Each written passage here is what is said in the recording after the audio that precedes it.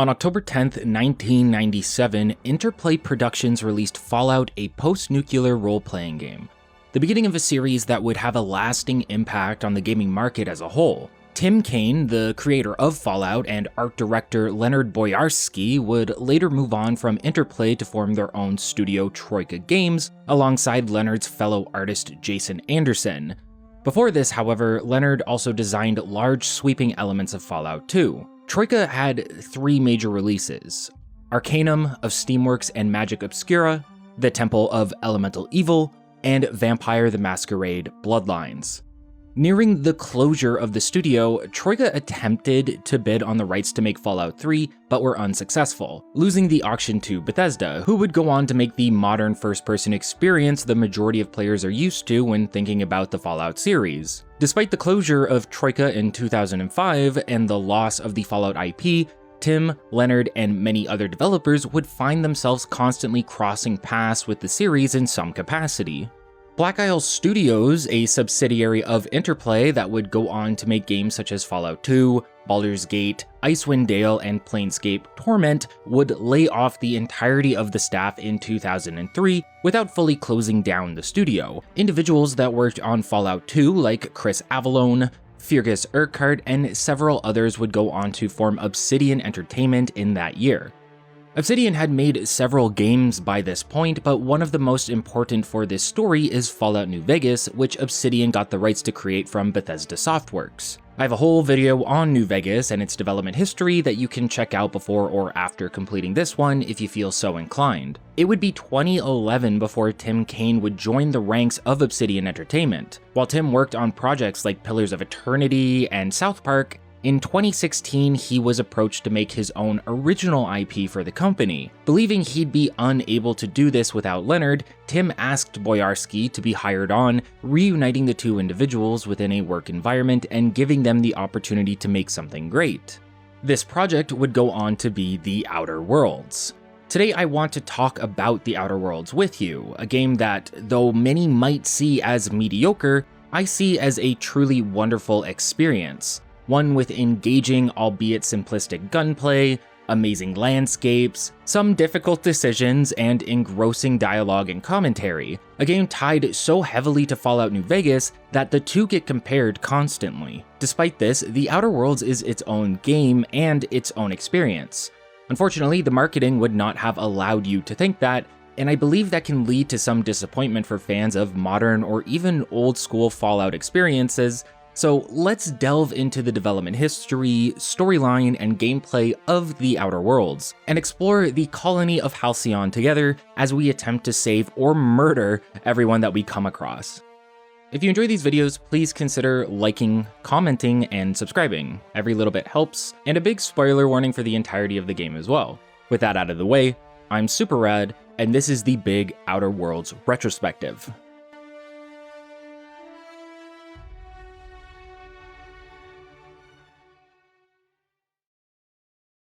The Outer Worlds would be the studio's first game on Unreal Engine 4. As mentioned, Tim Kaine was asked to make a new IP back in April of 2016 and brought Leonard on to work alongside him on the project. A sort of reunion for the two. Though it's my opinion that the comparisons to New Vegas are a bit heavy and unfair, there's plenty of reasons to make them all the same. Even after release, the developers note how the game was meant to be a first-person RPG with the feeling of New Vegas. Leonard mentioned this in an interview for NoClip in a documentary found on their YouTube channel. All source links can be found in the description. However, Tim Kaine has said that only about 20% of the New Vegas team and 3% of the original Fallout team worked on the game, and those developers, members like Chris Avallone, were not on the project. Joshua Sawyer, the lead designer for Fallout New Vegas, is listed as a design director on The Outer Worlds, but has since said that he only worked on weapon tuning. So the level of influence that New Vegas has from an experience standpoint seems minimal. That doesn't mean there isn't an attempt to emulate or recreate that experience, mind you. Leonard admits that was part of the process, and the marketing often made those comparisons as well.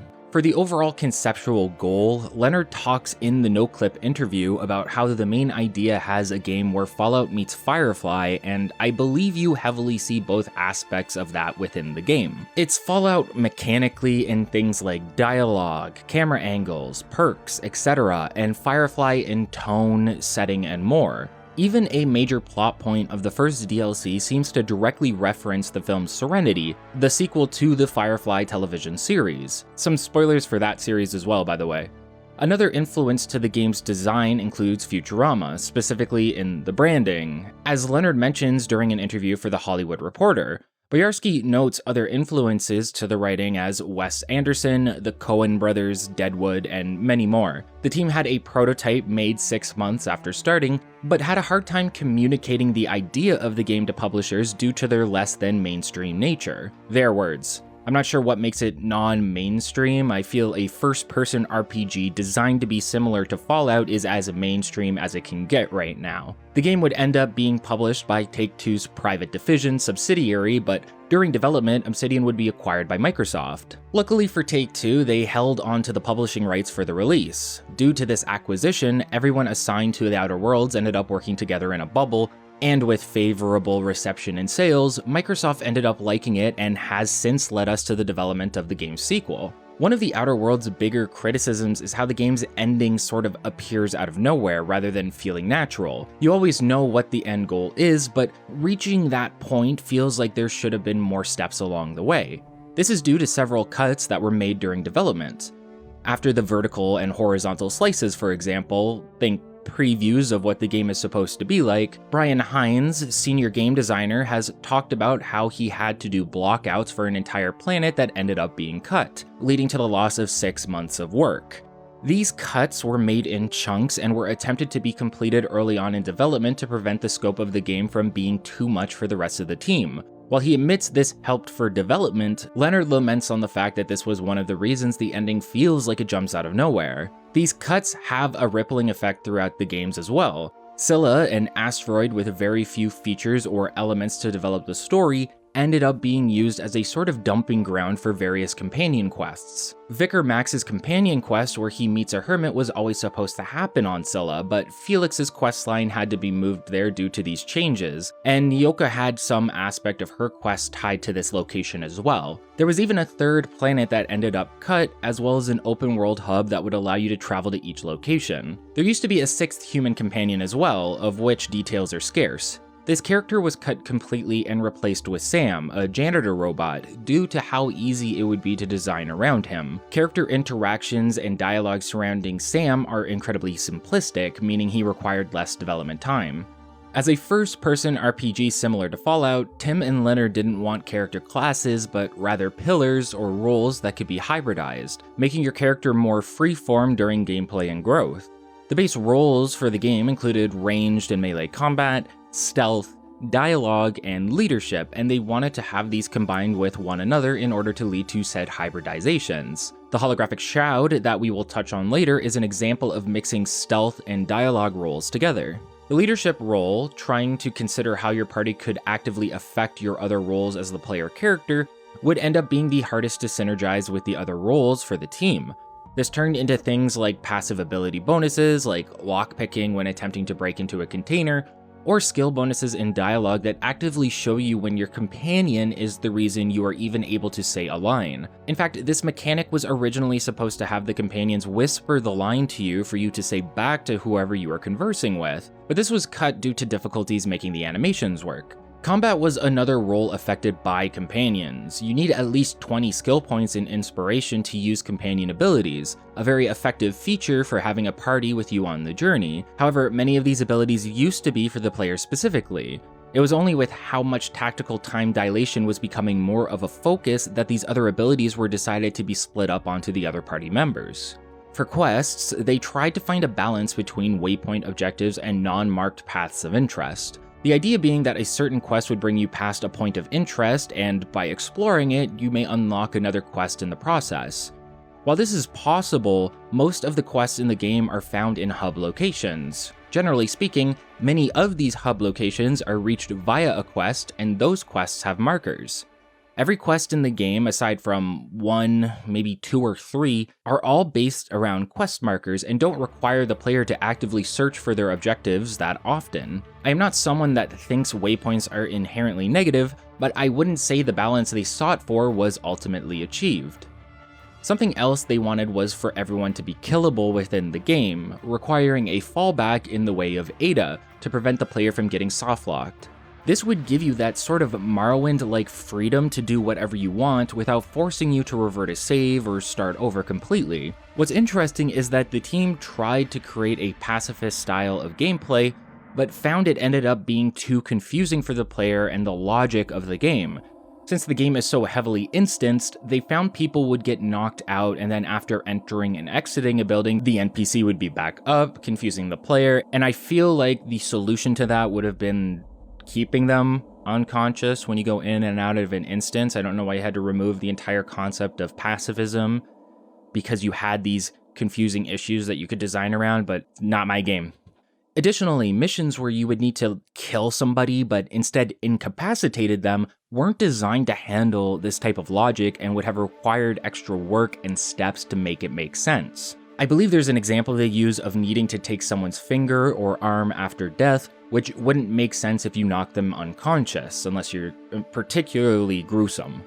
All of this to say that many small issues would have led to a workload not within the scope of the game's development, leaving pacifism on the cutting room floor. Can you beat the Outer Worlds without killing anyone? I doubt it, but I'm sure there's some YouTuber that has tried. While some users may find the RPG elements of the game to be a bit simplistic, Tim sees things differently. Coming from the time of old school Fallout and similar RPGs where players needed to understand all of the intricate mechanics just to engage with the content, Tim and Leonard wanted to offer an experience that allowed for those depth of mechanics to be used, but also one that could be completed without them. To paraphrase Tim's words, RPGs are like mountains. You used to rock climb up the mountain back in the day, and now there's new tools to help players reach the same area. The view at the top of the mountain will always be great, but the old rock climbers miss rock climbing, so Tim wanted an RPG where you could rock climb if you wanted to, but you didn't have to. If you want to talk to everyone, see every dialogue option, and unlock all there is to unlock, you should be rewarded for doing so. But if you want to skip everything or kill everyone, you should still have a means to an end. In a way, all mechanics that add depth to the experience are optional, so it's understandable why players may find that the game lacks this depth, feeling surface level. If you don't build properly or attempt to perfect your character in little ways, you may miss out on things they put into the game to reward you for doing that. While it's an interesting idea, I don't think it's fully realized. Sure, dialogue has skill checks and those checks can lead to various rewards, but most major decisions and consequences do not require skills to make one choice or another. A big optional end to the Monarch storyline only requires you to go out of your way to talk to one NPC and complete a side quest for her, otherwise you are locked out of the path entirely. That's some depth for sure, but mechanically the game still plays and feels the exact same for everyone, with little actual build variety in my opinion, although we'll talk about that a bit later. In terms of storyline and setting, the main beginning plot points, such as Phineas and the Frozen Colonists, were created almost immediately. Something Leonard and Tim valued highly was the idea that the player character was as much a fish out of water as the player themselves, wanting them to have similar limited knowledge in what they knew about the game world, a design aspect that is great in helping you fit into the role of your character. Wanting a game with both dark humor and silliness they were both known for, Tim and Leonard tried to find a balance between the two. However, I find the humor often overshadows any darkness expressed until the later points of the game, especially within the DLC. This humor is tied into both the environment and the dialogue, with characters designed to be entertaining to talk to as a focus. Voice acting was incredibly crucial to this, and actors like Ashley Birch are praised by the development team in bringing characters to life, and even preventing certain quests from being cut. Ashley's performance as Parvati brought a lot of charm to a companion questline that people were feeling came off as boring and a chore otherwise. The development of the companion seemed to be a huge focus. Generally, a narrative designer would be given the task of creating a sole companion by themselves. However, the interactions with those companions would be handled by one person in order to be consistent throughout the gameplay experience. Despite being a large focus, the developers still wanted you to have the freedom to choose whether or not you even use companions, and wanted consequences for those actions that went against the companions' values. You have the ability to never hire anyone onto your crew, and you can lose companions through decisions or by outright firing them. There's even a hardcore difficulty where they can permanently die. For the setting, the team used an art piece created for the game by Bobby Hernandez to get the feel of what living in these towns would be like. An outer rim western type of setting. These were specifically related to old western company towns where the mining companies ran everything there. Now we instead have themed corporations running and selling everything from food, weapons, armor, and whatever else you may need. To add to the alien aspect of being in space, the designers added swaths of bright colors, and while the western aesthetic would be familiar, these accentuated colors, along with the self-described diesel punk vibe, would create something that felt otherworldly enough that you would believe you were in space and away from Earth. Meanwhile, high wealth and luxurious areas such as Byzantium wear an Art Nouveau aesthetic to really sell the poshness of living there. The Outer Worlds was announced officially in 2017, with the first trailer releasing in 2018. On October 25th, 2019, the game was released on PS4, Xbox One, and the Epic Game Store and Microsoft Store, with a delayed Steam and Nintendo Switch release, much to the chagrin of many PC players. Upon release, the game was considered a commercial success with favorable reviews, although the Switch version received some criticism due to hardware limitations. As one may expect from Obsidian, the game was lauded for its superior writing and many comparisons to the modern Fallout series, which is understandable if not worthwhile in my opinion. The aptly named sequel, The Outer Worlds 2, was announced June 31st, 2021, and will be released this year in 2025. Not to date the video or anything, pretend you didn't hear that. Before we move on to the game proper, there is one final aspect of the development and releases that we need to discuss, the Spacer's Choice Edition. On March 7th, 2023, an upgraded version of The Outer Worlds titled the Spacer's Choice Edition was released to lukewarm, potentially hostile reception. One of the issues was that this wasn't a free upgrade for those that had already purchased the game.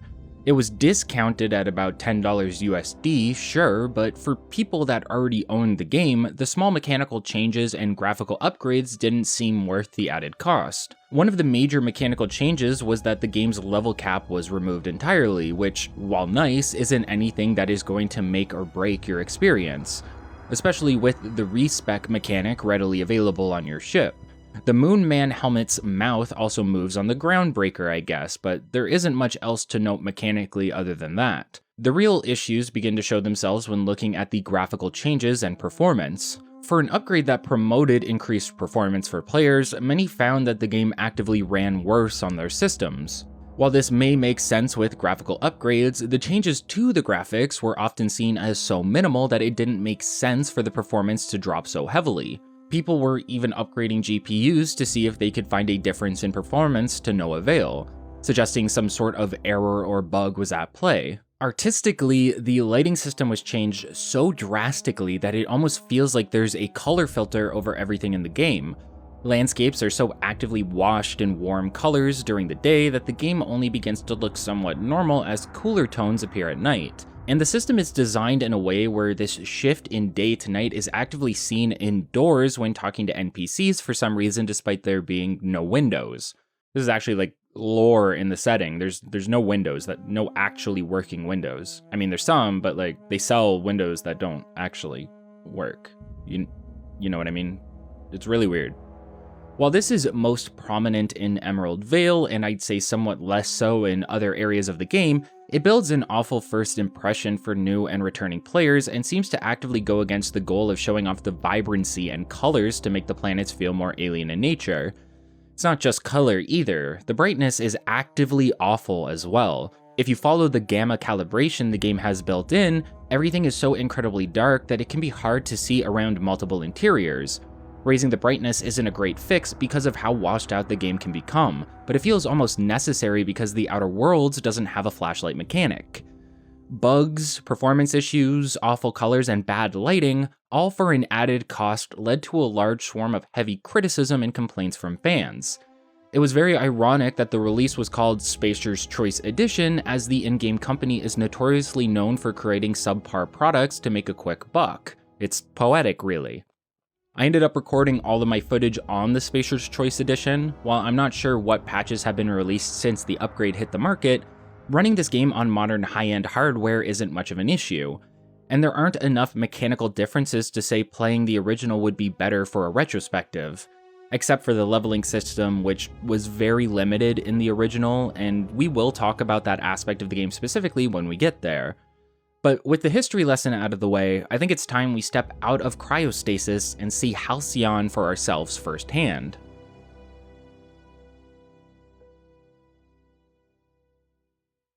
One of the first choices you'll make upon starting a new game is what difficulty you will play on. Normal difficulty was criticized on release for making the game too easy. While I agree that this becomes the case in the mid to late game, normal difficulty is probably the best start for newer players, and you can then raise that difficulty to hard as things stop being a challenge. In terms of hard difficulty, I found that the game felt almost unfair within Emerald Vale, but quickly shifted to a more normal difficulty immediately after leaving the planet. This is most likely due to there being a minimal amount of combat experiences to partake in on the Groundbreaker, but plenty of dialogue and quests that can reward experience. Supernova difficulty is the hardcore experience provided to players, only accessible via a new game and unable to be changed back once you adjust the difficulty mid-playthrough. It provides a large slew of challenges that the developers claim brings the game to life, most notably that companions can be killed permanently, which may cause you to decide to run through the game solo. That's a valid option, as there are a couple perks that make playing the game this way more manageable. The game becomes more of a survival simulator, requiring you to eat, drink, and sleep, and you'll only be able to sleep on the Unreliable, and that will also be the only location you can fast travel to, rather than what you may be used to. Definitely a more limiting experience, but a challenging one that seems to reward the player by forcing them to think of the game differently. Normally this wouldn't be for me, but this may be how I would choose to take part in a solo run in the future. Just offhand, but I thought it was funny you could turn on the bark subtitles. I don't know if that's an actual accessibility feature or a joke, but I did enjoy it. I thought it was cool. During the opening cutscene, we get the first look at our setting. Advertised as Prosperity in the Stars, residents of Earth had the opportunity to board colony ships set for the Halcyon system. In these ships, people would enter cryostasis and wake up to colonize the new settlement, technically owned by Earth but operated by a board of corporations. Unfortunately, not everything goes as planned. While the Groundbreaker manages to journey just fine and all residents are awoken from their cryostasis, the Hope colony ship ends up drifting through space with no chance of reviving the colonists due to how much time has passed. That's the main issue with cryostasis in the Outer Worlds. If you're in it too long, reviving you could have catastrophic, deadly consequences. Something that Phineas Wells, a mad scientist as he is presented, is looking to remedy. A fugitive to the board for crimes against the colony, Wells manages to break into the Hope after figuring out how to save the colonists. What Wells has done or why he is a fugitive is currently unknown to us as the player.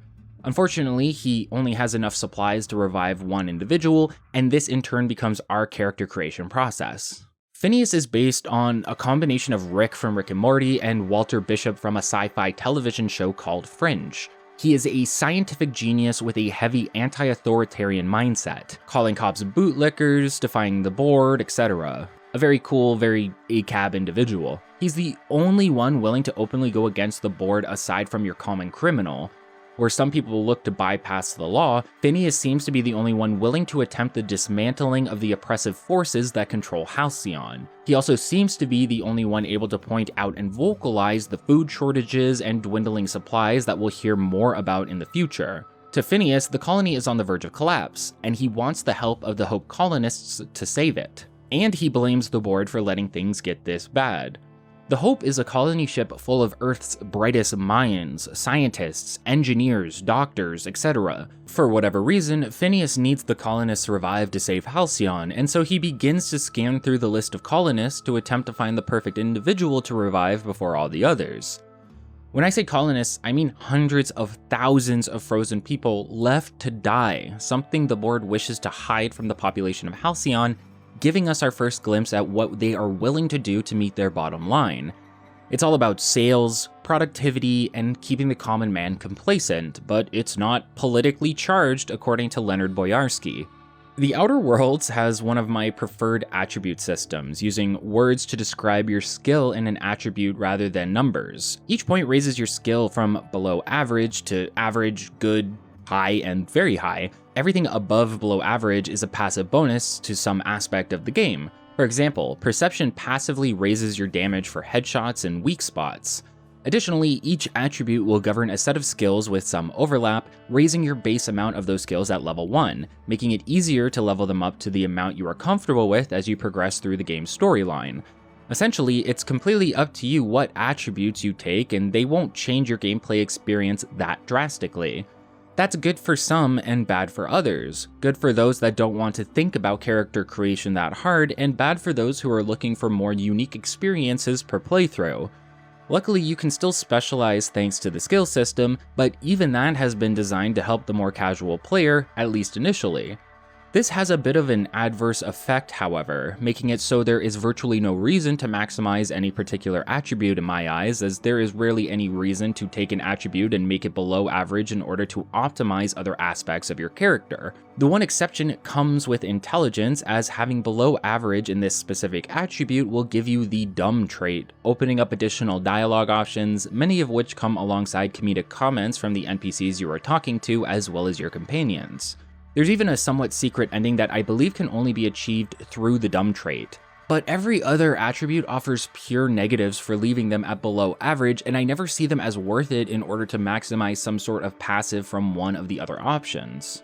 Additionally, I believe the dumb trait can be acquired within the game itself by getting the permanent concussion flaw, a mechanic we will talk about a bit later. However, this is most likely only possible due to the flaw lowering your mind attributes, intelligence, and perception by 1 point each, meaning you may need to be at average so that they get dropped to below average.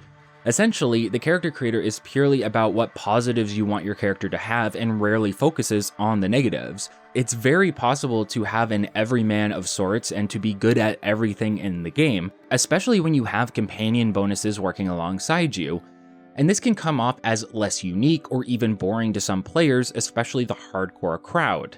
Add on to the fact that optimization of your abilities isn't really necessary outside of supernova difficulty, and you can see why some players would have the perception that this game is a bit simplistic and lacking in depth, making it less interesting in the long run. This is not one of my personal major issues with the game, however. I like being able to pump as many stats into my character as possible. New Vegas is a game where you can maximize most if not all skills presented to you if you play it right, and while I don't really min-max in every game that I play, having it be so easily accessible and less of a grind really fits the first-person RPG gameplay style better for me than one where I would constantly be considering what is necessary to get the most out of some specific aspect of my character. Those games have their place, but even series like Elder Scrolls feel like they are designed to get you maximized in all statistical aspects. It's just a matter of when. I spend the majority of my time in a Morrowind playthrough making infinite gold through alchemy and then training abilities until they are as high as they can be after all. This has been an aspect of these types of games for God knows how long. It's not completely fair to say that these attributes are only good for the passive bonuses, however. While that is mostly true, they do have functionality within dialogue as well. Usually it will be your skills that are used for dialogue checks in the game, but sometimes attributes can be used for the same. If you don't have enough temperament, you may not be able to intimidate someone into doing what you want. If you do not have high enough intelligence, you may be missing out on showing off said intellect, or even coming to solutions for quests that other NPCs hadn't thought of. So there is at least reason to think about how you want to roleplay your character. Do you want them to come off as charming? Do you want them to come off as intelligent? Do you want them to be a dumb meathead? These will all translate into the writing at least somewhat. Attributes come in 3 major categories: body, mind, and personality. Within those are 2 specific attributes each. You have strength and dexterity, intelligence and perception, and charm and temperament. Strength affects your melee damage and carrying capacity, dexterity affects your melee attack speed and ranged reload speed, intelligence affects critical damage percentage, and perception will boost your damage to headshots and weak points as mentioned. Finally, charm will affect companion ability refresh speed, as well as how much you lose and gain reputation, while temperament will affect your health regeneration speed. Yes, Outer Worlds does have a reputation system, something that may feel familiar to you as a New Vegas player, and a mechanic the aforementioned game was lauded for. Unfortunately, reputation is virtually useless within this game and a bit of an underutilized mechanic. At its best, reputation will affect the discount vendors offer to the player when buying items from them. Other than that though, it doesn't do much else. Sure, you can get your reputation low enough to be attacked on sight, but that's about it. There's rarely any dialogue that I can think of based on reputation, nor are there any quest lines affected by the statistic as long as the enemies aren't hostile towards you. It feels like it was added to give the Outer Worlds the feeling of New Vegas rather than to offer anything of substantial value.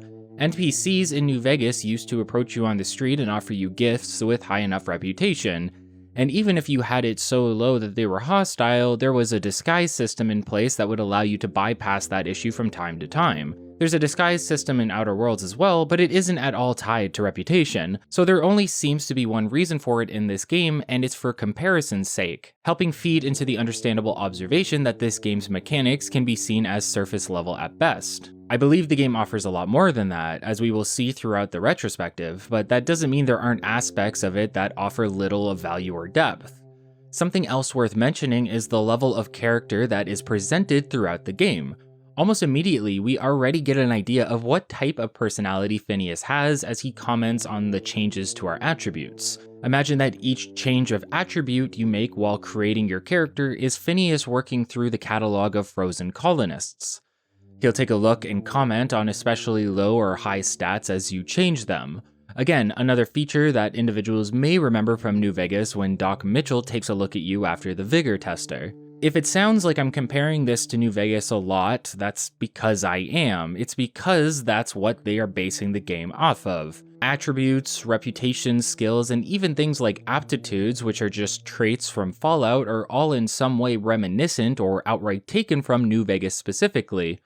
Worse, aptitudes are virtually useless in this game as well, usually offering maybe a point in a specific skill, something so negligible it might as well not have been there. Maybe some damage resistance instead, but that's about it. Why even have the mechanic at that point? What does it add?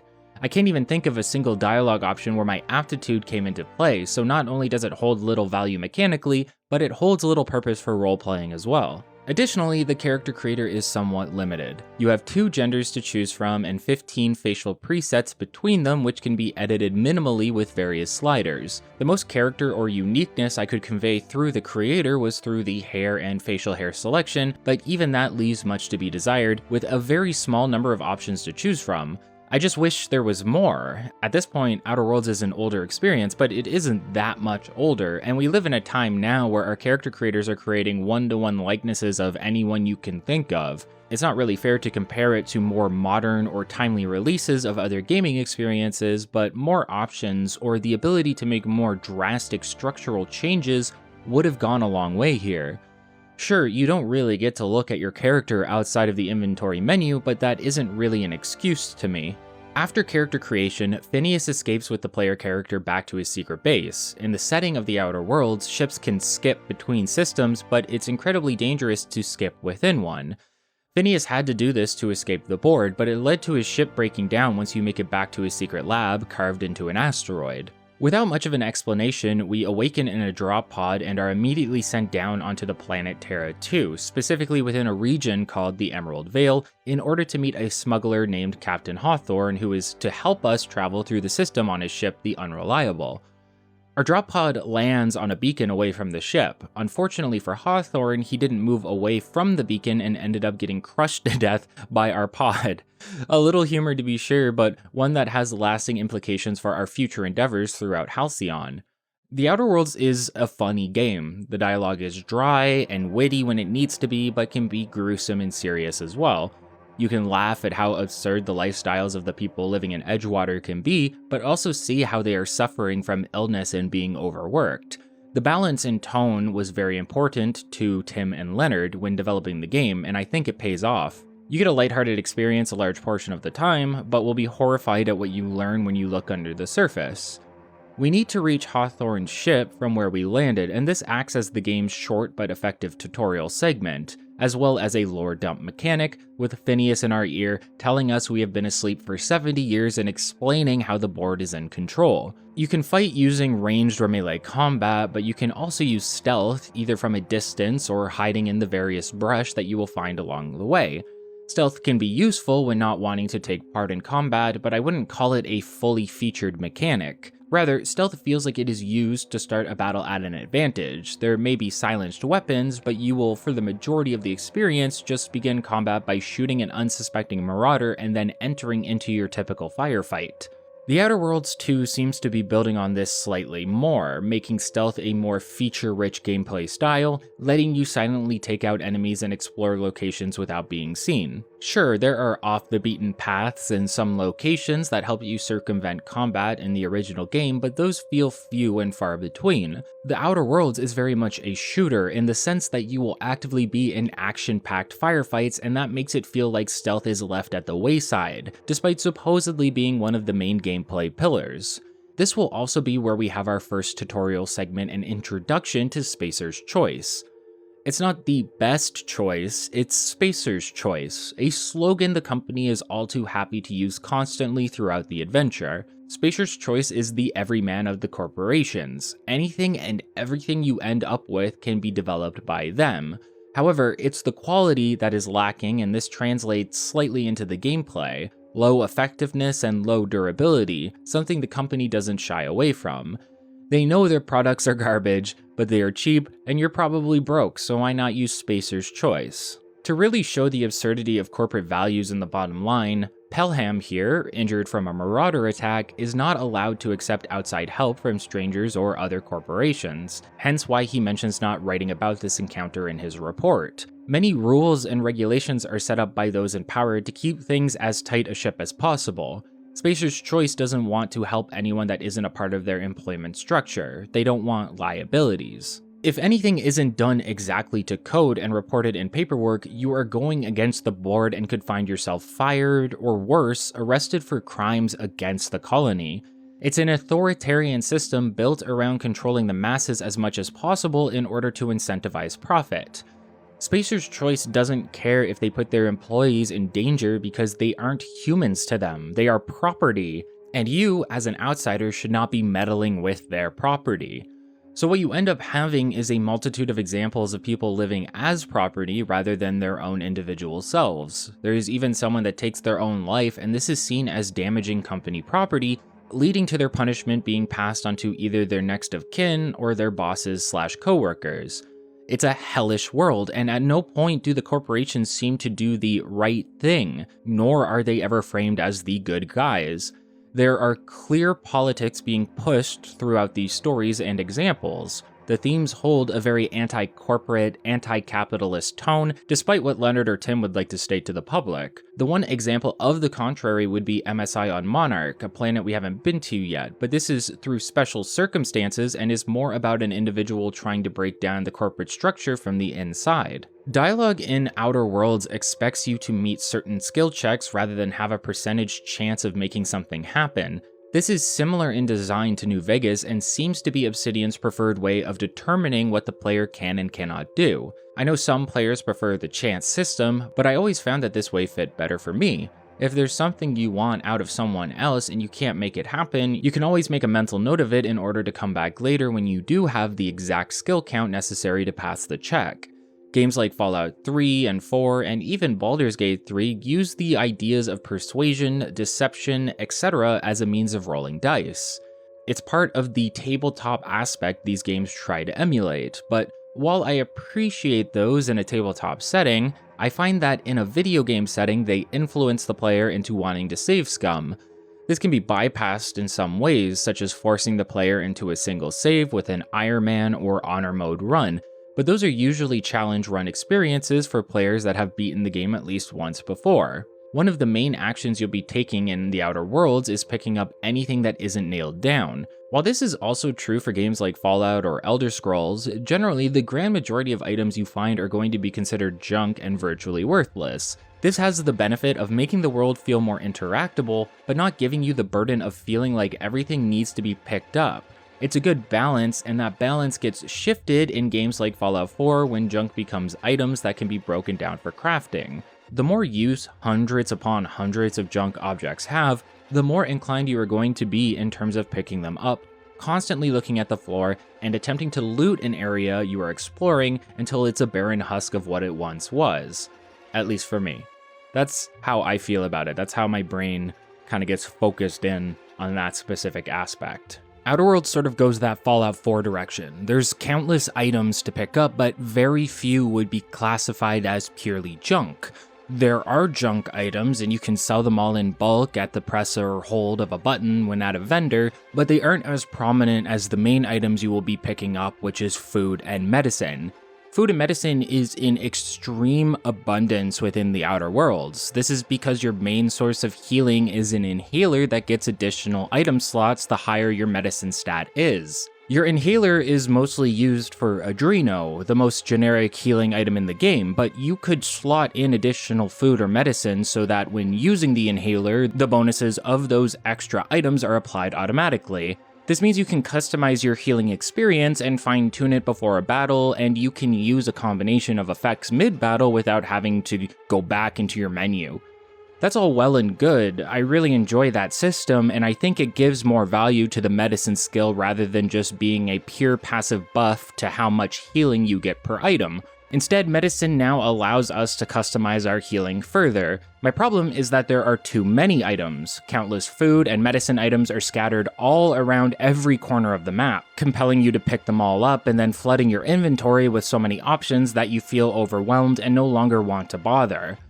I played the majority of this game over multiple playthroughs, never caring about the extra food and medicinal options because there were so many and I didn't want to read the description of all of them all the time. The only time I really made use of it was during the first DLC, Peril on Gorgon, when I had so much Adrena time that it didn't make sense to not equip it. Listen, you control the buttons you press, but design decisions can influence or even compel the player to do one thing or the other. I believe by having so many consumables actively around, you are training the player to be on constant lookout for them, and this has the adverse effect of causing the player to be constantly looking at the ground or at walls, and when you get used to it, suddenly every room you enter is just a round of picking up everything you can and checking every chest and locker that you come across as fast as possible, often not even looking to see what's inside. Chests and containers, used sparingly and with more valuable items from time to time, become more of a rewarding aspect of the game, and when placed properly, maybe more vertically, you give the player reason to look all around the map, from side to side and top to bottom. This has the added benefit of allowing the player to take in all of the surroundings that were meticulously crafted by the developers.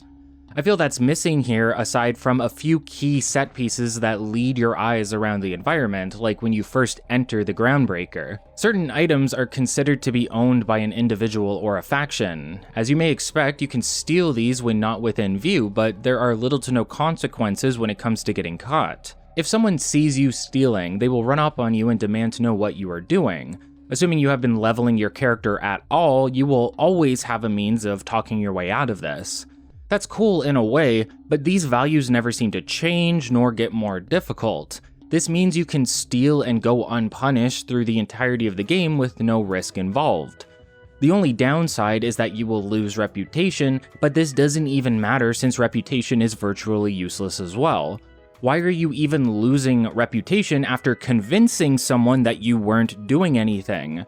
From their perspective, nothing has actually happened, so why would my reputation with the entire faction go down over this? It feels nonsensical and only tacked on so there is an ability to lose reputation outside of killing someone. If you get caught twice in a row, enemies will become openly hostile towards you, as you would expect from previous Fallout and Elder Scroll experiences.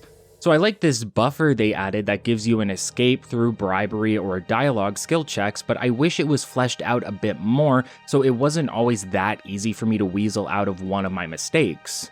Pickpocketing is also in the game, but we need to talk about lockpicking and hacking for it to make more sense. In Outer Worlds, you have mag picks and bypass shafts, the equivalent of lockpicks for locks and computers respectively. Regardless of how many mag picks you have, you can't unlock a chest or door if you don't have a high enough skill level for it. If you do, it will open for you over time and cost an amount of picks based on how much higher your skill level is to the requirement. So if your lockpicking skill is high enough, you will only use a few or no lockpicks in the process. I like this system because often the act of lockpicking or hacking freezes the game world around you, giving you infinite time to do as you please without getting caught. Having it be active in the game world puts way more risk on the player. The downside is that this is not mechanically intensive. I even liked the simplicity of it in Skyrim and Fallout, mostly because it was something I had to do, I had to interact with it. Even with a lockpicking skill, I still had to actively do the task. Now it's automated for you as long as you hold a button, and that's not very enjoyable or engaging. It even becomes a process that takes less than a second if you raise your lockpicking to the appropriate level. It just adds on to what I was saying previously. Exploration is about picking up everything around you as fast as possible. No mechanics, no thoughts about lockpicking or hacking, just go, go, go. It's like they had the right idea in some capacity with keeping the world moving during the process, but then they completely fumbled the execution because there is nothing to execute. It's the same for pickpocketing. You just stand behind someone and hold a button for an amount of time based on your skill level. Once the individual is unlocked, you can freely steal whatever they had in their inventory without any chance of failure.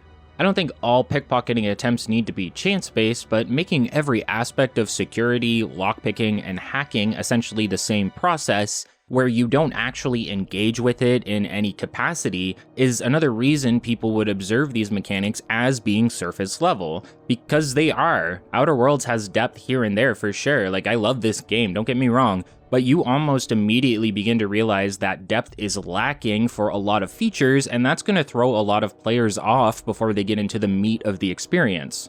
Now, Pelham here and any other NPC in the game can be killed if you so choose. As I mentioned, the fallback for this would be Ada, the computer that is going to fly our new ship that we will commandeer from the late Hawthorne. Back in Morrowind and games much older than it, killing essential NPCs was always an option at the very least. The downside was that this could sometimes softlock you from completing the game proper. Tim and Leonard wanted you to have this level of freedom, but still wanted to give you an opportunity to at least see your adventure to the end. These created runs where you kill everyone around you and attempt to complete the main questline while doing so, and this would carry over into the DLC as well.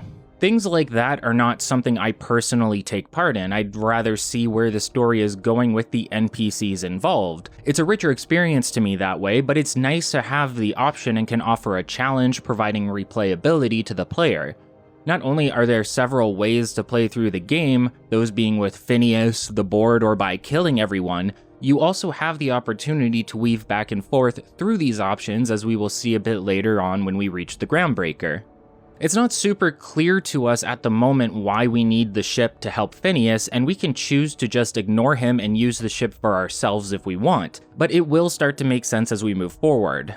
That's sort of freeing. On one hand, we can do whatever we want. On the other, we may have no motivation to take part in the main questline.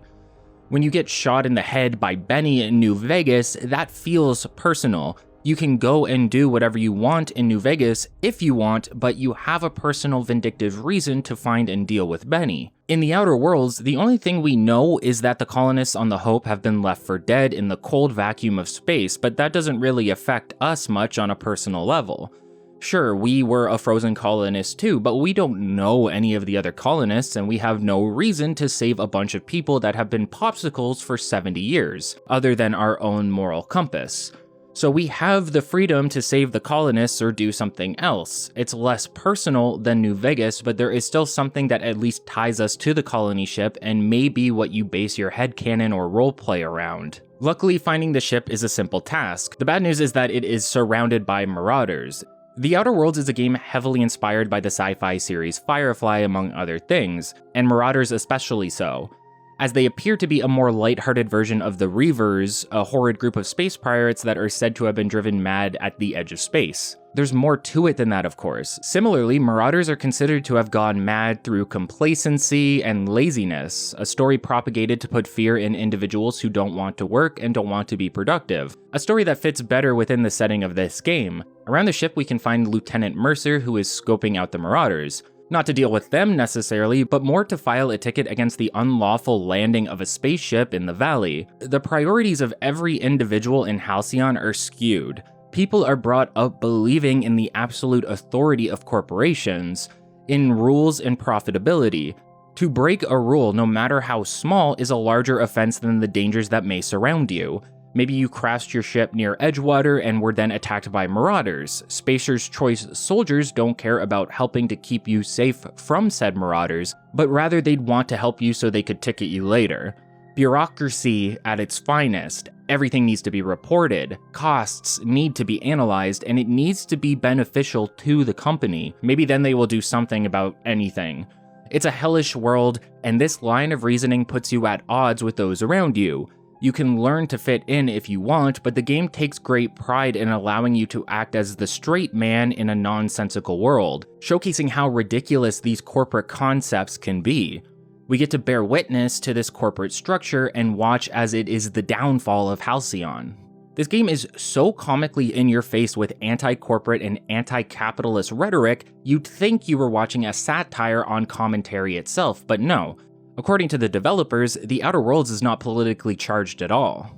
The setting of Halcyon is dystopian in nature, with corporations in full control of the government for reasons that would certainly be considered a spoiler at this point in our journey. This type of government is called a corporatocracy and not corporatism, which I find often gets used as a scapegoat for the criticisms directed towards capitalism. Oftentimes you'll have someone tell you that it's not capitalism that's bad, but corporatism. What they are really criticizing is corporatocracy, usually an indication that they are parroting some comment from someone else rather than doing their own research in some weird defensive attempt to protect capitalism from criticism. Make no mistake, The Outer Worlds is incredibly anti-corporation. Halcyon is run by corporations of all sorts, but corporatocracy is a subsidiary of capitalism. It is born and bred from capitalist soil. Hell, you can Google corporatocracy, check the Wikipedia page, and see that 3/4 of the forms of this system are listed as capitalism. It takes 2 seconds. I know your teacher told you Wikipedia isn't a great source of information, but A, this isn't a classroom, and B, there's a few other entries on that Google search you can look through if you want before getting mad at me in the comments. Everything that is wrong with Halcyon is due to the board. They are comically evil, mustache-twirling individuals the higher you get up the ladder.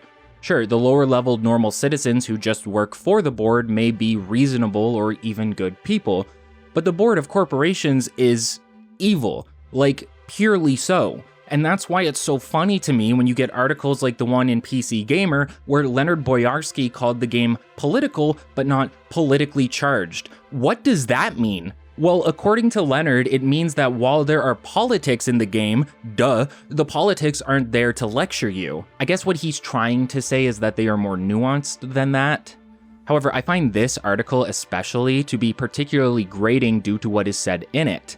For example, Leonard states that it is insidious the way people control the stories you tell about the world. If you let people control the narrative, they can control you to a certain degree. Yeah, Leonard, that's what engaging with media is. We watch, play, or read these stories and come to conclusions about their themes and meanings. You not agreeing with those themes and meanings that people conclude is completely valid as an authority on the creation, but people have been inferring meaning based on the text since the beginning of fucking text, dude. When you make a game about power structures and how the hierarchies they create are used against people, about how corporations use power and market forces to commit atrocities or to save themselves and kill the poorer man, you are kind of making a commentary on something that I think you may somehow not realize you're commentating on, especially considering the state of the world right now. The biggest cop-out, in my opinion, is the idea that, and both Leonard and Tim Kaine have said this in the past, it's not capitalism specifically, but humanity. It could be any form of government or economic system, and humanity would find a way to screw it up. I'm paraphrasing from an article with Leonard and a YouTube video with Tim Kaine, but they have been consistently saying how it's humanity specifically that is at fault, yet it seems to always be humanity with a capitalist focus. Fallout is focused on America with old school American values and systems, showing the faults in those systems and the suffering that follows. Sure, you can say that China in those games is just as bad, but we aren't really focusing on China in those games, are we? So even if the intention is to say humanity is the issue, what we get is a narrative focusing on how humanity breaks capitalism, shows how easily capitalism is broken, and that in turn creates a commentary on the economic system regardless of intent, because that's how people engage with the text. It's not that they are wrong in their intentions with the medium, they are the creators of the content, but regardless of intent, deeper meaning and commentary can be extrapolated from a work because a work is often interpreted based on our lived experiences and research. Those experiences and research are deeply tied to where we are from, what we have done in our lives, and how it has affected us. It's just so funny to me the way they seem to be unwilling to go all in on their opinions and how those affect the narrative and messaging of the game, because there is messaging. Again, the corporations are very clearly evil, and they are evil because they are corporations and because of humanity, or rather a lack thereof. It's a mixture of the two, not just one or the other. It's really funny when Leonard says he wants to make a game where you can look at all aspects of issues. Maybe he imagined a situation where someone who you don't agree with is incredibly charismatic and someone you do agree with is rude. Meanwhile, the final product is just a bunch of evil corporate entities trying to save themselves from starvation while killing everyone else like they just kicked them off of the lifeboats as the Titanic is sinking. The game is described as power and how power is used against people. Who generally has the power in these settings or in our real world? Why do they have that power? What systems are in place that allow this power? These are the questions and commentaries that are born from the Outer Worlds. I can't believe Tim Kaine said the following quote in an interview for GameSpot. Somebody asked me, how could anyone imagine living like that in the game? As if the setting of the Outer Worlds is some absurd, far-off notion detached from reality. Following this, Tim said, let's see, can you imagine living where you get a job and you're supposed to work until you can't anymore, but then you don't have healthcare and they expect you to just die? What a weird society that would be. Yeah, what a weird society that would be, Tim. I can't believe he said this in 2019, like he was Apollo wielding the gift of prophecy to hit us in the face with some billionaire or something who could come in and make this exact situation not possible because that sort of life already exists, right here, right now. Beyond the mechanics and world building, the game delves into themes of societal decay, corporate control, and individual agency. The narrative establishes a universe where capitalism has run rampant, and the lines between corporate governance and state control have blurred. The two didn't want to stake out a position of their own or to say their own opinions in the game overtly. However, I feel those opinions seep out based on what they do deliver. The Outer Worlds is political. It's politically charged. It is anti-corporation and it is critical of capitalism. The writing is on the wall and all you have to do is read it. Back to the Unreliable. When we kill all the Marauders, possibly after convincing the lieutenant to help us, we can enter the ship and make it our own. While the Unreliable is not customizable per se, there will be little additions here and there as we gain new crew members and complete certain story beats. By helping around Halcyon, we will get themed knickknacks that can appear in the captain's quarters, and there are even little collectibles that can be found throughout the journey. If you pick these up, they start to appear around the ship, usually in one of the crew members' rooms. The Unreliable serves as our campfire area. We can find all of our crew members here at all times and talk to them freely, either to start companion quests or just to get their opinions on events that transpired. While some of the companions are mostly static in where they are positioned in the ship, you will sometimes find them exploring around or interacting with one another. The more crew members you have, the more the unreliable comes to life, both through conversations and even small events that will take place around you, such as a firing range being set up, or woolly cows randomly ending up in our cargo bay, which is another reference to Firefly, by the way. This is also where you can find the Vocational Competence Respecification machine. This is a respec machine unlocked immediately after gaining access to the Unreliable, and costs 500 bits, doubling each time you reuse it. This game does not require you to respec by any means, unless maybe if you're playing on the hardest difficulty. However, for those looking to optimize or min-max, it's a great way to test out new things and find what works best for you. Despite the doubling cost, the amount of money you will have as you approach mid to end game is astronomical, so I'd call it basically free. That said, I do feel that respecification ought to cost a bit more in terms of resources. A large aspect of the game is planning out your character and trying to create something unique from other players. That's where this game sort of falls flat in my opinion though. To me, it feels like you have three options: guns, science weapons, or melee.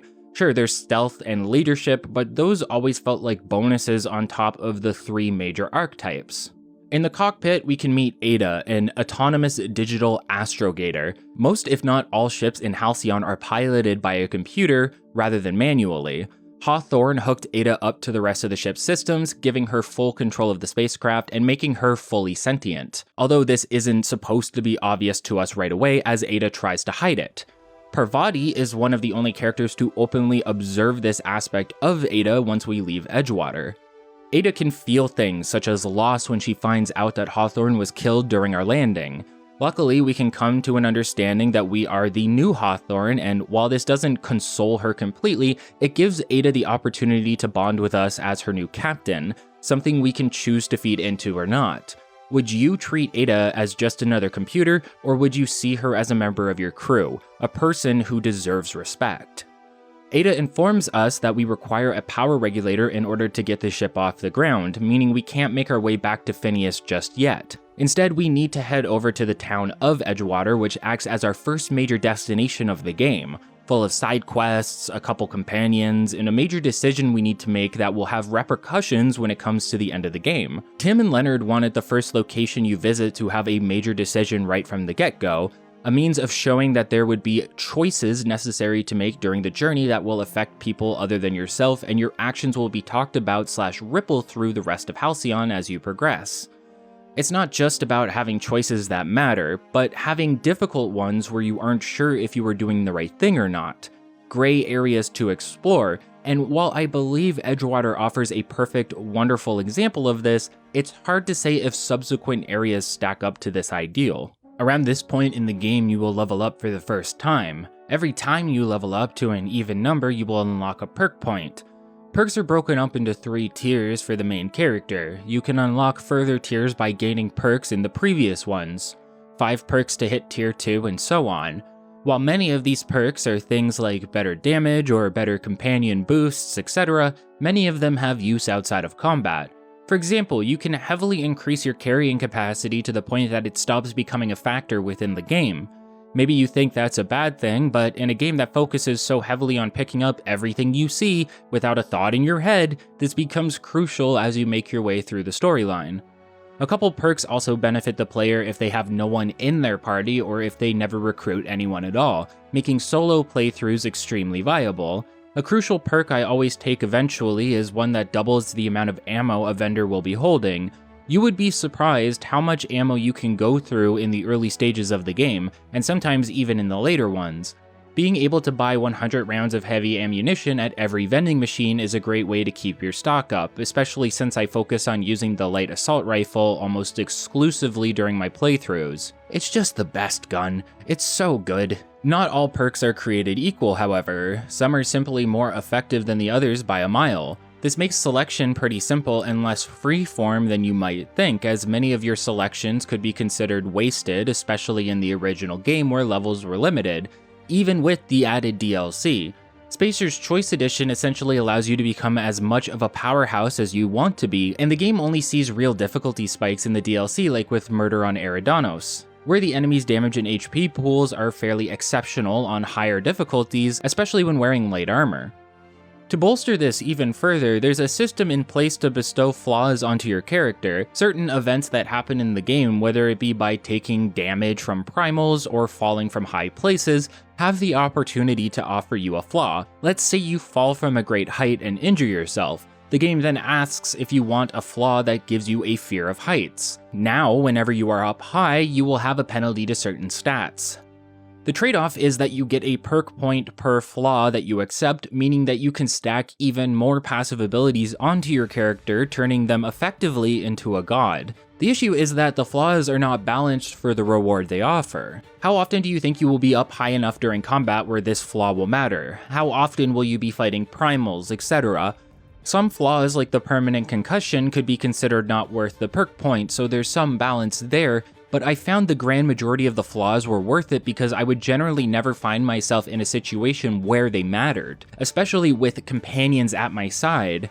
This balance was something that the developers even commented on, struggling to find flaws that made sense to offer a perk point for, while actually inhibiting your character rather than just being a free reward for taking damage. I think you can see that struggle with the design of flaws in the game itself because rarely if ever do I pass one up. There are many potential flaws in the game. To make matters worse, there's a perk that gives you a 5% damage boost per flaw, so you get even more powerful for taking them. It's no wonder people found the game becoming a breeze in the later levels, because there's only one really difficult area of the main game, and that's the wilds of Monarch that we will visit a bit later. Everything else offers little to no challenge, so it's no wonder players fall off as they get closer to the end of the game. The DLC helps with this in some capacity, but man, the original release of this game felt especially bare bones in terms of combat and challenge. Flaws would have had a lot more character surrounding them if the perks were not perk points at all, but some sort of unique passive tied to the disadvantage. Like you lose stats when you fight auto-mechanicals but deal higher weak point damage to them or something. Just little related features. If a flaw is going to give us a bonus, sort of not making it a flaw at all, it should at least be something unique rather than just more points to spend here and there. Beside perks, you will receive 10 skill points every level. There are many skills in the Outer Worlds, and all of them get grouped into a category. This is because you don't level up the skills individually, at least not initially. Instead, you can level a category until one of those skills hits level 50. Let's say I have Persuade at 50, Lie at 46, and Intimidate at 42. I want to level up Lie, but I might as well level up the entire category even though I won't go any higher in Persuasion, because I get some points in Intimidate as well. The idea is that you can better round out your character in the initial sections of the game before specializing more later on.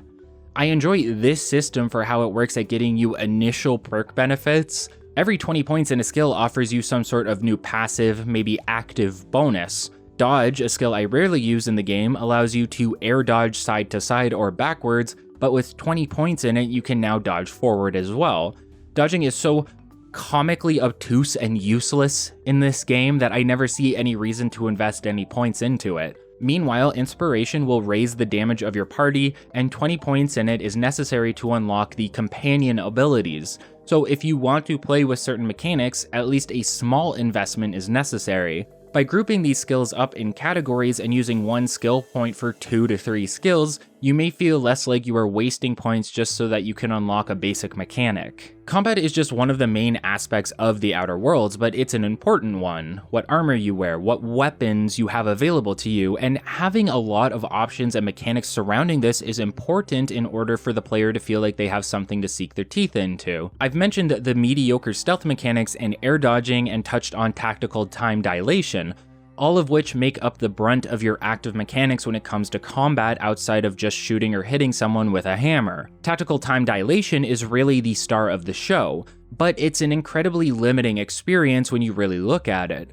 A mechanic that slows down time in a shooter a la Fear should be something you would think could add a lot of presentation to the firefights, but this isn't the case. Where Fear used this mechanic to allow you to overpower and run circles around very smart enemies, Outer Worlds uses it as a means for more casual players to take a breather. By entering Tactical Time Dilation, which you inexplicably unlock due to Cryostasis Revival by the way, you can stand still without losing much of your replenishing meter. Movement makes this meter drain faster, and shooting will consume almost all of it immediately, so while you can slow the game down in order to headshot some enemies, it's incredibly short and doesn't feel as satisfying as an extended experience. To make up for this, Time Dilation acts similarly to VATS in the Fallout games. By hitting specific body parts while in Time Dilation, you will inflict short debuffs to the enemy, such as blinding them when you shoot them in the face. So it has its uses for sure, but the presentation leaves so much to be desired. I use it for the effectiveness of the mechanic, but I would never say it feels overly satisfying or enjoyable. Fear really did it the best, offering a static amount of reflex time that can be upgraded by finding collectibles throughout the game. If you're looking for more reasoning behind the logic of time dilation, there doesn't seem to be any. According to Tim Kaine, game logic doesn't always matter if it's fun, something he had to explain to his developers when creating mechanics for the game. Finally, we return to the topic of companion abilities. Each of the crew members you will meet will have their own skill they can use in battle. This is an activated ability, and the cooldown on it is relatively short, meaning you could use it multiple times in an encounter. Pair this with skills and several perks, and you could have a full leadership build where you are constantly ordering your companions to attack. Each comes with its own debilitating factor, such as stunning the enemy or blinding them. Additionally, companions can be ordered to stand in specific locations, to follow you, or to fight in specific ways, although this feels more tacked on than anything due to how unnecessary it is.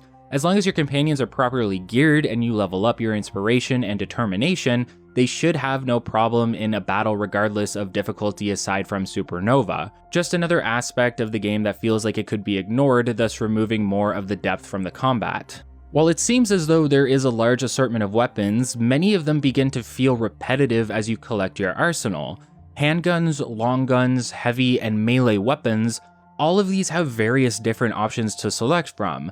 You could use a normal pistol, a revolver, a light assault rifle, or a hunting rifle, and more. Many of these you will see get dropped constantly, and in later areas you will begin to see the same weapons, although a tier above, with a third tier appearing in the DLC due to the increased difficulty. Weapons lack a certain uniqueness to them in a sense, and the game tries to make up for this in a couple ways, namely in mods.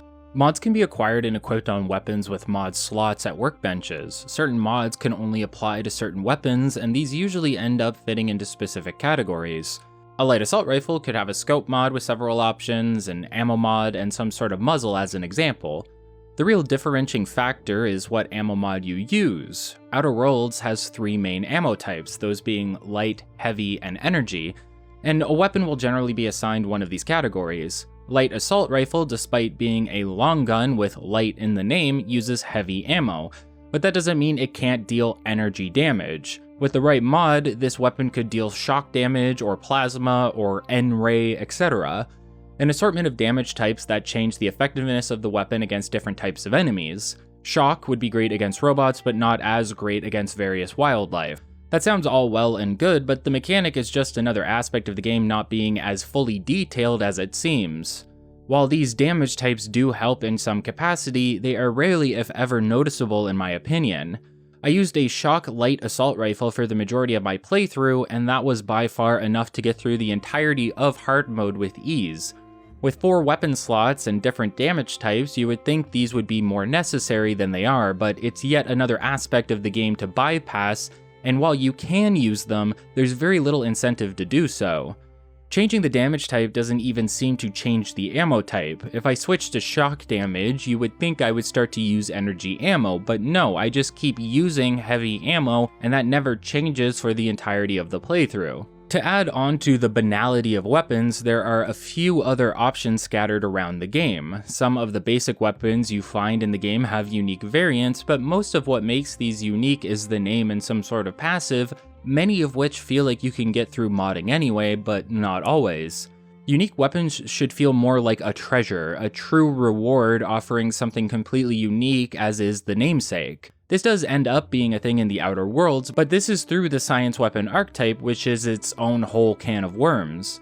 Science weapons may fall into one of the typical weapon category types, but much like in Ratchet and Clank, these weapons look to offer something entirely unique with added effects, sometimes very comedic in nature, such as changing body sizes or more useful things like mind control.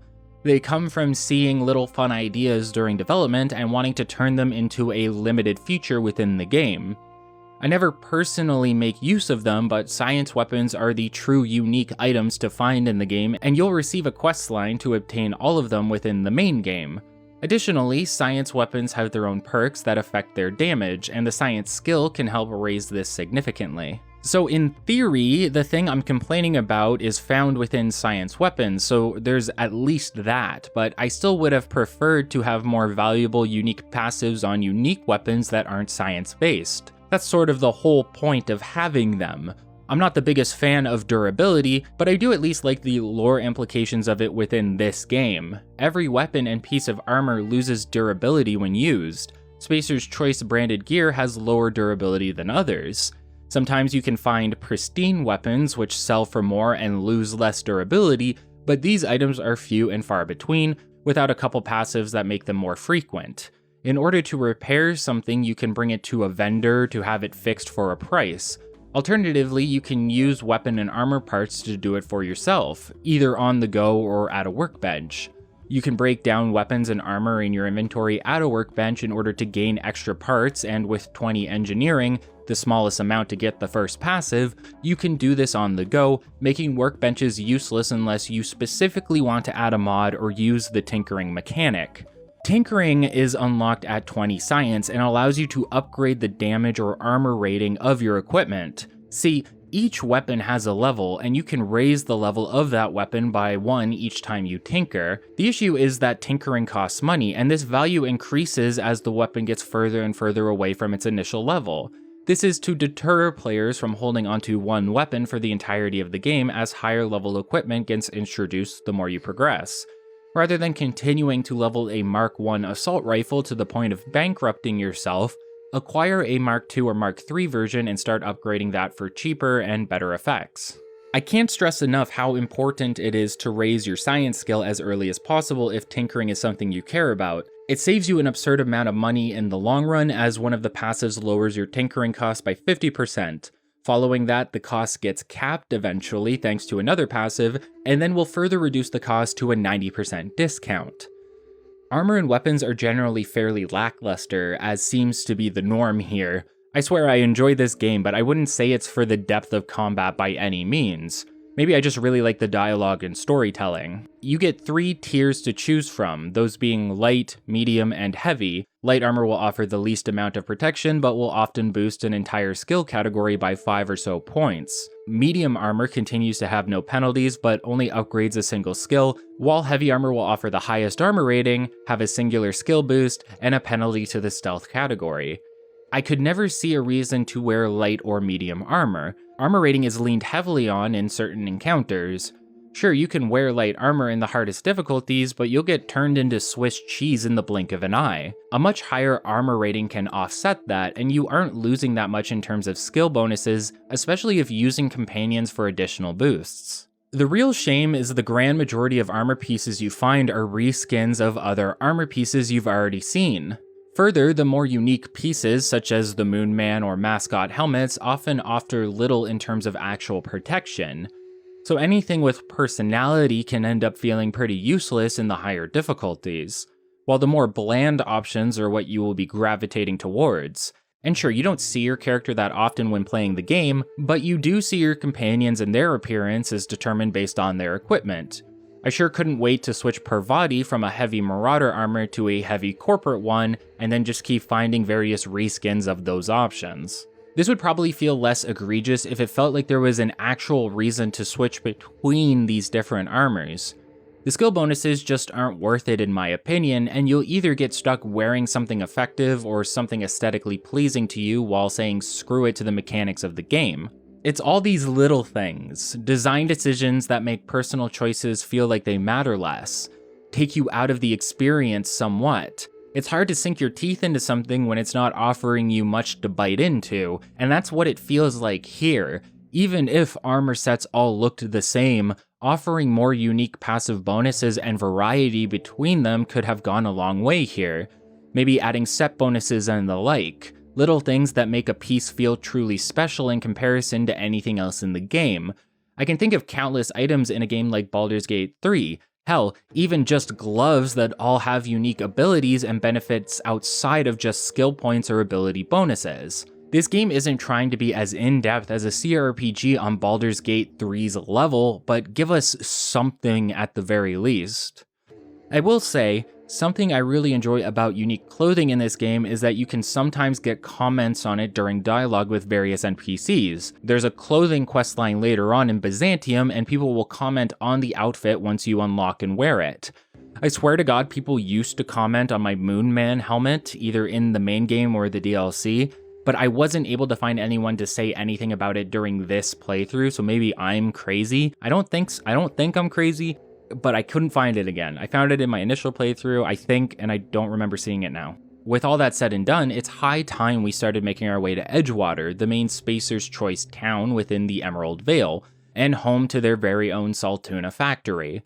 Considering Halcyon is essentially operated by corporations, it makes sense that the majority of settlements would fall under the banner of one of them, Edgewater for Spacer's Choice, Roseway for Auntie Cleo, etc. You can assume then that there are some problems that arise with this setup, and you'd be correct.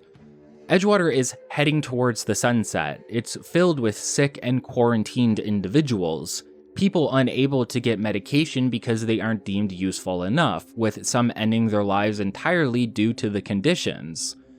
The town has many issues that stem from their corporate ownership, but they're hardly unique in this. Many settlements we visit will be experiencing similar issues. The biggest issue is that as people get sick, productivity suffers. Due to low productivity, Spacer's Choice has decided to send less supplies, including medication, making it a self-fulfilling prophecy. People can't get better without meds, meds can't show up without high productivity, and productivity suffers until people can get better. Immediately upon reaching the front of the town, you can start one of the first side quests, but it's worth noting that you 1, don't have to, and 2, have the option to enter through the side door or go off and explore Emerald Vale immediately. The main questline and requirements of the game are open-ended in the sense that you have the ability to do whatever you want. Sure, there are 2 major choices to make here during the main questline, but you could also consider killing everyone here and now and grabbing the power regulator you need to get the ship running and off the planet. That's rather freeing and allows you to feel unobstructed when completing side quests. Add on to that the main quest isn't particularly dire, and you may end up finding yourself consumed by all of the side content while not thinking about the main questline at all. Phineas lost contact with us, and the ship isn't going anywhere at the moment. What better time to explore and see what help is needed where? One of the first side quests is considered a task, whatever that means. I guess the idea is that it is of smaller scale, but even tasks can offer a lot of insight into the themes of the game. A small grave matter has us helping Silas out front of Edgewater in the town cemetery. Silas wants us to collect gravesite fees for some of the families. No one really owns anything in Edgewater. Small things maybe, but even gravesites are owned and operated by Spacer's Choice and rented out to families, seemingly indefinitely, meaning individuals need to constantly pay for their dead relatives or their own future gravesites. You can see the idea here. People are forever indentured to the corporation they fall under. Even if you get paid to work, the corporations force you to owe money and multiple other means without any form of ownership. This keeps all of the money coming back to the corporation rather than allowing the individual to save, own, and prosper in some capacity. There doesn't seem to be taxes necessarily in Edgewater, there are just rental fees, because you don't own anything and things can be taken away at a moment's notice. And something like taxes may be fine if Spacer's Choice was using them to put back into the town for things like education or maintenance or infrastructure. Sure, they have a gravekeeper, but his job seems to be more about collecting the fees than tending to the sites themselves, whether he does or not.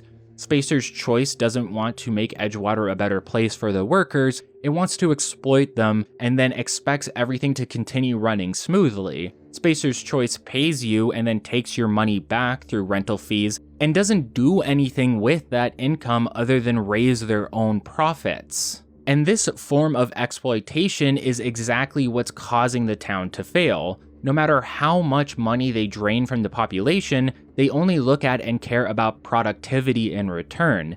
And since this is declining, the town gets less and less, leading to failure. Even if we allowed for the idea that corporatism could work, the corporations are going about it so greedily and poorly that it can't succeed. Money needs to go back to the people, lives need to be improved over time, otherwise the mental state of the individual will suffer and so will productivity. In this specific example, the physical health of the individual is suffering as well. Not only are these corporations greedy, they're stupid. They can only look at the spreadsheet graph and want to see the line go up, but never consider what would make it do so outside of punishing these people. And when that doesn't work, they refuse to try other options. Spacer's Choice wants to squeeze out as much as they can before the inevitable failure of the town. Phyllis Granger, one of the individuals we need to collect fees from, informs us that they aren't even her fees to be paid. One of her workers shot himself, and instead of that being over and done with, board law states that the deceased party's closest living relative has to pay instead, seemingly indefinitely. Supposedly that's Granger, but she's not blood related to the guy. Instead, since Spacer's Choice is a family, the burden fell on Granger because she was the direct report of the individual who is now dead. No matter how absurd the notion, these corporations want to suck as much money out of the system as possible. There are no real worker rights, and these people not only get exploited constantly, but have been gaslit and beaten down to the point that they believe this is the norm and how things should be. There's a bartender you can meet in Edgewater who has actively trained herself to give up on her hopes and dreams, and she is almost offended when you suggest that she should follow them because of how much work she put into changing her mindset. To be content with something she doesn't want. Everyone here has to do that. They are forced to fake being content until it becomes real. Rather than doing something that truly makes them feel that way, they are crushed under the burden of the board, and no one seems to be able to see that this is hurting the family rather than benefiting it. These people have rights, or at least they should, but rarely do you see them trying to do anything about it, and if you do try anything, you are branded a criminal by the board. Propaganda imagery and news is created about you, and you are essentially ostracized from society. This is one of the main plot points throughout the planets we explore. Edgewater specifically has a group of deserters we will be meeting shortly. This is meant to be an exaggeration of the real world, but this sort of exploitation is still commonplace. Call it capitalism, a corporatocracy, corporatism, whatever you want to. While the Outer Worlds commentary may seem absurd, even to the writers, the truth is that this is closer now than you may have ever expected it to be, even back during its initial release. The absurdities keep growing as well. Someone has to make an IOU for the gravesite fees using the golden teeth of the deceased individual I mentioned previously, and multiple individuals end up attempting to steal them, with the teeth showing up later, revealing an even more gruesome aspect of not just the corporations, but life on Halcyon in general. The majority of these quests around Edgewater are designed to set up this universe for you, to show you how bad it is. Martin Abernathy, one of the individuals we need to get some gravesite fees from, is having his own issues involving medicine. We naturally run into this side quest by dealing with the gravesite fees, and this shows how the team tried to design a world that would guide you naturally to these points if you take the intended path. Reaching Edgewater naturally attaches you to the gravesite task, and working on that task allows you to explore and pick up additional side quests along the way. It's to the point where people like Abernathy are trying to find medicine in the wilds around Edgewater, areas infested with marauders. People are being forced to put themselves in danger or find someone willing to do it for them, leading to further costs incurred on the population. Abernathy wants the medicine for himself because he thinks he is sick, but this doesn't seem to be the case. More like he's a hypochondriac. When we leave his abode, a woman asks us to bring her the medicine instead so she can distribute it more evenly to those that most need it. Individuals in the sick house, unable to work and unable to be productive. I initially chose to give the medicine to her in my original playthrough, and this seems like a good call in my opinion because she even sends you an email update informing you that she's been helping people with the delivery. People here suffer and do not have the support of the corporation. They have to go behind the back of the board and commit actions deemed illegal to get anything done and to help one another. It's authoritarian in nature, and death is coming for all because of the inherent failings surrounding this structure. We see all of this within just the first hour of the game, and I really mean that this place is failing. Edgewater's bread and butter is their saltuna cannery, but they can't even produce any. They don't have any saltuna to feed people with, so filler is being used, sprats, canids, etc. It's like there's no saltuna in these saltuna cans at all, so the product is suffering, and there's little to no nutrition, and people are getting sick. This is an immediate connection to the main problem we arrive at near the end of the game. We were immediately introduced to something that is so much bigger than we realize, and it will lead to a revelation that feels rewarding when we get there. The setup and foreshadowing are given to us right away, so that they can pay off later down the line. All the evidence into why Halcyon is doomed is shown to us, but you won't fully realize that until near the end of your first playthrough. There's also a bit of a red herring. You may think people have some sort of plague because they are all getting sick and quarantined. Add on to the fact that they are eating the equivalent to rats, and this may start to make sense. This could be further alluded to through a revelation we have with the deserters later on, but it's not true. There is a reason that everyone is getting sick, but it's not just Edgewater. This issue may not be happening everywhere immediately, but it will eventually, which we will start to see as we progress through the story. Everything is tied to the suffering wrought by the corporations or the board, and we will see that more as we travel. But to travel, we need to get a few things done, including meeting our first couple companions. Vicar Max and Parvati can be met almost immediately, and while I did talk to the Vicar first, there's a natural point within the main questline to go talk to him that I really appreciated. And all of these strands that connect to one another are optional. First, we need a power regulator. We need to meet Reed Thompson, who runs Edgewater, in order to see if he has one. Reed may run the town, but that doesn't mean he's part of the board. In a way, Reed is just another citizen like anyone else, just with a bit more power and responsibility. That means he's worth being criticized, sure, but we have to consider what he is capable of and what is out of his hands. Reed doesn't have the ability to give these people medicine. He's not holding it from anyone on purpose. In fact, Reed is fairly reasonable as an individual.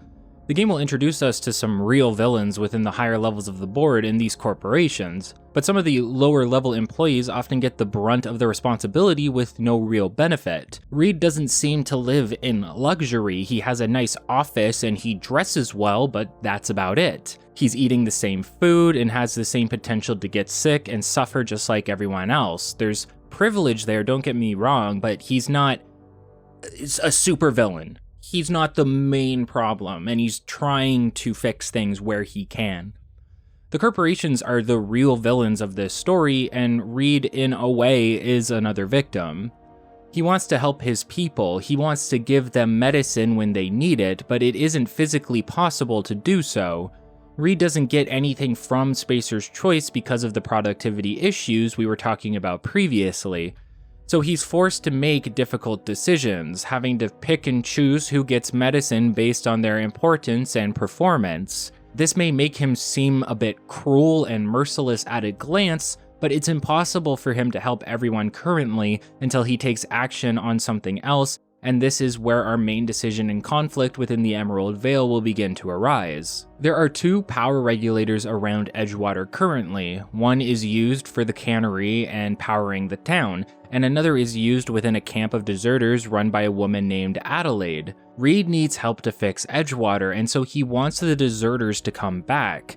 He understands that there is a geothermal plant where power can be diverted. If you divert the power from the deserters' camp to the town, then the deserters will be forced to come back and the town may begin to prosper. However, Reed would prefer if they just came back willingly, meaning we can head over to talk to Adelaide and her crew to see what their opinion on the situation is. The deserters are siphoning power from the town, which is adding additional problems to an already cascading situation. Reed may be well within his right to take back the power that they are effectively stealing from the people. Failing to get Adelaide to agree to come back, Reed will feel his hand is forced. Is he committing a villainous act by sacrificing the freedom of the deserters in order to make sure the people of the town don't die out? Or is this a justifiable action? That's one of the questions you end up asking yourself as you play through this plot point. The power needs to be diverted somewhere because we can't take a regulator while there's a current running through it, so regardless of how we feel about it, to progress through the story, we need to make a decision on who gets power and who doesn't. We are forced to actively interfere with the lives of these individuals for our own gain, and that is somewhat selfish depending on how you look at it. As an outsider, do we have the right to come in here and potentially ruin the lives of these individuals just so that we can get off the planet? While we have this initial conversation, Parvati, an engineer for Edgewater, is sitting in the office as well. When we run into Reed, he is in the middle of discussing something with her. As an engineer, Parvati has a lot of knowledge about the plant and asks if she can have permission to help us out. This is where you get the choice. You can choose to bring Parvati along with you as a companion, or you can choose to go companionless. And this has a bit of a rippling effect on the direction of your exploration. If you are someone that doesn't explore much, you may never talk to Vic or Max. Luckily, Parvati will give us an optional task of discussing with him what we should do about the deserters. That gives you a natural lead into getting your next companion. However, if you don't bring Parvati with you, you don't get this task. In a way, the game feels like it's assuming that you don't want companions in that situation, so it doesn't bring it up again. However, that's more so a coincidence as we still get natural introductions to additional companions throughout the journey. It just feels like that in the moment. Parvati acts as a bit of a moral compass during our main questline in Edgewater. She's rather timid and doesn't want to get in the way, but she will try to voice her opinion for the bigger decisions. Despite having a hard time being assertive, when something matters to her, she seems to be willing to work through her discomfort to voice her opinions or at least ask you to hear her out. She's especially grateful when you voice that you want to hear her thoughts because she is so used to living in a world where people need to keep their head down and not have a mind of their own. Voicing your opinions and being heard are foreign concepts to the people of Edgewater, and this is especially hard on Parvati because she is a dreamer and thus ends up stifled. Parvati can be a very bright and optimistic individual who is one of the biggest assets to your crew. She was raised by her father and never met her mother due to her contract stating that any children she had belonged to her office, showing another example of how people are being treated as assets and property rather than human beings. Despite being given up, Parvati was raised by her father, who was also a talented engineer, leading her to naturally being selected as a mechanic as well. This isn't the norm. Most people get assigned outside of their family businesses based on their aptitudes, so many hold resentment against Parvati for getting to stay close to her family. Unfortunately, her father died due to being overworked, and she is having a hard time keeping up with all of the responsibilities around Edgewater. Think about how vile the concept of being forced to give your child up to a corporation sounds. You have no bodily autonomy because, intended or otherwise, if you get pregnant, they have the rights to your offspring. It sounds like an awful world, yet Parvati here has grown up within it and sees it as practical, at least she says so. There's definitely a hurt within her voice, within how she tells us about her upbringing, and it's just another example of how these people suffer and have no rights under the rule of the corporations. Out of every companion in the game, Parvati always felt to me to come off as the most real, the most human. There's humor in her dialogue to be sure, especially surrounding her naivete, but she comes off as very grounded and personal alongside that, and her issues that she experiences feel like ones anyone may experience within their life. For example, Parvati has a very difficult time with relationships. While she has experienced some before, her asexuality has led to her becoming more guarded when seeking a partner, as many were not able to get past the lack of physical intimacy. Parvati's entire companion questline focuses on her building a relationship with Junlei Tennyson of the Groundbreaker, and through that we learn about her fears and reservations surrounding the idea that Junlei may leave her over these issues, plus the miscommunications that come alongside a new relationship. It all feels like something that we have experienced in the past, the fear of the unknown, of being connected to someone new and not knowing what is going on through her head, and through that we build a connection with Parvati by helping her alongside this personal journey, teaching her things, and showing her compassion. At least that's if you choose to do so. You can also treat Parvati like garbage, or you can choose to be supportive of her and watch her open up to you, becoming a part of your found family, and it feels really natural and rewarding to do so. The reward for completing her quest isn't the companion perk that you get, but the opportunity to watch said relationship flourish. It's just so perfect and real. And I believe that is why she would be considered one of the best companions to have alongside you in the game. I almost always have her by my side unless I'm completing some companion quests for other crew members. It's a wonderful experience watching Parvati flourish and confide in us. She hasn't had much of that before, even with her father. There's a point where Parvati will mention that while she knew her father loved her, he never said it outright, and that can do a lot of damage to somebody. Parvati learns to grow alongside you on your travels, and she learns how to be more courageous and assertive, learns to communicate better with Junlei as the two fall in love. It's beautiful, and Ashley Birch, the voice actor for Parvati, does such an amazing job in the delivery of the character, you almost forget that this is a game and that these people aren't real. They feel that lifelike, and that is really where immersion is at its best. Vicar Max, our future second companion, can join our crew after we finish the main questline for Edgewater and get off-world. However, we can start his companion questline immediately, which requires a bit of extra explanation surrounding some of the lore within the setting. Max is a vicar for the Church of OSI, aka Order of Scientific Inquiry or Scientism. While not particularly important to the main plotline of the game, it helps add a bit more depth to the game's setting and lore. In Max's own words, the OSI teaches that the Grand Architect set a perfect system in motion at the beginning of time. Contentment is found by accepting one's role in the grand plan. Sounds a bit like complacency, right? That's because it is. There's two main religions in Halcyon, scientism and philosophism, where scientism is all about order, believing everyone is where they should be. Philosophism is centered around rejecting these concepts. There is no grand architect, the universe was just created naturally.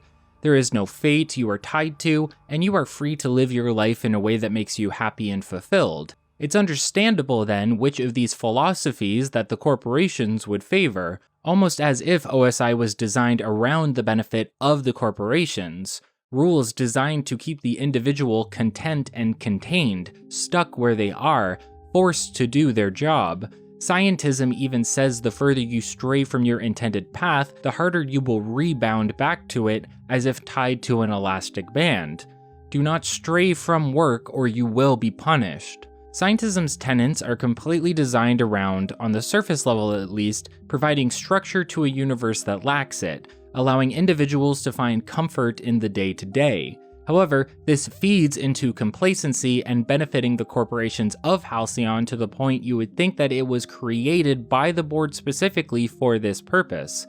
Yet the people of the faith, and even those not following it, rarely realize this. To them, a religion is just a religion. It's faith and you either follow it or you don't. They don't consider how this organized religion could be organized specifically so the people in power stay in power. This isn't just theorization either. The board specifically forbids research into philosophism and bans books dedicated to it. They don't want you to even think about freedom, about forging your own path. You are property, and they will use every tool in their arsenal to make you believe that. Lies, manipulation, organized religion, punishment, everything they can to keep you working hard until you die.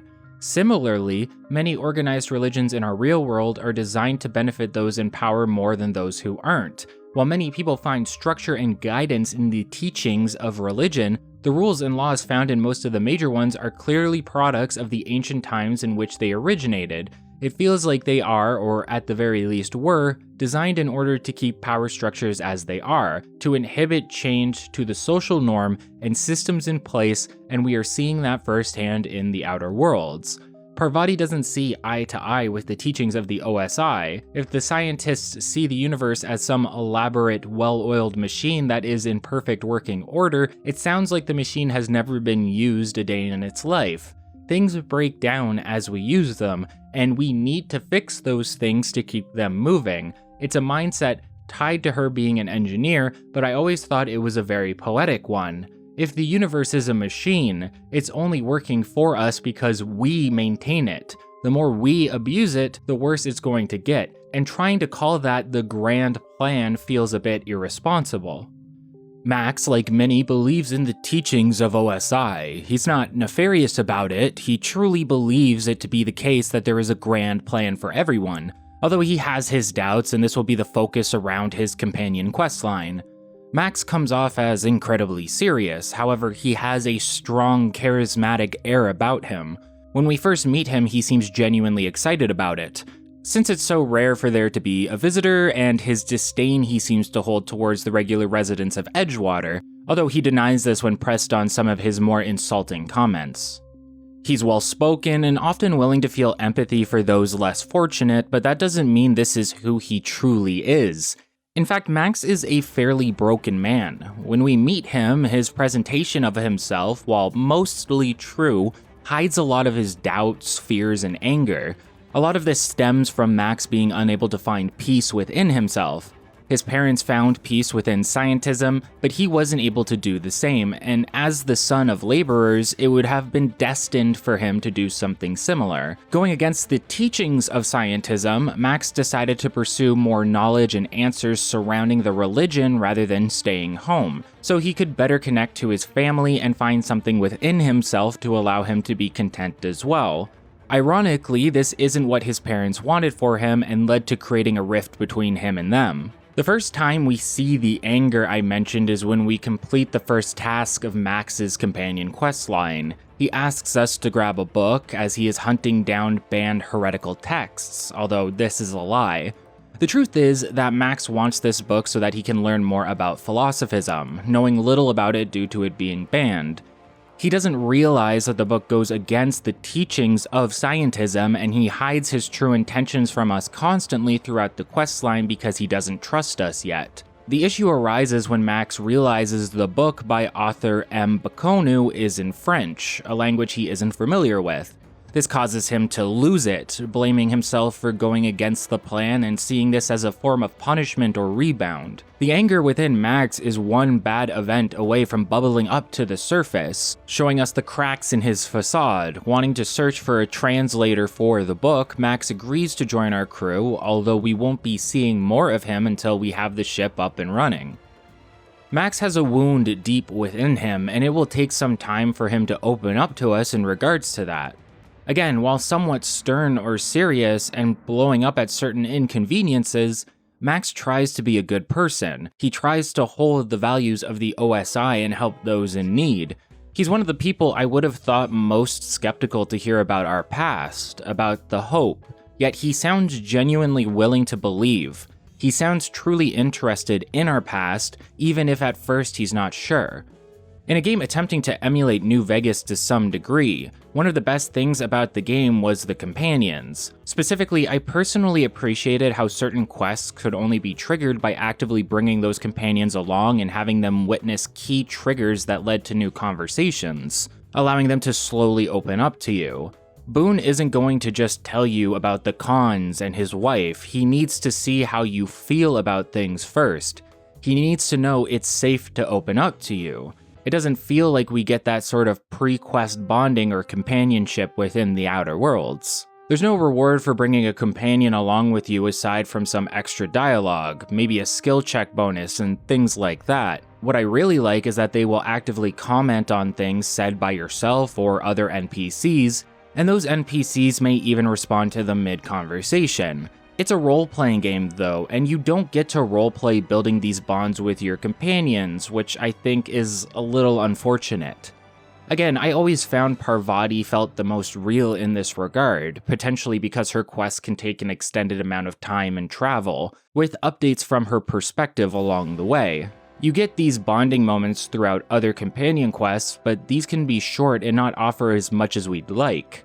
Felix is a decent example of this, as we'll see later. It would have been better to have us build up these relationships along the way and then unlock the ability to evolve them into a family tie. We'll get to know Max and Parvati a bit better as we see further aspects of their companion quests along our travels, but let me just say this. Every companion quest in the Outer Worlds is fairly straightforward. You are asked to do something by one of your companions and you either do it or you don't, with some minor decisions here and there during the quest line. That's really unfortunate. In the meantime, let's discuss what we are going to do about the power regulator, what those options result in terms of consequences, and what those consequences are trying to say to the player. As I mentioned previously, Parvati suggests talking to the vicar about what should be done with the deserters. Again, listening to your crew and doing as they suggest is one of the ways you can feel them open up to you. It's not quite like the mechanic of creating bonds to unlock quests, but it is nice to see them appreciate you, while giving you the opportunity to shut them down if you are playing like the worst person imaginable. Parvati rarely if ever visits the OSI church, something Max vocalizes as we arrive. That should inform you how much this decision is weighing on her. Parvati, like you the player, is able to recognize that lives will be severely affected by our actions, and she is unsure what the right or wrong decision is at the moment.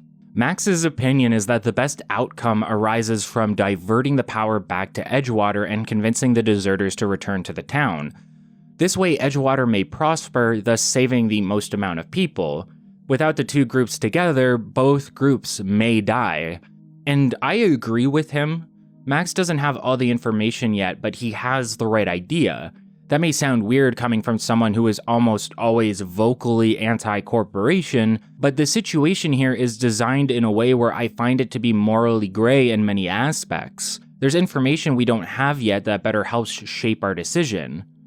The deserter camp is further north of Edgewater. There we can meet individuals like Grace Romera and Thomas Kemp.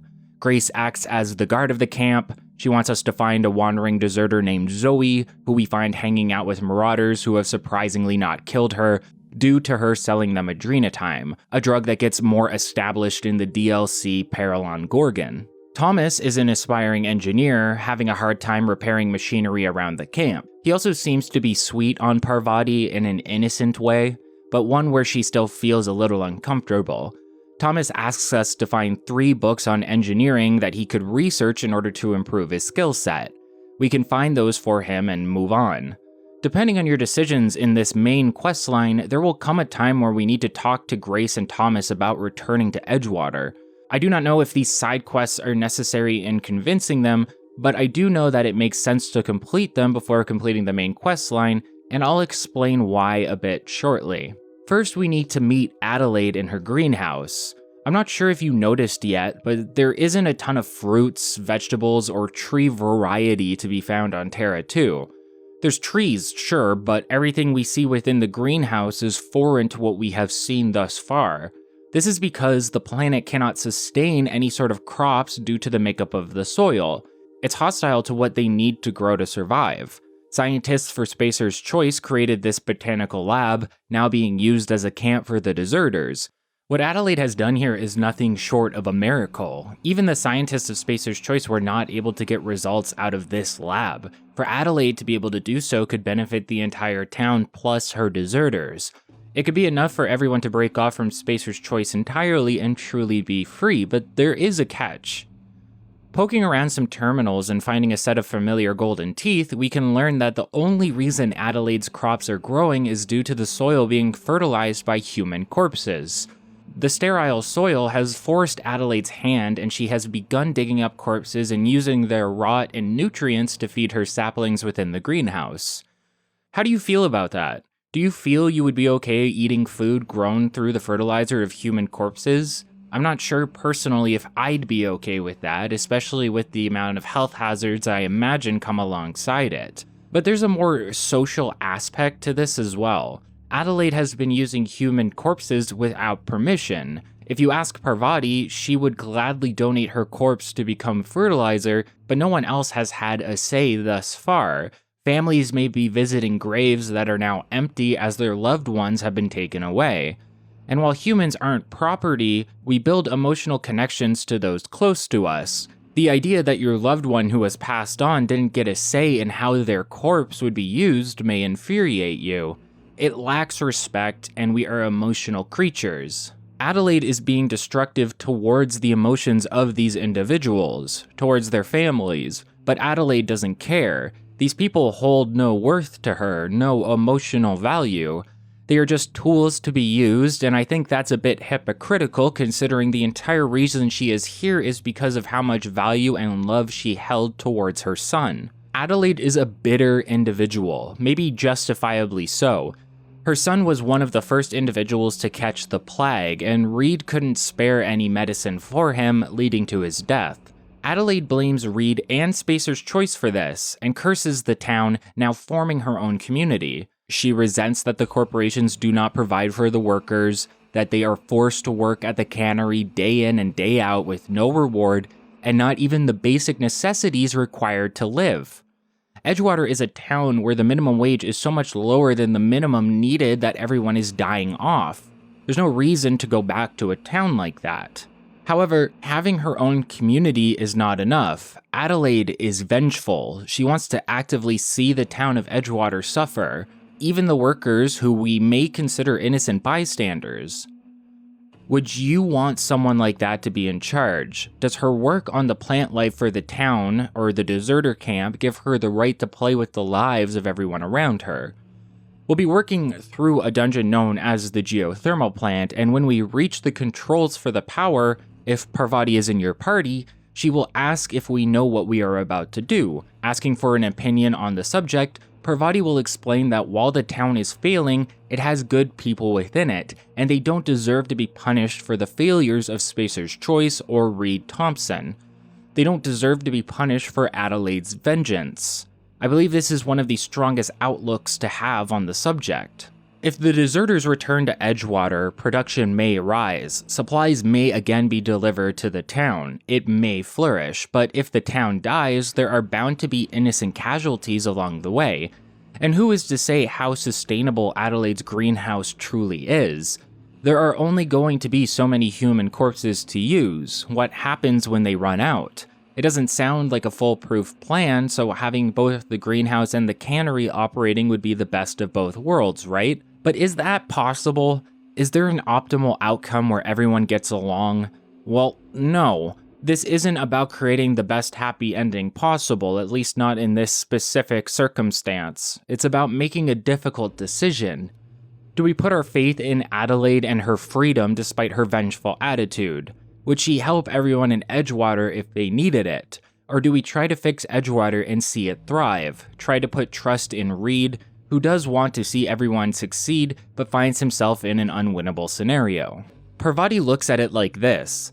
To Reed, even the deserters are still his family. While Spacer's Choice may vilify them, Reed just wants them to come home. He's a good person forced to work under an inhumane corporation. And without the deserters, Edgewater is as good as dead. As Parvati mentions, cutting off their power may be the only way to save everyone. And in terms of siding with the deserters, Parvati can ask you if you want to be party to that kind of hatred. Do you want to work alongside someone that delights in the suffering of others, even the innocent? Is that the right thing to do? I don't think it is, and while I'm not a fan of Spacer's Choice, I believe these innocent workers need more time to grow and fix things so they can prosper and maybe one day break free of their corporate shackles. I don't think they deserve to just suffer and starve. Well, there's a few choices we have during this quest. We can divert the power to the town, to the camp, or we can convince Adelaide to take over as leader of Edgewater. That might seem like the best course of action, having Reed step down or killed and allowing Adelaide to move in. That way, the greenhouse may stay open and everyone gets to move back in. But would Adelaide be able to make sure the town prospered, or would her hatred of the town affect how she treats everyone there? Can we trust her to be a fair leader after seeing her lie, hate, steal, and more? We can talk about the consequences of our actions during the epilogue segment at the end of the game, but I made my choice, and that choice was to divert the power back to Edgewater, while keeping Reed in charge. When we go to visit Adelaide and take the power regulator, she's furious at us for destroying everything she has built here. In her eyes, we are a snake that the corporation has sent to sabotage her and her freedom. Before she is willing to let us take the power regulator, she wants us to go meet the deserters face to face and see how our actions have affected them, that their life here is over and Edgewater is now the only option. Except this doesn't go as Adelaide assumes it will. Sure, Thomas doesn't want to work at the cannery anymore, but he also wanted to be an engineer. With those books in his possession, maybe he can make that dream a reality. Maybe dreams are possible to obtain even in Edgewater. Sure, people take aptitude tests, but Reed is reasonable, and he's about to lose his best engineer. He's going to need a replacement, and it's what Thomas wants to do. Who better for the job? What better result could you ask for? Meanwhile, Grace is willing to go back to work, but believes Reed is willing to talk terms, to offer more to his workers where possible. When we report back to Reed, we can even inform him that Grace is wasted at the cannery and she should join the guards around the town, something she may find more fulfilling. We can have him hire Thomas as an engineer, and we can inform him that, despite everything, Adelaide refuses to come back. Even with all of the issues, Reed feels bad about this. He wanted to make amends with Adelaide if possible. Unfortunately, it wasn't. Adelaide is stuck within her hate, justifiably angry over what happened, but unwilling to see why it's harmful, nor how to fix it. I understand why she would be like that. I empathize with her, but it has the potential to lead to her downfall. And if we fed into that hatred, the downfall of her entire community, if not all of Edgewater as well. The deserters that left, at least some of the named ones, have the opportunity to better their lives in Edgewater. Reed is willing to do that for them, and by allowing that, by learning that lesson, people will become happier and more productive. And through that, more supplies will be delivered to the town, saving it in the process. It's not the best outcome you may want, but it's potentially the best you are going to get, and that's a great way of looking at it. A great delivery by the writers. At no point was I absolutely sure I was doing the right thing. It always felt to me that there was someone who was going to be left unhappy, even though I wanted to fix things for them. In Halcyon, corporations dictate every aspect of an individual's life, from employment to housing and even death. And through our journey through the colony, the game will question the cost of such control, showing how it strips individuals of their autonomy and reduces them to cogs in the machine. The characters we meet, such as Parvati, often struggle with their identities within this system, forced to conform or to rebel. And we will often see that it is rebellion that allows these people to feel more fulfilled. The narrative consistently highlights the ways in which individuals are commodified, their worth measured by their productivity and compliance. There was no purely correct answer where everything worked out for everyone in Edgewater, and that leads to difficult decisions. That's one of the main aspects of the game, decisions. The more difficult, the better. I want to have a hard time deciding what it is I'm supposed to do, and Obsidian delivers that in their introductory area of the Emerald Vale. Unfortunately, while I do believe they have the potential to litter the game with these difficult choices, and while we do have a few more coming up, I find that the introduction of the game is very front-loaded in that way. They want you to feel like there will be difficult decisions to follow, but I don't think that's as much the case as they claim. Areas like Monarch and Byzantium, where you need to make big decisions near the end of the questline, often left me feeling like it was obvious which way I should be going about things. And while Monarch may be the longest planet of the game, it still feels as though an exceptional amount of the game's content is stuffed into the opening hours. We get through a huge brunt of the game in Edgewater, and then we move on to the Groundbreaker and maybe Roseway, two shorter, more simplistic areas to explore. Then a very large segment on Monarch. After that is where the cuts and development struggles with the game begin to show their head, and we sort of stagnate while trying to just end the experience. Still, if all of the game was like Edgewater, I think the Outer Worlds could have been an even greater experience than I find it already. It has its issues, sure, and we'll explore more of those, but especially with the DLC, I do still find it to be a rewarding experience that I enjoyed working through again for this video. Hopefully the sequel will get more time to cook, and we'll see some benefits through that. We can head back to the Unreliable and Parvati will be blown away to see a ship. This is where it clicks for her that she has the opportunity to leave this place for good and forge her own path. While some people already attempt to do this, a big theme is helping people realize they are not stuck where they are, that you always have the opportunity to change your fate or your destiny despite what the OSI tells you. Even Max seems to learn this in a way. Parvati asks to join the crew as an engineer. I always thought it was cute that she calls you Mr. during the entire section of Emerald Vale, but she will start calling you Captain after you allow her to join. Max can also be found within the ship if you decided to recruit him earlier. With the power regulator in hand, we can install it and allow Ada to finally take us off-world, into the cold depths of space where our adventure can finally start moving forward. But what will happen to Edgewater based on our actions? Only time will tell. And what is our adventure exactly? Well, luckily for us, as soon as we hit space, Phineas manages to re-establish contact. Here, he explains that everything we saw in Emerald Vale is happening around Halcyon. Supplies are low, food is short, and people are dying without their basic necessities. The people to blame for this? According to Phineas, it's the board. Everyone higher up. Those in power are causing the colony to suffer, and he believes that the colonists of the Hope, scientists, engineers, great minds, all of these people may be able to save the colony and all the innocent people currently suffering within it. He wants us to head to the Groundbreaker, another colony ship turned spaceport and trading post, to get a nav key that will allow us to land in Stellar Bay, a town found on the planet Terra 1, or Monarch as it is now known. There, Phineas has a contact who can help us find the chemicals we need to revive the colonists. That's the main plot of the game then, to work our way to the chemicals and to eventually use them to revive the colonists on the Hope, thus saving Halcyon, at least potentially. At this point, you may still feel very on rails, but this isn't necessarily true. While this is what Phineas wants, maybe we don't care about reviving anyone. Maybe we crave money and power or the death of all living beings in the colony. Who knows? But the Groundbreaker will be the first major diverging path we can choose to take, deciding to side with either Phineas or the board, and this will vastly change aspects of your experience through the game. And offhand, but he'll also inform us that he gave Hawthorne a disguise apparatus of his own design known as the Holographic Shroud that we can acquire now and use in the future.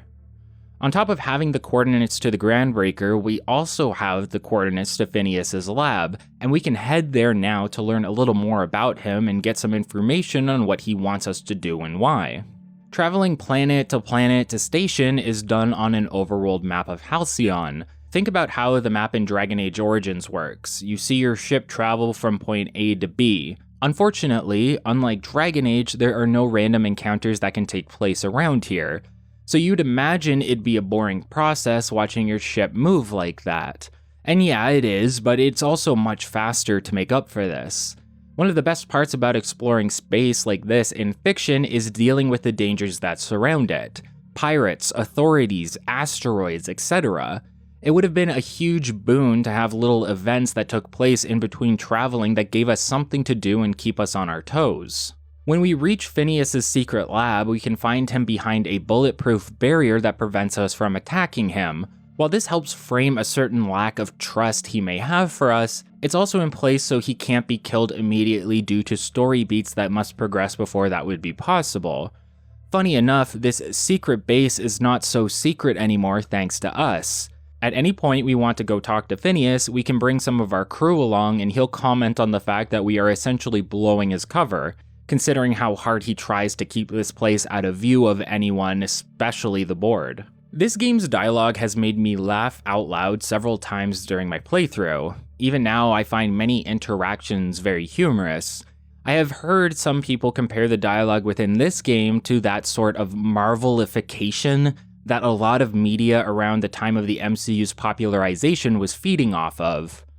I don't know how to properly describe it. Maybe just a lack of seriousness in serious situations that started to exhaust the audience. The big difference for me between the dialogue of The Outer Worlds and Marvel is that The Outer Worlds is actually funny. I'm being a bit facetious here, of course. The truth is that the entire world of the game is designed to be less serious and humorous. It's a funny, lighthearted experience. It has themes to explore and sometimes horrors beyond the imagination, but first and foremost, it's humorous. And that's why it pays off when we see some of the darkest depths of the game here and there that act as a stark contrast to what we are used to.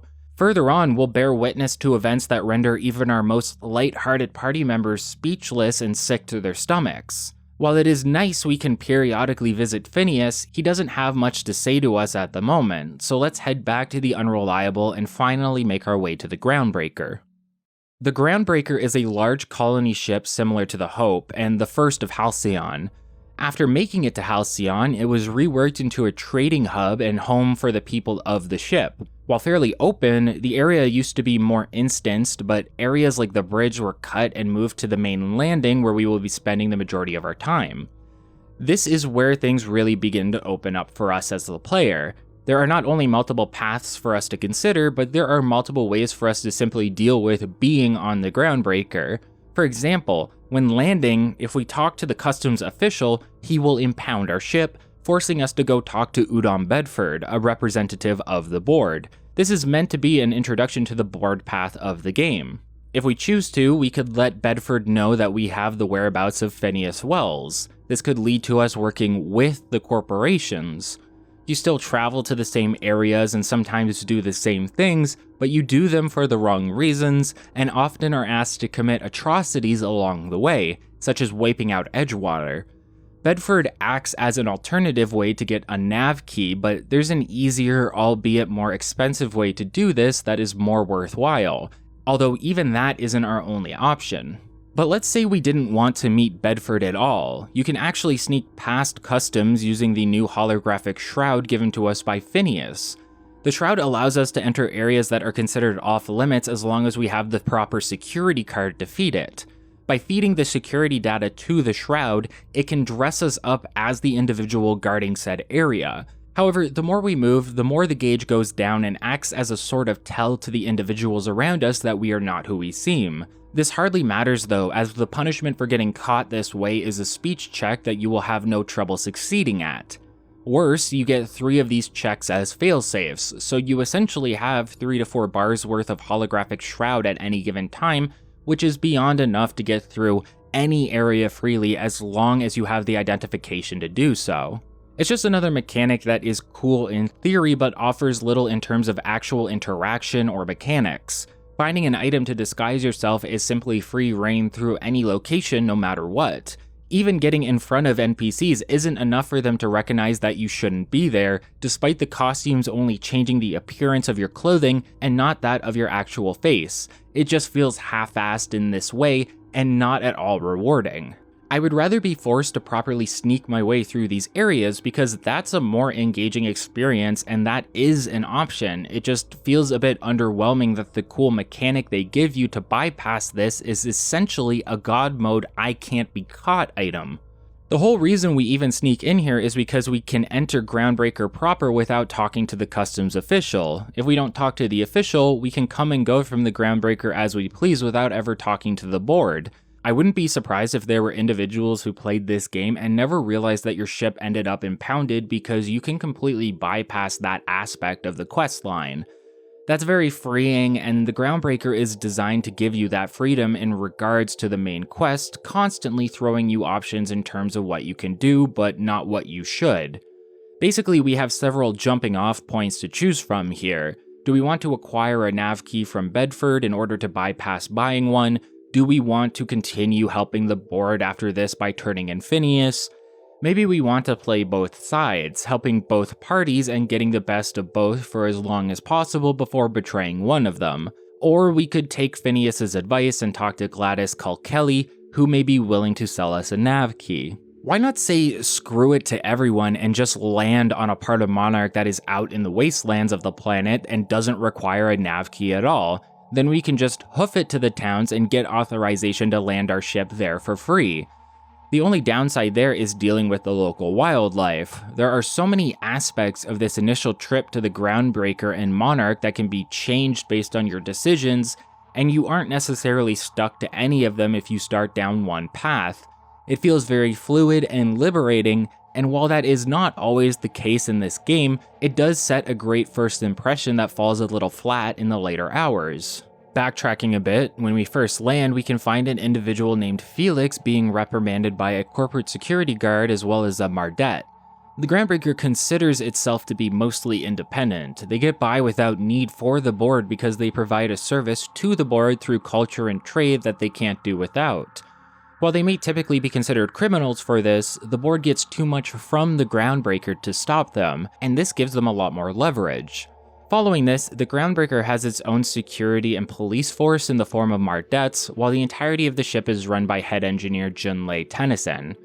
When docking on the Groundbreaker for the first time, if you have Parvati in your party, she will ask to meet Junlei so she can pick her brain about engineering. Despite being a great engineer herself, Parvati lacks experience dealing with ships and wants to learn more to be a useful member of the crew. Felix is another potential member of the crew, and out of all of them, I would say he feels the least developed, almost like a straggler. That's because Felix is way more inexperienced in terms of life in comparison to the rest of the crew. He's young, ambitious, and rebellious, believing that the workers should rise up and overthrow those in power, and wants to see big sweeping changes happening immediately. Felix is a bit guideless at the moment. He resents authority, but doesn't necessarily know who that authority belongs to. He hates the man, but when pressed for specifics on who this man is, wouldn't even know where to start.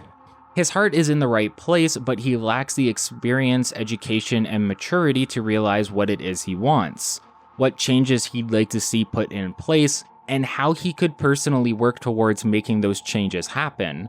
Growing up in the back bays of the Groundbreaker, Felix has had a hard life and had to raise himself for the most part, if not for an individual named Clyde Harlow who took Felix under his wing temporarily. Harlow will be the main factor in Felix's side quest, and through that we will start to see Felix grow more as an individual and find his place in the world. When we return to the Unreliable later on, he will be admiring our ship and asked to join our crew so he can get out of there and make something of himself, while attempting to change the world. We can bring him along or leave him at the wayside, but while rambunctious and a little stupid, Felix is incredibly loyal and worth bringing along. We'll learn more about Felix a bit later, but let's keep our sights on the Groundbreaker specifically. Whether you snuck in or went through customs, the sight presented to you as you enter the main district of the Groundbreaker is one to behold. Looking to emulate Times Square, the Groundbreaker is a central hub for trade and villainy within Halcyon, and many come from all over in order to buy or sell goods or just get drunk at the local bar. In fact, we'll be doing just that with Parvati a little later. There's a lot to do on the Groundbreaker. It feels like the second real planet we get to explore despite not being a planet at all. In truth, it is fairly small in comparison to the openness of the other locations, but still manages to be elaborate in both design and the amount of winding corridors and areas to find behind the various shops and services. The verticality is also a bonus. You can find ways to get up above the market district and look down on the entire scene, while being rewarded with various items to find and collect.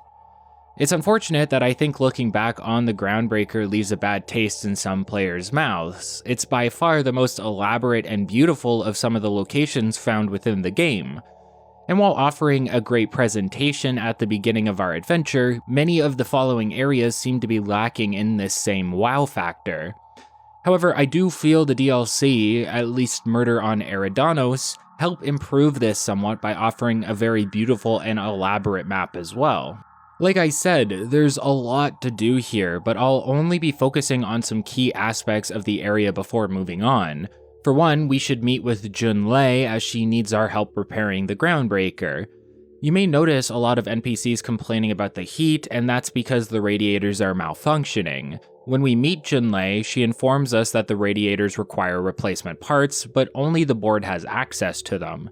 Not wanting to be in a disadvantageous position with the board, she asks us to find some said to be in the back bays, the unkempt areas of the Groundbreaker that people don't really explore anymore. Somehow there's also a mantipillar infestation, which is surprising to me since I have no idea how they would have gotten onto the ship in the first place. I guess they stowed away and got out when some travelers landed or something. Little tasks like this help us build a rapport with the Groundbreaker. While I don't think it is tied directly to reputation, this will have an effect later on during the finale of the game. However, it does also build us reputation, which means more discounts for you from specific vendors if that's something you care about. I don't. It doesn't matter. It doesn't matter. You have so much money in this game, it's stupid. The Groundbreaker seems to always be in some state of disrepair. It's a man-made ship. I'd imagine it can only last so long in space before the wear and tear finally gives way. That being said, it has lasted around 70 years at this point, so who knows when that will happen. And with a talented engineer like Jinlei running things, it's bound to keep kicking for longer than one may expect. The task of fixing the radiator isn't that interesting, but it is nice to see the actual change happen as we succeed. Temps go down around the Groundbreaker and everyone seems to be a lot happier. Jinlei is also very appreciative, and this unlocks another quest for us to complete that I find way more enthralling in terms of the game's lore and the upcoming sequel. Quickly though, we can also introduce Parvati to Jinlei, which will spark the beginning of their romantic relationship together. They exchange addresses and awkwardly flirt with one another slightly, and we will hear more about these interactions when we return to the ship. Okay, so we have Edna Ingmeier here, right? She takes care of sending messages around Halcyon and to and from Earth. However, the station is occluded by a gas giant every 40 years, and this lasts for months. To fix this, they use backup auxiliary relays, but one went offline, and Edna would like us to go fix it for her. While there, she would like us to copy the relay's backup data so any messages from Earth can be forwarded to the proper recipients. Here's where things get interesting. When we bring the data back to Edna, she realizes that there hasn't been a message from Earth in 3 years. She hand-waves this as being due to some sort of new security red tape, but this is actually our first foreshadowing to a revelation at the end of the game, one that may be elaborated on in the sequel. Before I talk about some of the more major quests, I would be remiss to not mention the Spacer's Choice mascot you can meet at their shop. The Moon Man is the main mascot of the corporation, and they even have multiple helmets you can find behind the shop to equip for yourself. I believe characters may even comment on said helmet as I mentioned previously, but I didn't hear anything from anyone during this playthrough unfortunately. In the Spacer's Choice edition of the game, the Moon Man's helmet actually has a moving mouthpiece, which is such an odd but welcome change. Unfortunately, this does not translate to the helmet you can wear. While they now have the indentation for the mouth, they don't move, but I suppose that doesn't matter. You never see your character outside of the inventory screen anyway, why would it matter if the mouth moved? I think it would have been a nice touch though, regardless. There's also a side quest that introduces us to our next companion we can complete as well. Ellie, a doctor and rebellious individual, can be found asking about one of her friends in the local medical center who has been cooped up in one of the patient rooms and isn't accepting visitors. We can agree to find out what is going on and learn that this friend owes money to Bedford and the board. Believing that she is being stalked by an assassin, she has hidden herself in quarantine for the foreseeable future.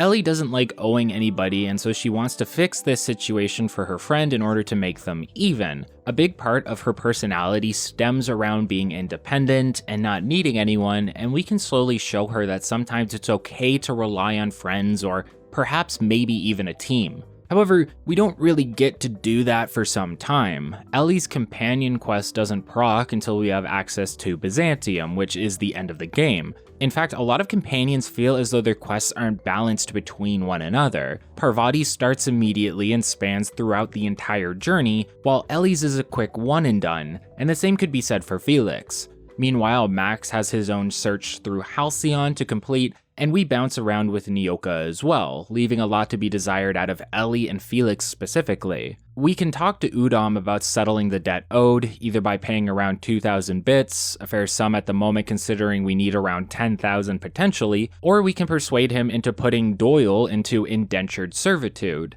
I'm not a big fan of indentured servitude, big shocker there, but I also didn't want to spare 2,000 bits, so this was the route I ended up taking. The board is comically villainous here. It is completely legal to have to give up all of your organs to the board if you have some sort of outstanding debt with them. Something Bedford seems completely fine with. This is the norm in Halcyon. Atrocities and villainy, and no one really bats an eye.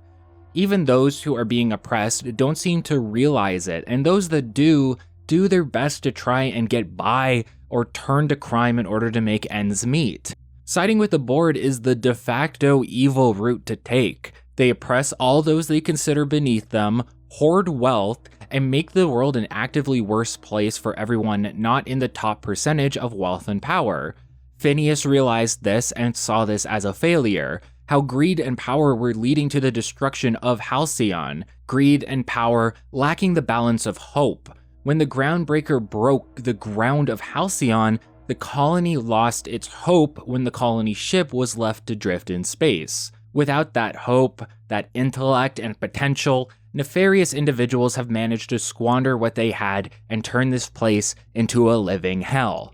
So let's get off this ship and back to exploring as soon as possible. But to do that, we need to make a decision. Do we get the nav key or do we rough the wilds? Well, I personally go through the trouble of getting the nav key and then land in the alien-infested wastes of Monarch anyway, because purchasing a nav key from Gladys allows us to accept a job from Sublight right away, rather than waiting until we hoof it to Stellar Bay. It also gives us a good reason to visit Roseway and complete another quest section on Terra 2. Gladys has access to a nav key so that we can land safely on Monarch, but it's going to cost us. Around 10,000 bits to be precise. Around this point in the game, that is an exceptional amount of income. I don't believe it's impossible to get your hands on that through the journey from Edgewater to now, but it is fairly difficult if you aren't planning for it ahead of time.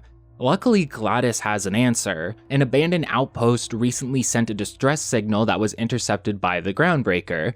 Gladys would like us to head over there and investigate, as it was abandoned years ago and shouldn't have any activity. If someone set up shop in a corporate town like that, there's a chance there's something valuable being hidden away there. If we can find anything of value, we can trade it to Gladys for a large sum of bits. We could then use those bits to buy the nav key off of her. Alternatively, we could use that time at Roseway to make the bits ourselves and keep whatever we find, leaving us with some options. Also, you aren't locked into this Gladys path by any means. Not only can we completely ignore her as I mentioned previously, you will receive your own distress signal from Roseway as well when on board the Unreliable, meaning that regardless of if you talk to Gladys or not, you still gain access to the Roseway landing pad. Nothing is ever fully locked off to you in this game, regardless of paths, until you start doing little things like murdering important individuals. So we can pick up Ellie and Felix into the crew, and then go make some money by heading to Roseway. Roseway was one of the first areas created for the game, but it's not particularly elaborate. It acts as an extension to the Groundbreaker in Edgewater, providing a smaller open area filled with multiple points of interest that they try to naturally direct you towards. Many of these points of interest are buildings that we can go into and explore to find various valuable pieces of tech or information to either return to the scientists we are about to meet or to sell to Gladys. The distress call we receive comes from Anton Crane, a scientist for the Auntie Cleo Corporation. When we land, we see that the landing pad and surrounding area around the outpost seem to be in disrepair and abandoned, with raptidons infesting the streets. Something bad has happened here clearly, but the place doesn't seem to be as abandoned as it's supposed to be. Theoretically, we could start exploring around to find those points of interest I mentioned, but Roseway does a good job of guiding the player to the hub of the map where we can grab all the quests that would direct us to them anyway. Even within the walls of the outpost, we can find a large amount of death and destruction at the hands of the raptidons. Luckily, there do seem to be survivors. The distress call seemed to be due to the attack from the local wildlife, but security has finally gotten it at least briefly under control, as we see when talking to Burke, a local tarmac guard turned soldier. Burke informs us that Anton Crane is in charge and can be found within the comm center. Anton was the individual who sent us the distress signal, but when we run into him, he seems to assume we are there to execute him until he realizes we are not associated with whoever wants the man dead. As an aside, that happens a lot in this game. People will assume we are part of some specific faction and then immediately realize that not to be the case. I don't know how they can tell. Maybe it's the giant moon man helmet. Anton explains that he panicked when sending the distress signal due to the Raptidon attack, as well as some individuals shooting up some of their research facilities.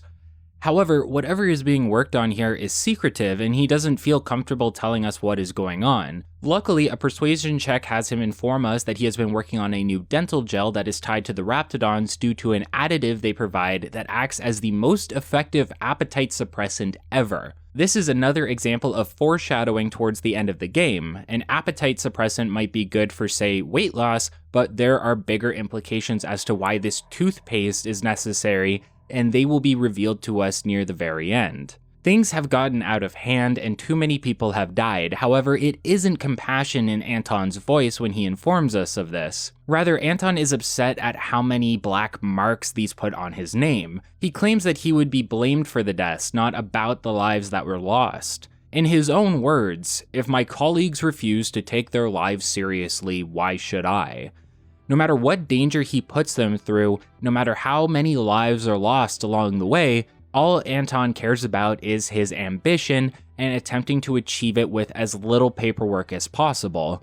He is the perfect corporate employee, the shining example of what the corporations want to mold us into. Unfeeling individuals who only care about results and not the destruction that comes alongside that. Anton wants us to get his research from the assailants attacking the facility and subdue the Raptidons without killing the mother, as she is needed to restock their supply of whatever is used to create the appetite suppressant. However, Anton is not the only scientist here. Despite being seemingly abandoned, Auntie Cleo still has multiple scientists working here under the table. We can visit some of these scientists to find out they want help with their research as well.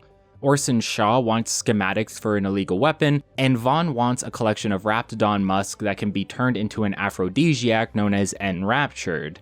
If you have Ellie with you, she will point this out. Including Anton's research, we are given 3 opportunities to procure assets that can be returned to Gladys for payment. The weapon plans, the musk, and the research on the toothpaste can all be acquired and brought to Gladys, collectively earning you enough to buy the nav key from her.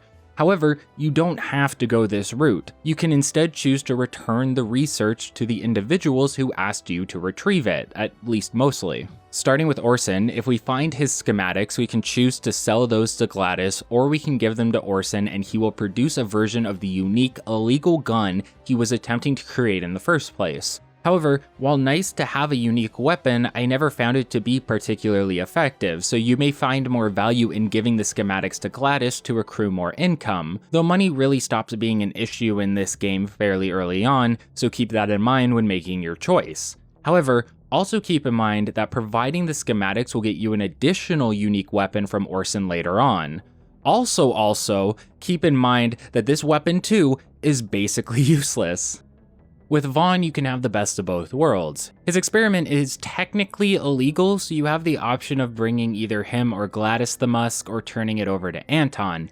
Even better, we can adjust his experiment to double the output, so we can either give him both samples or split the samples up between the individuals, meaning you could give him half to complete the quest and get the reward, while also getting paid by Gladys. Anton's research will also be acquirable, and we can choose later on whether we give it back to him or sell it, but we'll talk more on that in a moment. One of Anton's subordinates is trapped within one of the facilities, and he asks us to save him along the way. Not because he cares about Jameson, but again, because he doesn't want to deal with the paperwork. When we reach Anton's facility, we can find his security team run by Porter guarding the main entrance. We can inform Porter that we are here to help, and he will tell us that while there are still outlaws inside, they are trapped, and this gives us time to deal with them. The only other issue is the Raptidons and some malfunctioning mechanicals. We can deal with outlaws, mechanicals, etc., and eventually find the leader of the group, Cassandra O'Malley, trapped between 2 security gates. Cassandra has the research we are after, but she doesn't want to hand it over. This gives us another option to the quest. Cassandra is willing to pay us if it means getting out of here alive with the research. So we could do that and be done with it, or we could kill her and take it for ourselves. Alternatively, you can free her and then convince her to hand the research over anyway. This is the most non-violent solution where everyone sort of gets what they want. Except for Cassandra, I guess, but I don't really care what a bunch of outlaws want in this specific scenario. She's lucky we let her leave alive regardless. If you do decide to help Cassandra, you can either get her out through the back by clearing out the Raptidons, or you can get her out the front by dealing with security, either violently or by convincing them that everyone can leave peacefully. This is my preferred route. While we don't necessarily owe the outlaws anything, I don't see any reason to kill them all. Are they guilty of murdering multiple corporate scientists and guards? Sure. Is that our problem as an individual? Not really. There's no real justice to take part in against the common man in the Outer Worlds. Crime is just part of the lifestyle. If the board wanted to punish them, they could try, or they could pay me to do so, but helping our corporate overlords for free? Going above and beyond for the man? That doesn't sound very efficient to me. Regardless of what you choose to do, we can assume we got hold of the research and made it out of the facility while getting the Raptidon Musk along the way. Then it's all about deciding what you do with everything you acquired. Do you want to turn everything into the scientists? Do you want to inform Crane about Vaughn's illegal experiments? Do you want to make money for Gladys and the nav key? Maybe you want to do a mixture of everything. If we are talking about a greater good, I would say it makes the most sense to at least give Anton his research back. While a shitty solution to a larger problem that hasn't been revealed to us yet, his toothpaste is crucial in the survival of humanity in Halcyon unless we intervene near the end of the game. It has the ability to do actual good. The only annoying aspect of this is that Auntie Cleo will probably sell it for an arm and a leg. You could choose not to give it to Anton, and this is honestly fine. A new player wouldn't have this knowledge right away, but we will be able to save Halcyon ourselves, making the toothpaste sort of obsolete. Plus, Crane's an asshole. I know I said I didn't feel particularly responsible in exacting justice against the outlaws, but I feel as though Crane specifically deserves some form of punishment for how he treats everyone as expendable. It feels more personal to me because, well, I just don't like this guy. I think he's vile, and I think his actions are the exact type of thing that allow the board to get away with whatever they want, allow them to continue asserting power over those beneath them, and while we can't punish Anton outside of killing him, we can keep the research for ourselves, and I believe if you don't save Jameson, and if you keep the research, you can guilt Anton enough to the point he decides to take his own life. A dark turn to be sure, and not exactly what I wanted for him, but the option is there if that is something that interests you. Anton treats everyone like they are expendable, a tool designed just for him, but all Anton has going for him at the moment are his ambitions. These are life or death for him because they are all he is made up of. To lose his research, his life's work, and to have another mark on his record with the loss of Jameson, that can be enough for him to consider ending it all, and that's sad and dark, and mostly intensely pathetic. Anton is a pathetic man, a man who has tried to make the most out of this corporate rule, but has created an immense loneliness surrounding him in the process. Putting all of his value into his work, he hasn't expanded himself or his horizons socially or culturally. He is his work, and without his work, he is nothing, and that is exactly what Auntie Cleo or any other corporation wants. Roseway seems meant to show just how far some of the corporations are willing to go. Cleo doesn't care that their scientists are in danger and dying, they just want work done so they can sell products. Life is expendable in Halcyon. In fact, we will learn later that the more people who die, the better. It's an active bonus for the board. Roseway may not be a bustling town on the edge of failure for us to save. In fact, it may be better to say that Roseway could never be saved at all. Even with success, it seems as though it will eventually fall apart, and those assigned there will be moving on to something else. Death and destruction follow corporations, and Roseway is just one example of that. And when complete, it's all torn down and everyone moves on. One last thing I'll mention is that we can find an acid steeper wall here, and this will allow us to activate a sanitation and maintenance automechanical, also known as SAM, that Hawthorne was modifying for combat.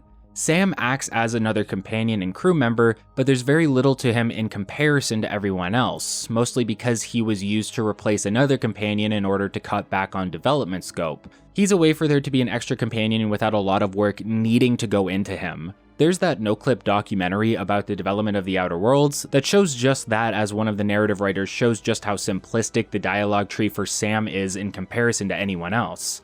And while there isn't a lot to say about Sam, he does still have his humor and some interactions with Ada in a sort of love interest type scenario. Regardless of what you chose to do with the research or how you chose to get the nav key, if you decided to just buy it, steal it, work for it, etc., we can head back to the Groundbreaker and unlock the ability to travel to Monarch safely. Assuming you have the key, this will be the earliest you can unlock a side quest for sublight, salvage, and shipping. This is one of the longer side quest storylines and leads us into another revelation regarding the state of Halcyon near the end of the game. At this point, you may be starting to understand just how properly constructed this storyline is. Even the side content loops back around to being about the main storyline fairly often, rather than its own bonus. Sublate, while an official corporation, are basically the leaders of the colony's criminal underbelly. They work in the shadows to get jobs that aren't necessarily legal done and are willing to hire anyone that can show results, hence why they want our help. Lilia Hagen wants us to collect and deliver tanks of Alta Vitae gas that was found by one of her employees over on Monarch. The gas isn't on Monarch, but we need to stop by the town of Fallbrook there to get details from someone named Catherine. Another reason to go to Fallbrook also presents itself when Max asks us to access the shipping records of the Groundbreaker so he can find the location of a scholar he knows of that could help with translating the book, although this isn't exactly why we are looking for the man. We can talk to Parvati after she gets to know Junlei to learn that the two are having some early situationship issues. Parvati will inform us that she has been conversing with Junlei fairly consistently, to the point that Junlei is even sending poetry to Parvati. However, there's a bit of an issue. Junlei seems to be talking about regrets involving a past relationship with a woman named Isabel. Junlei talking about aspects of this past relationship makes Parvati worry that she is misreading Junlei's advances and that maybe she just wants to be friends. She asks us to take her to a bar, somewhere she doesn't typically frequent, so that we could have drinks, get drunk, and figure this out in a way that doesn't feel so nerve-wracking. Something I'm personally great at, by the way. I can drink and yap all day. Parvati is worried that Junlei may still have feelings for this woman from her past, but you can perceive that this is more about Parvati's own fears and doubts about forming a relationship. She's scared of trying to be with Junlei because she fears rejection, and she fears a potential partner growing bored of her due to her asexuality. Parvati is opening up to us about her fears and anxieties, and we can either be supportive in that regard or dismissive.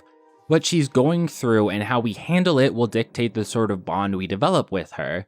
As I said previously, Parvati feels the most real out of any of the companions, the most relatable and grounded in a lot of ways.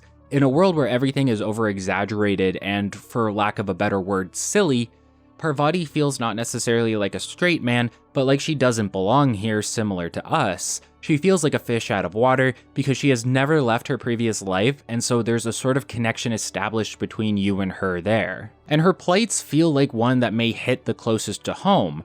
Her reservations when it comes to forming connections with others because she has been burned before, an aspect of herself that she can't control, affecting how those around her perceive her, get bored of her, and ultimately leave her, hasn't hardened Parvati necessarily, but it has taught her to be careful, maybe too careful, to constantly be worrying, questioning, and trying to make everything perfect so that there's nothing that can go wrong. That is, in a way, the basis of this questline. We help Parvati by building her up, and while she has tasks for us, and we try to make her time with Junlei as perfect as possible, eventually we will have to put our foot down and let her know that you can't make everything perfect all the time. Sometimes you need to be vulnerable and willing to jump into the unknown. On a separate note, I really like this aspect of the quest in the bar since you can bring a second companion with you to be part of the conversation and chime in. I only ever brought Ellie along with me here, but I really enjoy hearing what the rest of the party has to say in these situations. You can also get Parvati pissed drunk as she's not used to drinking, or persuade her to get some water after a few so she doesn't wake up with the worst hangover imaginable. Luckily for Parvati, when we returned to the ship, she received a message from Junlei explaining that the other woman was just a misunderstanding. It seems as though both Junlei and Parvati are terribly awkward individuals. Just two awkward individuals falling in love with one another the most complicated way they know how. It's endearing and a fun ride, but it's not over yet. Parvati wants to go on a date with Junlei, but again, she wants it to be perfect, so we are going to have to help her with that as we travel. Namely, she wants a special soap since she smells like sweat and grease all the time, and some food and dessert that we can find a bit later on.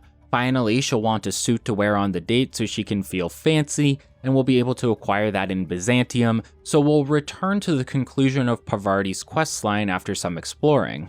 We can finally head to Monarch, and again we have two choices to make at the moment. Do we want to land in Stellar Bay, a populated town run by the remnants of the MSI Corporation, or do we want to land in the abandoned town of Cascadia? Stellar Bay is only an option if you decide to grab the nav key, but it's the safest and gets you right into the quest line for the planet without any additional travel. Personally, I like getting the most out of somewhere when possible, and you can get the most out of Monarch by landing in Cascadia. While they claim that the area is filled with dangerous wildlife, and while that is true, I don't think it is anything you can't handle by this point in the game.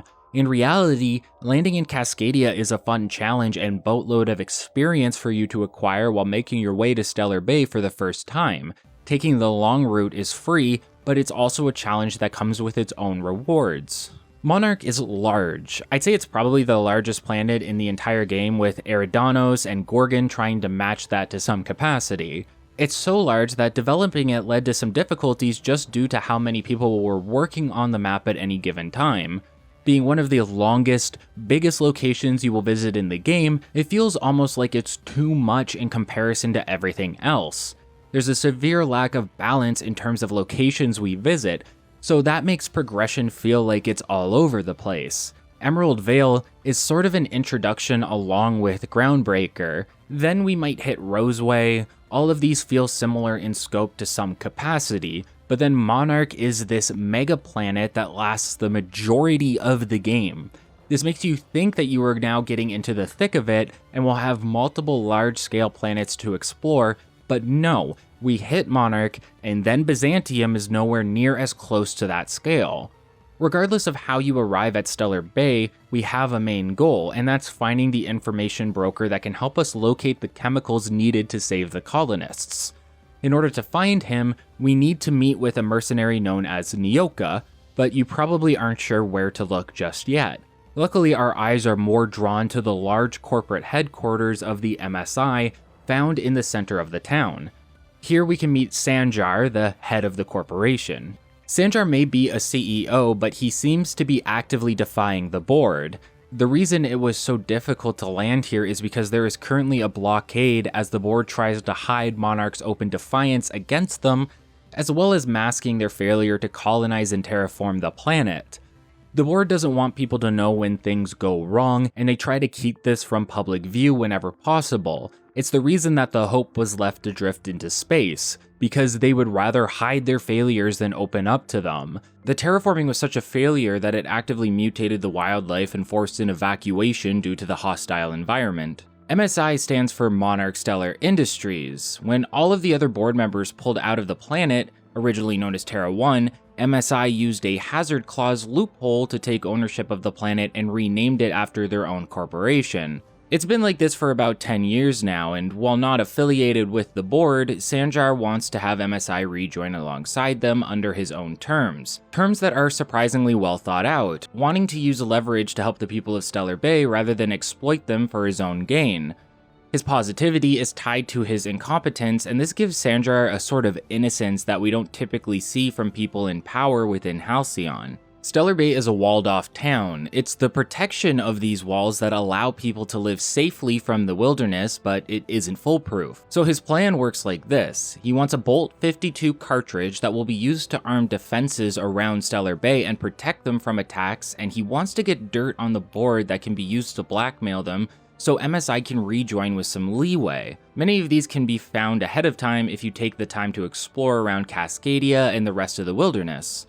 He has the common belief that productivity is a big factor in the success of a society, but doesn't believe it's capable with how the board treats people and how they have been acting. To Sanjar, there needs to be big reform, and a huge aspect of that is making sure people are both happy and healthy. Despite his good intentions, Sanjar represents a hyper-exaggeration of a corporate individual. Paperwork and red tape mean everything to him, and he is constantly looking to micromanage where he can. He can direct us to the mercenary Nyoka, who we need to meet, and asks us for help in securing the future of MSI and helping the people of Stellar Bay. However, it will be a bit more complicated than that due to another settlement we will meet shortly. There are 3 settlements to explore on Monarch. We have Stellar Bay, But we also have Amber Heights, an encampment inhabited by the Iconoclasts, a pseudo-religious organization of revolutionaries run by Graham, an ex-employee of MSI. It's the goal of the Iconoclasts to remove any corporate power from Monarch in order to truly be free, as they believe it was the corporations that led to Monarch being the way it is now. While that is true, and while those goals sound just, Graham is a complicated individual, and the way to achieve their goals may not be the path that he is currently laying out for them. Finally, we have Fallbrook, a criminal town run by Sublight, and where we will need to stop by later for some side quests. There's plenty of side quests to complete within and around Stellar Bay as well. For example, we can help Sanjar's assistant Celia ask a dude that sells Raptidon parts on a date. Or we can try to solve a murder, and we can even intervene on a workers' strike. The strike is probably the most interesting out of those three, because you have to decide where your values lie in regards to it. Caleb Herrick and his friends are on strike due to having to work more for less and how the value of their bits aren't going as far as they used to. Their boss, Velma, is refusing to negotiate, and Caleb feels they have the right to try for better since they are no longer a part of the board. We get asked to mediate on behalf of the strikers, but we should hear Velma's side of things first. According to Velma, there's no money to give, which sounds like it could be a similar situation to Edgewater when they were running out of supplies. Plus, Velma doesn't want to set a precedent of making an exception for Caleb and his co-workers, as she would have to pay everyone else a fair and livable wage as well, God forbid. Thing is, we can learn that there are extra bits to go around, it's just that Velma is taking them for herself. Velma justifies this as payment for making her work double to cover everyone else's shifts when they decide not to show.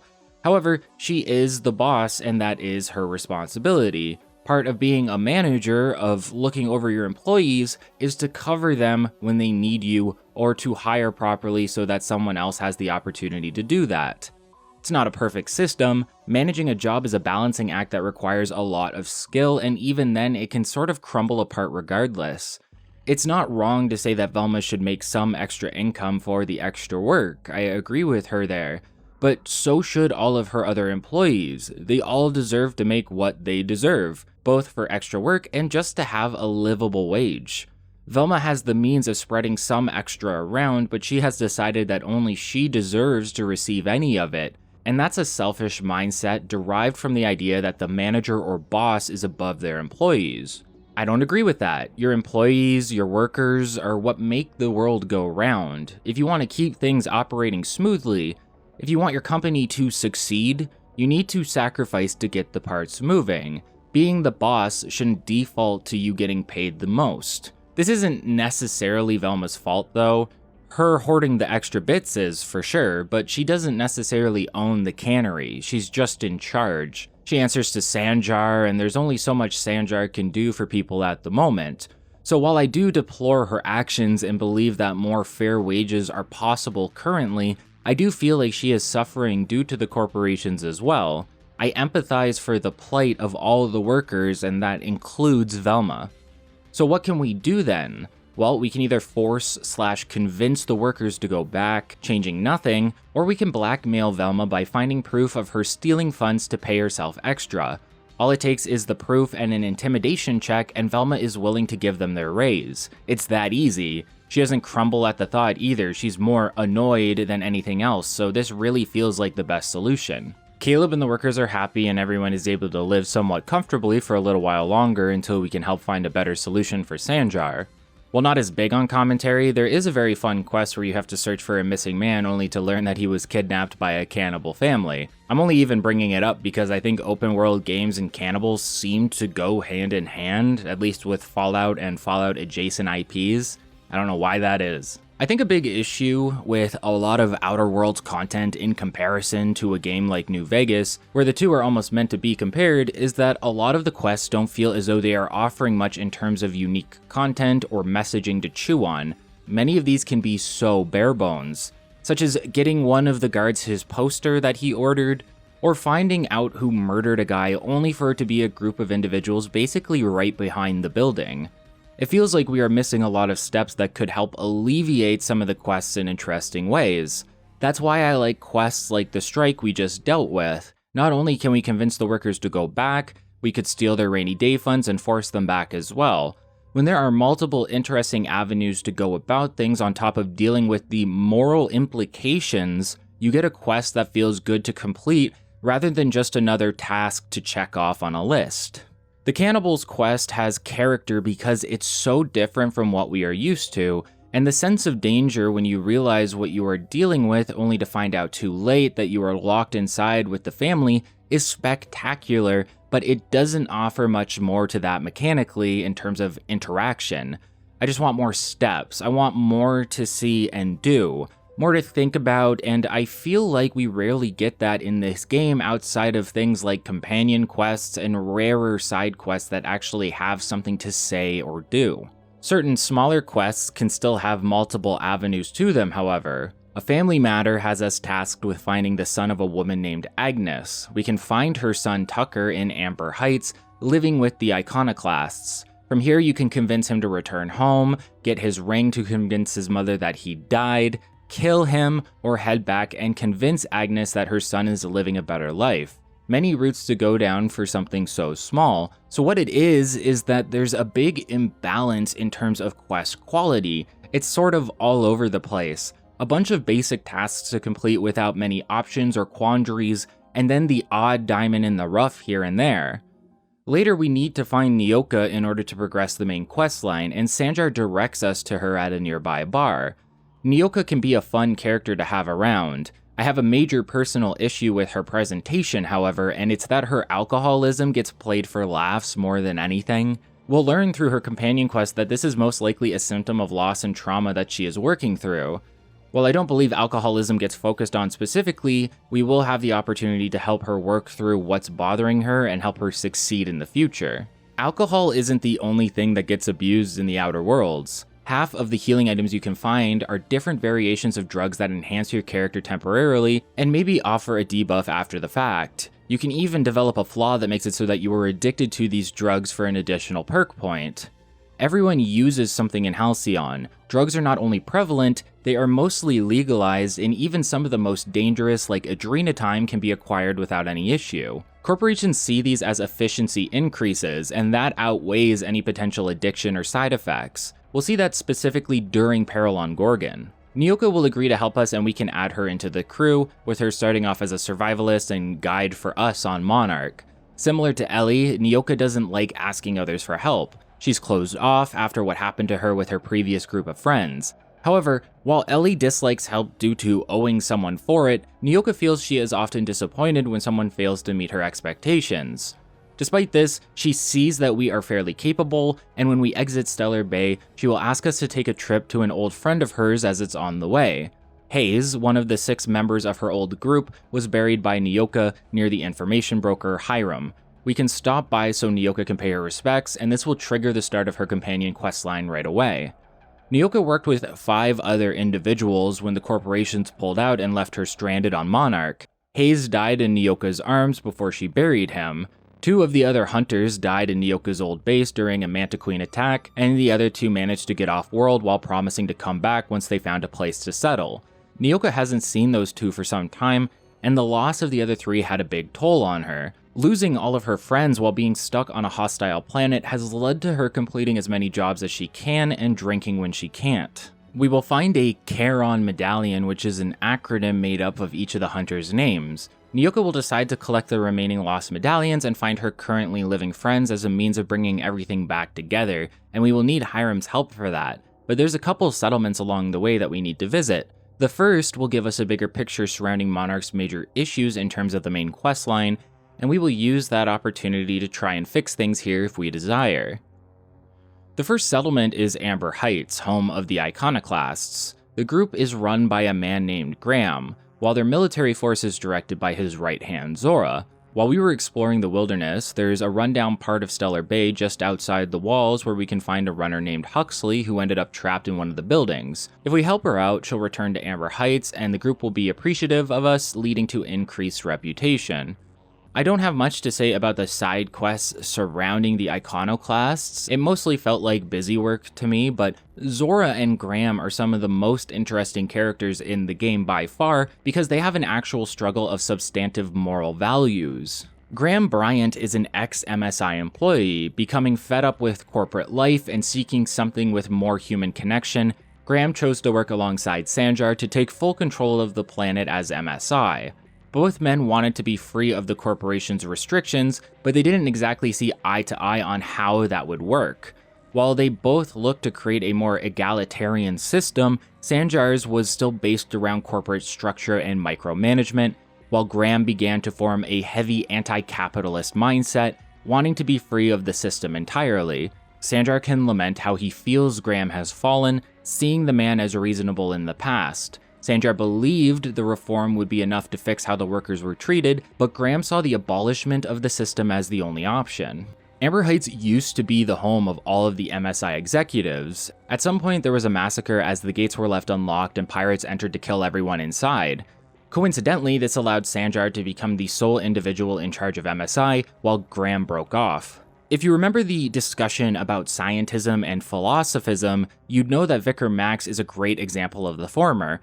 Graham is an example of the latter. The events of the Hazard Clause and evacuation, plus Sanjar taking over MSI, led Graham into fully embracing philosophism, anti-capitalism, and forming his own zealous faction known as the Iconoclasts, who took over the abandoned town of Amber Heights after the massacre. Graham is a tragic character for reasons that haven't fully been revealed yet. He falls further and further into his zealous attitude, and while he wants what is best for his people, his hubris is starting to work actively against that goal.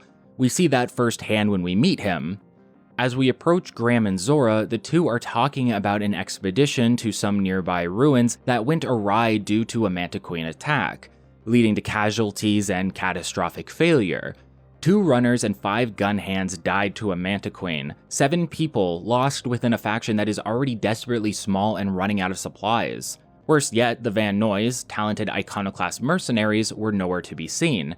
Had they been on the field when they were supposed to, the casualties could have been mitigated significantly, so what happened to them? Immediately when asking if they need any help, Zora will mention that the group could use someone to search for supplies, yet Graham shuts this down and asks you to help him get an old printing press of all things up and running.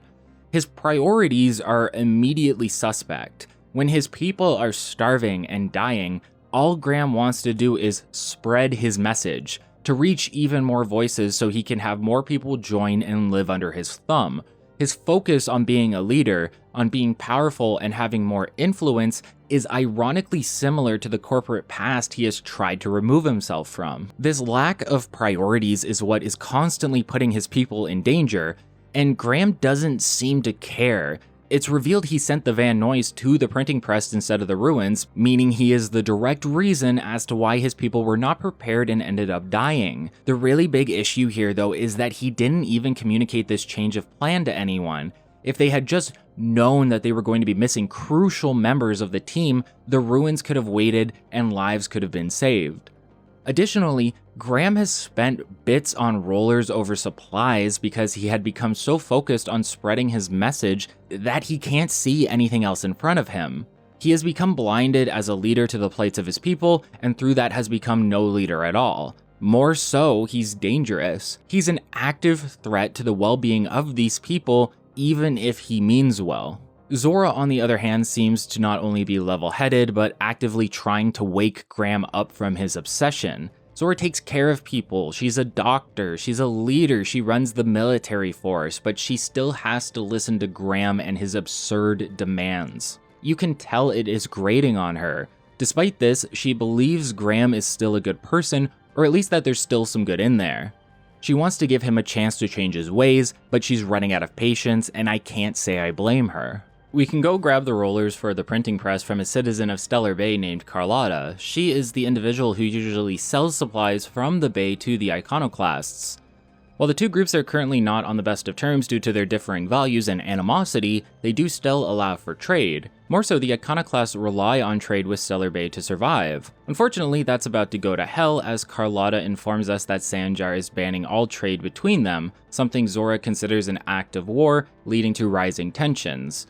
Despite this, Graham wants to ignore this for now, to continue focusing on spreading the truth to the colony. With that in mind, Graham asks us to help the Van Noys secure the location of the printing press. We can get the job done, but things are starting to come to a head. Zora wants to attack Stellar Bay and make it their own so they can get supplies and ammunition.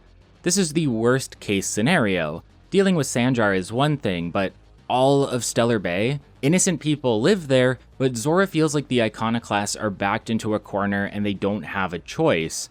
Graham hasn't been helping things with his fixation, but he is still a voice of reason here, worried the board's gunships would rain down on them for such an infraction, despite MSI not technically being part of the board anymore. It's understandable that when an individual or group is backed into a corner with no other option that they would lash out to survive. And if I was being so real with you, the only reason we can even stop this is due to something that has been alluded to since we met Graham. This isn't Edgewater. There aren't two difficult options to make here. There's a secret we can become aware of that will allow us to get, in my opinion, the best outcome for Monarch. Frustrated with him, Zora goes to cool off, but asks us to come talk to her. During the Amber Heights massacre, it was believed that the pirates that attacked fled to an old relay station. There, a data cartridge was found outside of it, and it held codes to the Amber Heights gate. Suspicious and wanting to know more about how this happened, how the pirates got this access, she asks us to investigate the station and find another data cartridge that could shed some light. If someone gave the pirates the gate code, all of that blood is on their hands.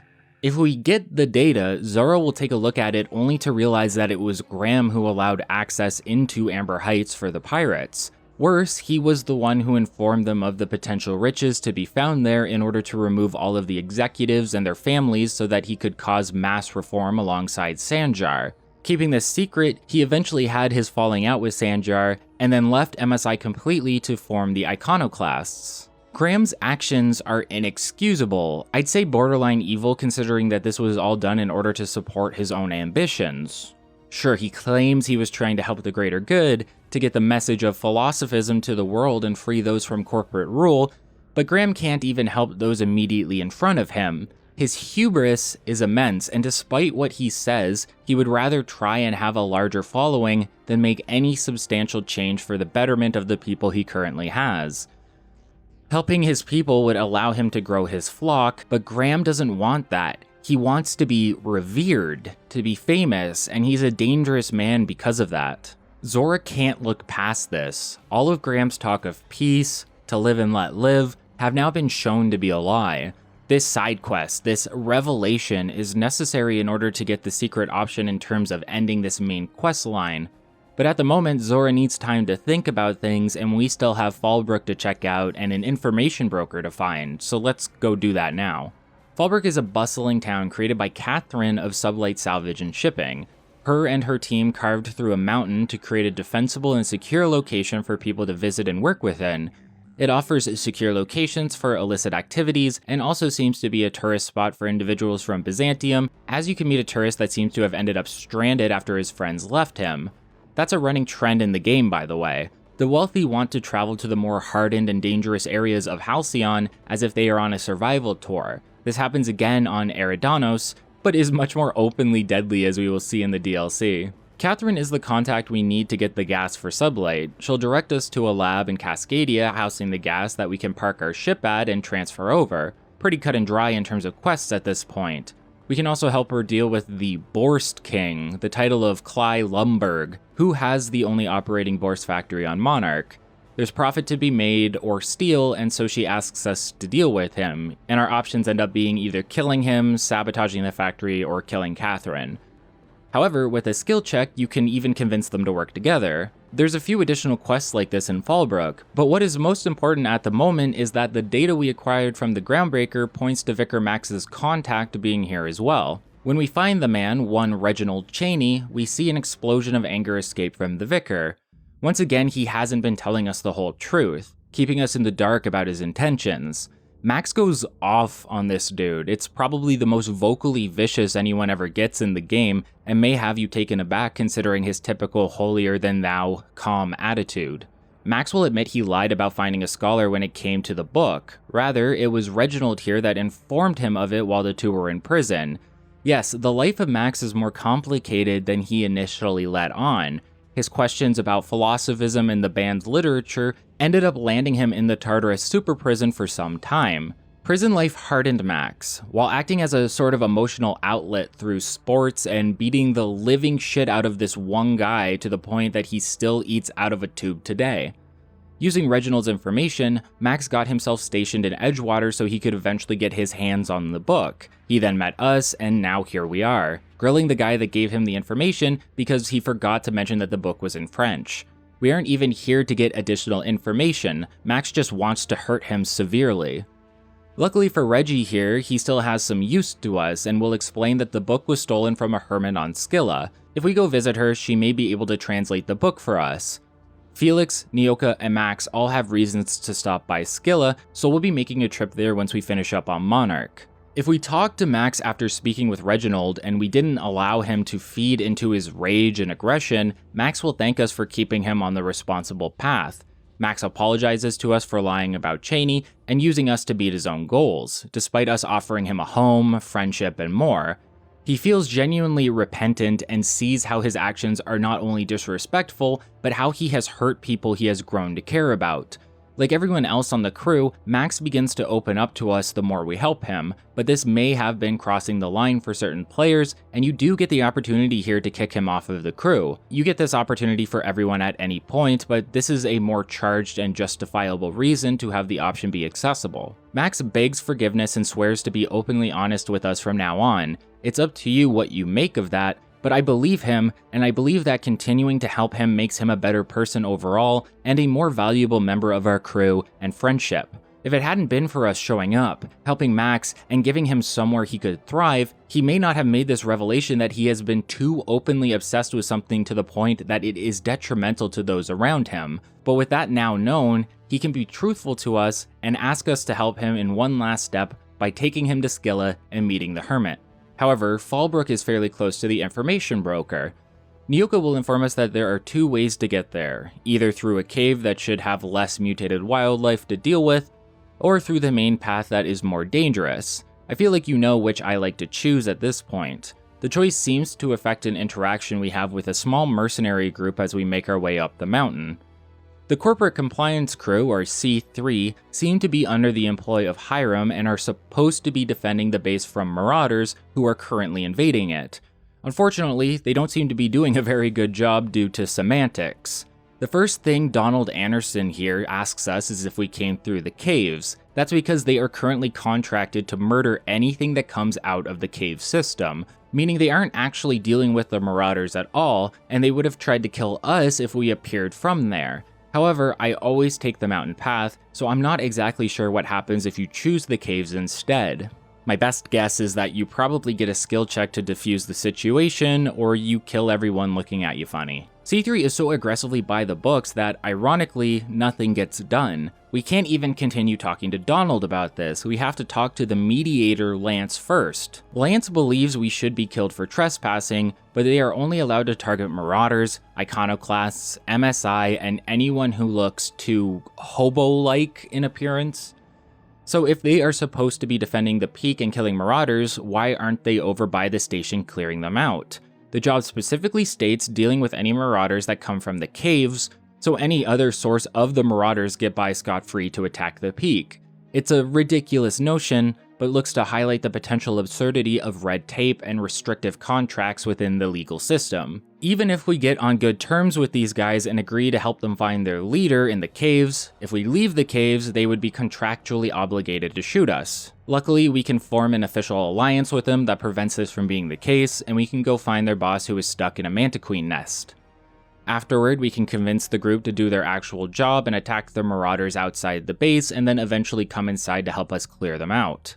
I cannot describe to you how stupid some of these people sound on paper, yet how accurate these portrayals are to our day-to-day lives. So many aspects of business, law, and corporate life are restricted in ways that seem almost nonsensical to the point you wouldn't believe them real. The amount of things someone is allowed to do within a business can be so absurdly restrictive, you'd think they were constantly dealing with malfunctioning robots. And that is a little scary. It's scary that these actual morons are exactly like people you may know or have interacted with in the real world. This doesn't even feel like an exaggeration to me at this point. The rules and regulations of the corporate-controlled society are often nonsensical and harmful. We navigate these systems facing illogical constraints and prioritizing paperwork and rules over humanity and an individual's well-being. This theme reflects a broader commentary on the dehumanizing aspects of an overly bureaucratic system, while using humor to underscore the ridiculousness of these situations. While inside Devil's Peak Station, we can converse with Hiram over an intercom. He periodically hires Nyoka for jobs so she can vouch for us, and once all of the Marauders are dealt with, we can meet him face to face. Hiram's rude and a hard ass, someone that believes he is better than you, but he is highly appreciative of our good work and seems to grow fairly fond of us. Most of his attitude comes off as some sort of defensive wall to keep himself from getting burned. Despite this, he does refer to Nyoka as a friend, and it surprises her so much she vocalizes her appreciation. Not only can Hiram help us with the chemicals, but Nyoka wants to track down the two friends of hers that left Monarch for Terra too. Hiram gives us the location of an outpost near Edgewater that they should be located at, and we can head over there after finishing up on Monarch. I never realized this until hearing Hiram say it, but you would not be able to get the location of the chemicals transmitted to Phineas if you did not deal with Sanjar and Graham up to a certain point first. Both factions were transmitting signals to override each other's broadcasts. Celia will even say that they, paraphrased, no longer need to run their transmissions, which I always found odd, as I suppose I missed that specific aspect of the dialogue. If we had chosen to just reach Hiram as soon as possible, I believe you would not have been able to complete the quest line. You need to at least reach the end of Monarch's faction conclusion in order to make this possible, and I'm guessing it's then up to you if you want to continue completing it or simply move on to the next step of Phineas's plan. I do recommend completing it, however. What I'm getting at is it feels so natural to end up in Stellar Bay and meet Sanjar and make these stops with Nyoka that you may never realize that there is a roadblock you are dealing with. It just feels like how you would progress given the opportunity in reality. Seamless. There's game rules in place to stop you from doing certain things too early so that you see most of what there is to see, but you may never realize that because they are well hidden within the level and quest design of the experience. If we jumpstart the tower for Hiram, we can transmit data to Phineas. However, while this is happening, a UDL or Universal Defense Logistics gunship will fall from space and crash on Monarch. We will be contacted by both Sanjar of MSI and Graham of the Iconoclasts, and they each want something from the crashed ship to bolster their efforts. Graham wants the weapons to strengthen his forces, and Sanjar wants the same to add to Stellar Bay's defenses. You have to choose who to give it to. Do you feel it makes sense to side with the Iconoclasts in this, as they will use the power to attack Stellar Bay, feeling forced into a corner as they wait to starve, or would it make more sense to help Sanjar and defend Stellar Bay? Without the secret option being known to us yet, do you think what Sanjar and MSI are doing is justified? In a way, they are dooming the Iconoclasts, even if this isn't through outright violence. Monarch is a barren world and people are stranded here. They can't just up and leave all the time. The factions need to work together to survive, and Sanjar is actively going against that. Both factions are looking to destroy the other unless we intervene. Personally, I think the greatest good can come out of defending Stellar Bay, but in no way do I find Sanjar's actions justifiable. Despite his good intentions, both factions have their flaws, and this isn't an easy choice to make when you start to break it down. So I decided to deliver the targeting module to Sanjar and then go deliver the bad news to Graham. However, if you complete the side quests for Zora, she will stop us before we get the opportunity to talk to him. She informs us that she believes Graham has gone too far. Blinded as he is, he has the right idea, but is not the right person to execute it. Zora believes the future of the Iconoclasts lies in her taking over and having Graham step down, and she wants us to help her in that endeavor. But that doesn't really solve the problem, does it? Sure, Zora may be better for the Iconoclasts, but they still want to invade Stellar Bay. Hell, with Zora in charge, their military force would probably become even more effective. So what's the right call here? Well, what do we know about Graham? For one, he's willing to do whatever it takes to get his way and actively hide it from his people, slaughtering executives and innocents, all to push his goals of dismantling the corporations. While you might find the end goal worthwhile, it doesn't feel like Graham is going about it all that well. Like I said, he's dangerous and a bomb waiting to explode. If we bring it up to Graham before dealing with him, he will deny any wrongdoing. However, he will hypothetically suggest that he has done so much good that it has made up for any potential transgressions. Ends justify the means as always. Graham does feel guilt-ridden over what he has done, but he has learned to bottle that down for the greater good, believing he has absolved himself by working towards his goal. He sees his responsibilities as preventing him from wallowing in the past and wants the luxury of forgetting what he did. His work here is a means of allowing his conscience to get off scot-free. A real piece of shit, if I'm being so honest with you, and not someone I view as a good leader or a healthy one at that. Graham is a blight. His virtues have been consumed by his hubris, and he is willing to commit any and all atrocities to get his way despite his talk of peace. Graham is stated to be a guilt-ridden psychopath, something you and Zora can both agree on if you choose. If you side with her, she will ask Graham to stand down for what he has done and has continued to do, getting innocent people killed for his own lofty ambitions, just as bad as the corporations he wishes to detach himself from. Ironically, it is Sanjar who is putting in the most work here for actual reform. He gets dirt on the board to use for blackmail, and he actively sets up defenses for his town while not looking to be outwardly hostile. While he is still causing issues for the iconoclasts, he seems to be attempting to do the most good for the right reasons. So everyone can be treated fairly, egalitarianism like he and Graham wanted when the hazard clause went into effect. So do you think Graham's sacrifices are worth it, or do you think he's justified?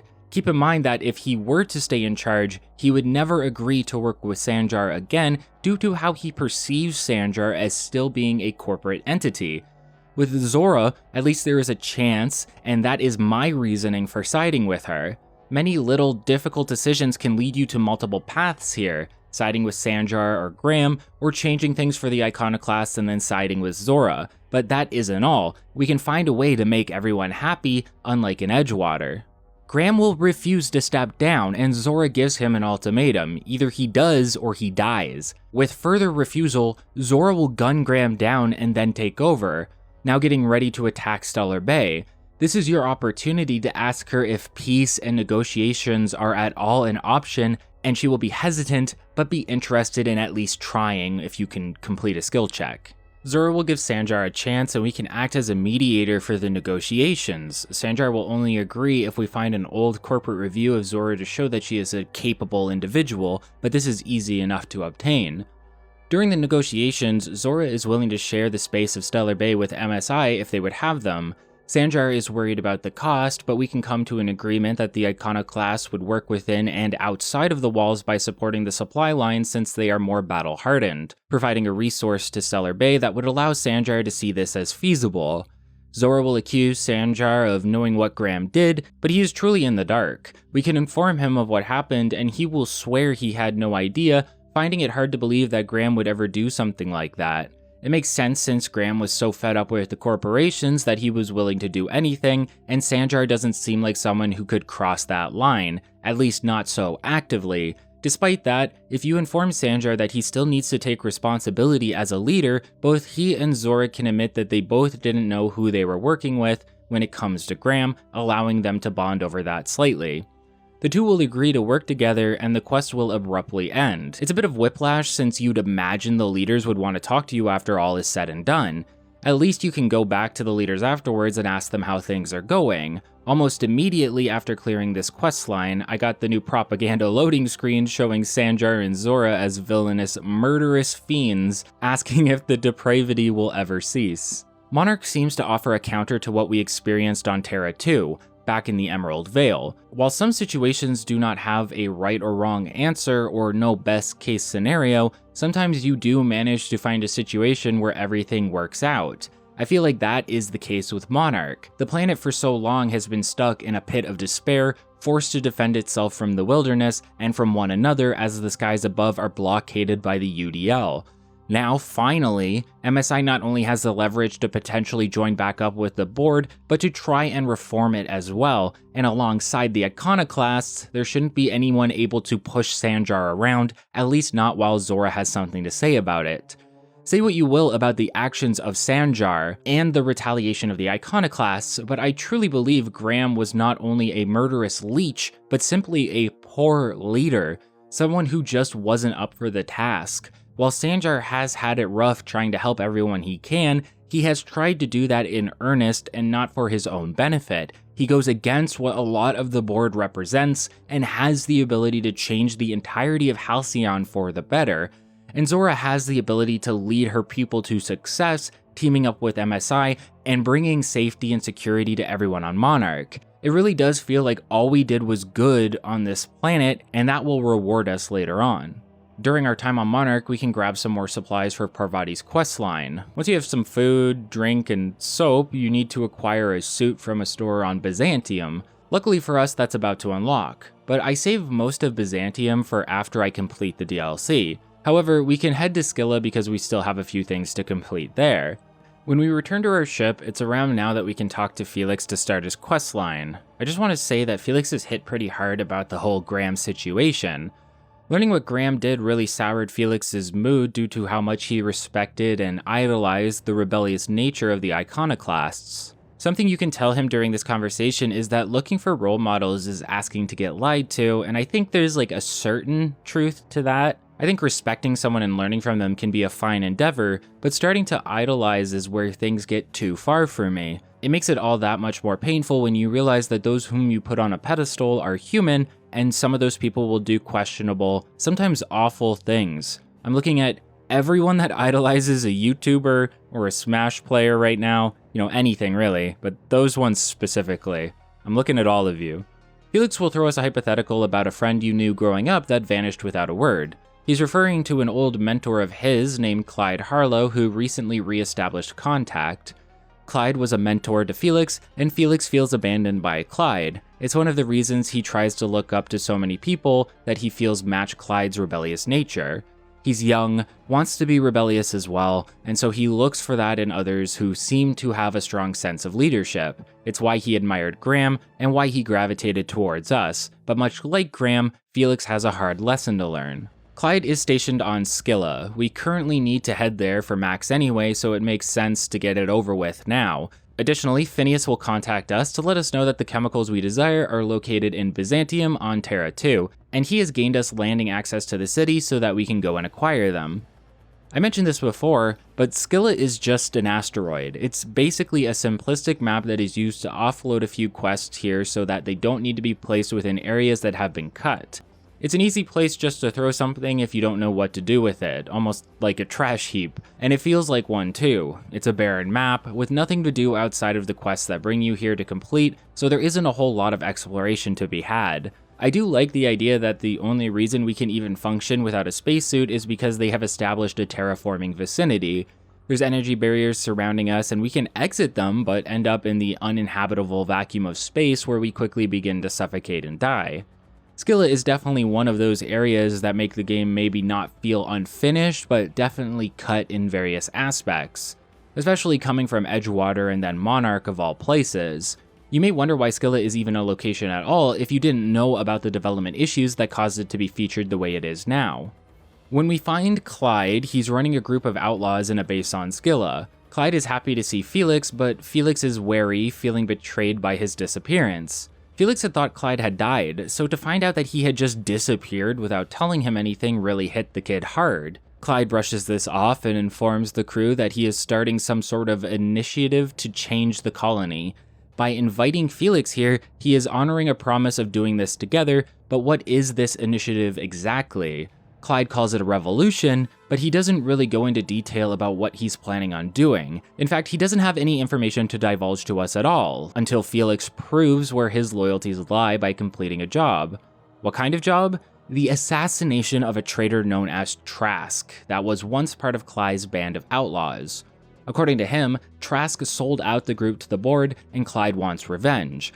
However, things aren't as they seem, and I mean, why would they be? Do you really feel like you could trust someone who abandoned you with no explanation, only to then call for you again, continue to provide no explanation of the past, and then ask you to kill someone for him. No, it should be pretty clear that there is something wrong with Clyde here. Regardless, we will need to head to the Emerald Vale to continue this and Nyoka's questline. Before that, let's visit this hermit and see what's going on with the vicar. When we arrive at the hermit's lodge, Max asks her to translate the book for him. She could, but informs him that he is a man in a hurry and the insights in the book would take years for him to comprehend. Kind of a cop-out in my opinion. While I agree it would take Max a long time to comprehend philosophical concepts from readings, I don't believe he is unable to do that.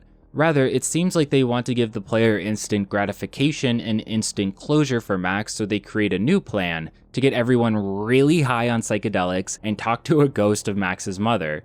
Yeah, I'm not joking. It's more than a little ridiculous and goes against the entire point of the questline. Like, let's say it's not the book that Max cares about, right? Maybe there's a greater message to be had here and he needs to let go of thinking he can find all the answers.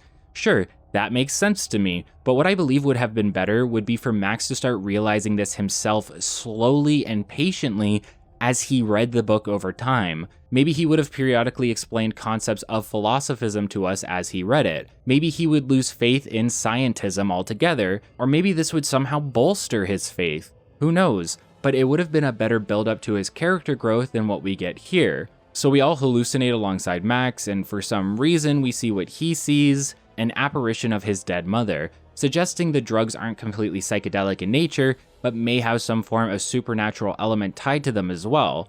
Max's mother explains to him that the flaw in his search for answers is that he is always looking outward and never inward, that he was so enraptured by finding order and following his path, his story, that he couldn't figure out what he really wanted. Max's mother, a woman who in her life believed in the plan, in the architect, tells Max from beyond the grave that there is no order, that he needs to embrace the chaos of life and take everything day by day.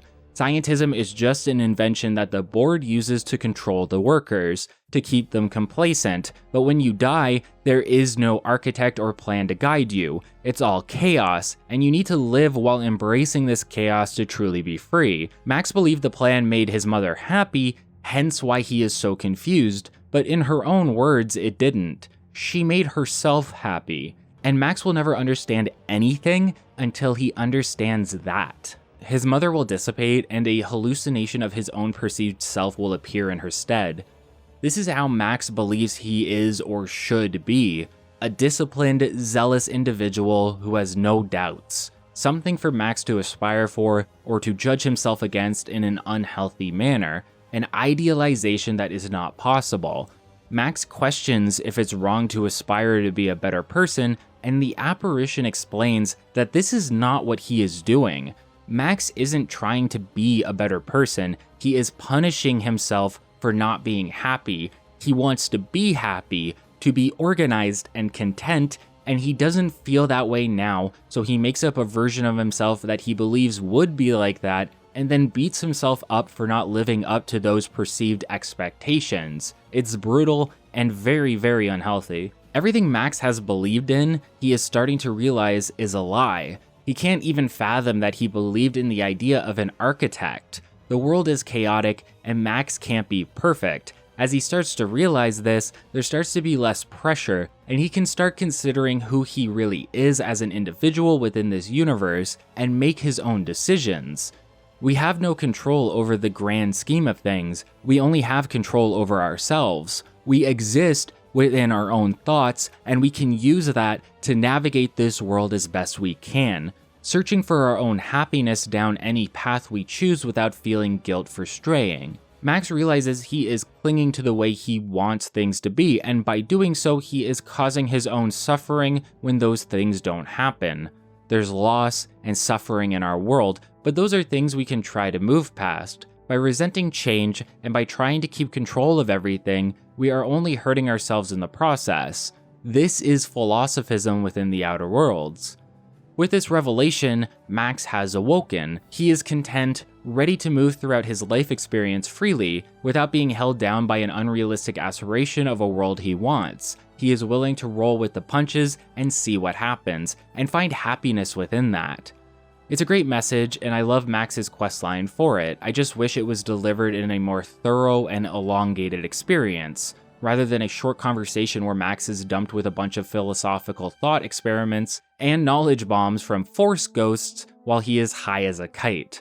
I think there would have been more impact in watching his research gradually teach him this, for him to convey this to us, and for us to see him become happier and happier. This probably wasn't possible due to the scope of the game, but it really makes it feel like Max's conclusion comes out of nowhere and ends abruptly, and I think that's a waste. Refocusing on Felix, we can track down a woman named Rosanna on the Groundbreaker, an ex-lover of Trask's. She can inform us of his location on Terra 2 with a little convincing, and we can then stop by Trask's encampment to kill him or maybe hear him out because things feel a little suspicious. Real quick though, while on the Groundbreaker, I also deliver the gas to Lilia at Sublight, and she has another job for us, salvaging a space station for her to take over. She gives us an override bypass to get into the station, and that should allow us to take control of the systems. We'll complete that in a bit. First, let's talk to Trask.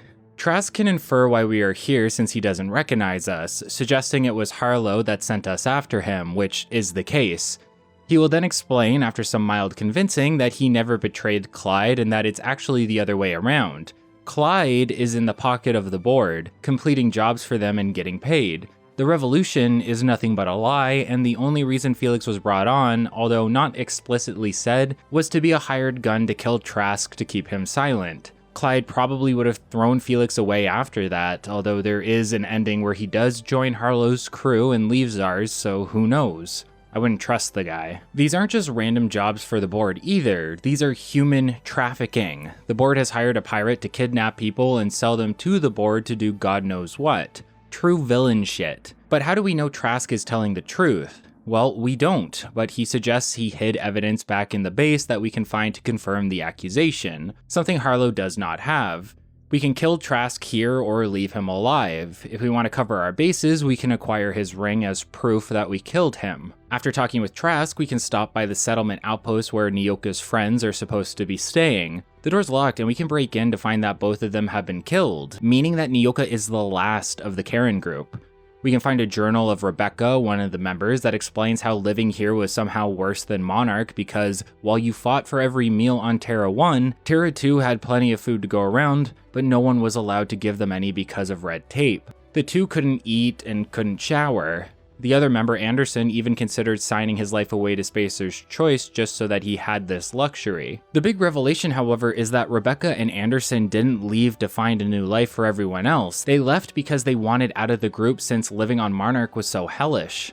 They saw an escape for themselves and took it, never planning on going back. The final entry in the journal suggests that marauders attacked them. Both ended up wounded, with Anderson fatally so. Rebecca chose to take her own life rather than be overrun by the marauders, thus leaving Nyoka as the final surviving member of the gang.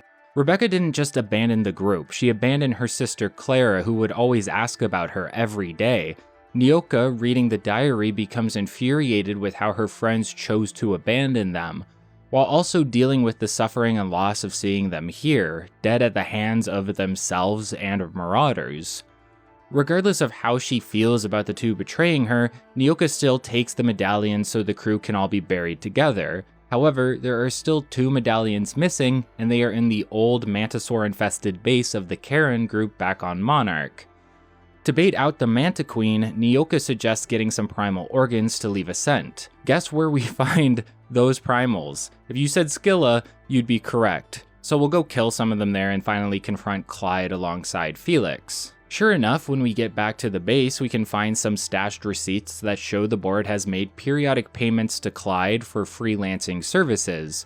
All the evidence you found shows that he was at least working closely with them.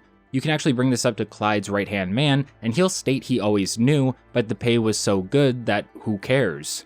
I don't have footage of this, unfortunately, because they all turned on me for reasons that should be pretty obvious in a minute. If we confront Clyde, he will claim the papers don't prove a thing since everyone is forced to work with the board in some capacity due to their rule over Halcyon.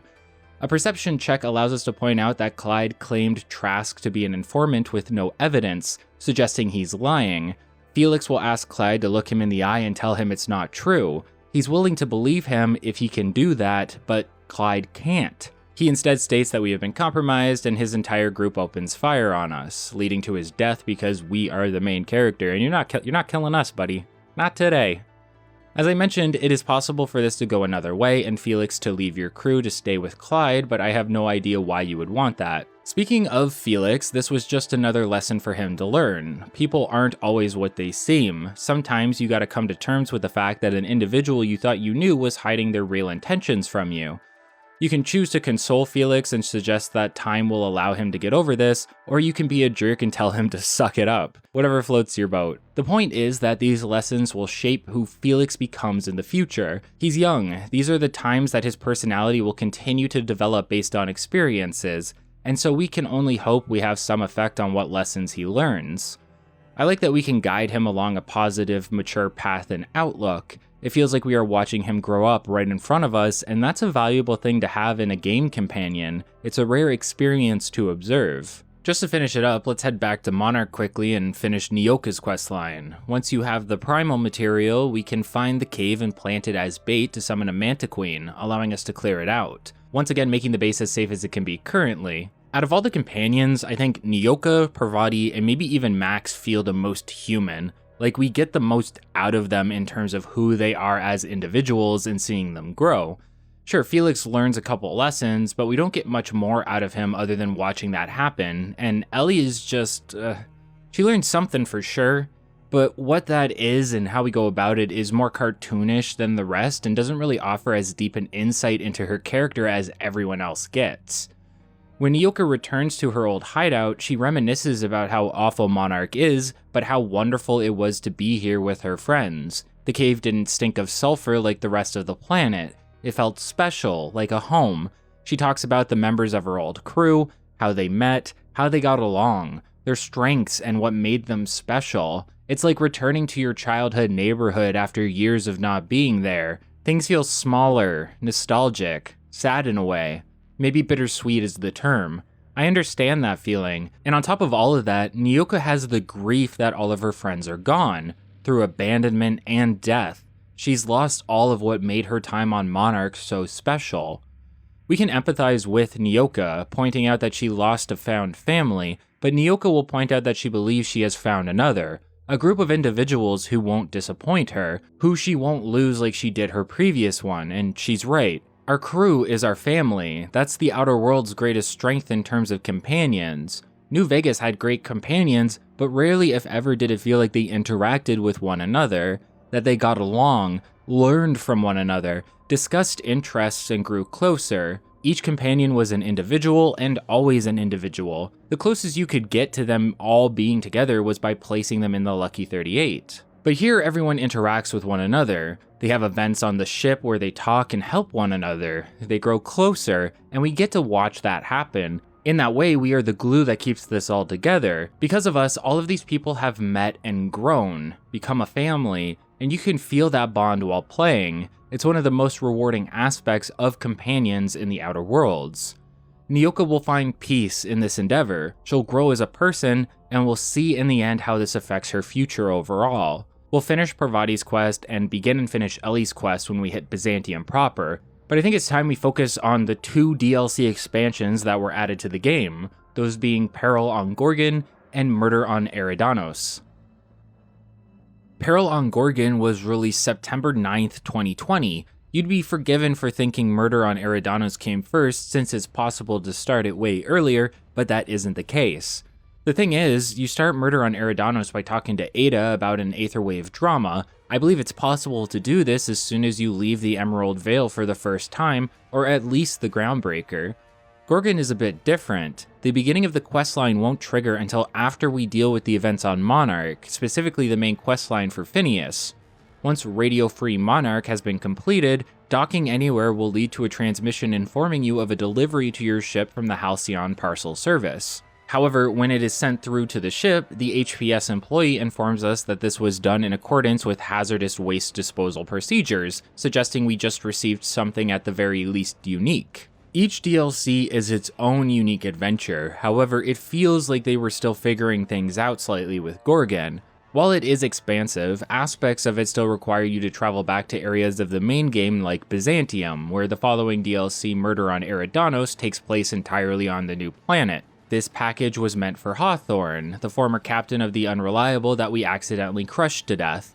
I have to applaud the writers for their creation and presentation of this man's legacy. A man who we would see initially as some nobody joke character, known only for dying, is slowly revealed to be a capable individual who has quite the reputation, including a semblance of respect across the colony. Members of the board, other freelancers, and more know of Hawthorne and his ship, and Ada can accredit him for her sentience, seeing Hawthorne not only as a caring individual, but as a father figure as well. It takes what seems like a joke at the beginning of the game, something that isn't that serious, until the dread seeps in as more information is revealed to you.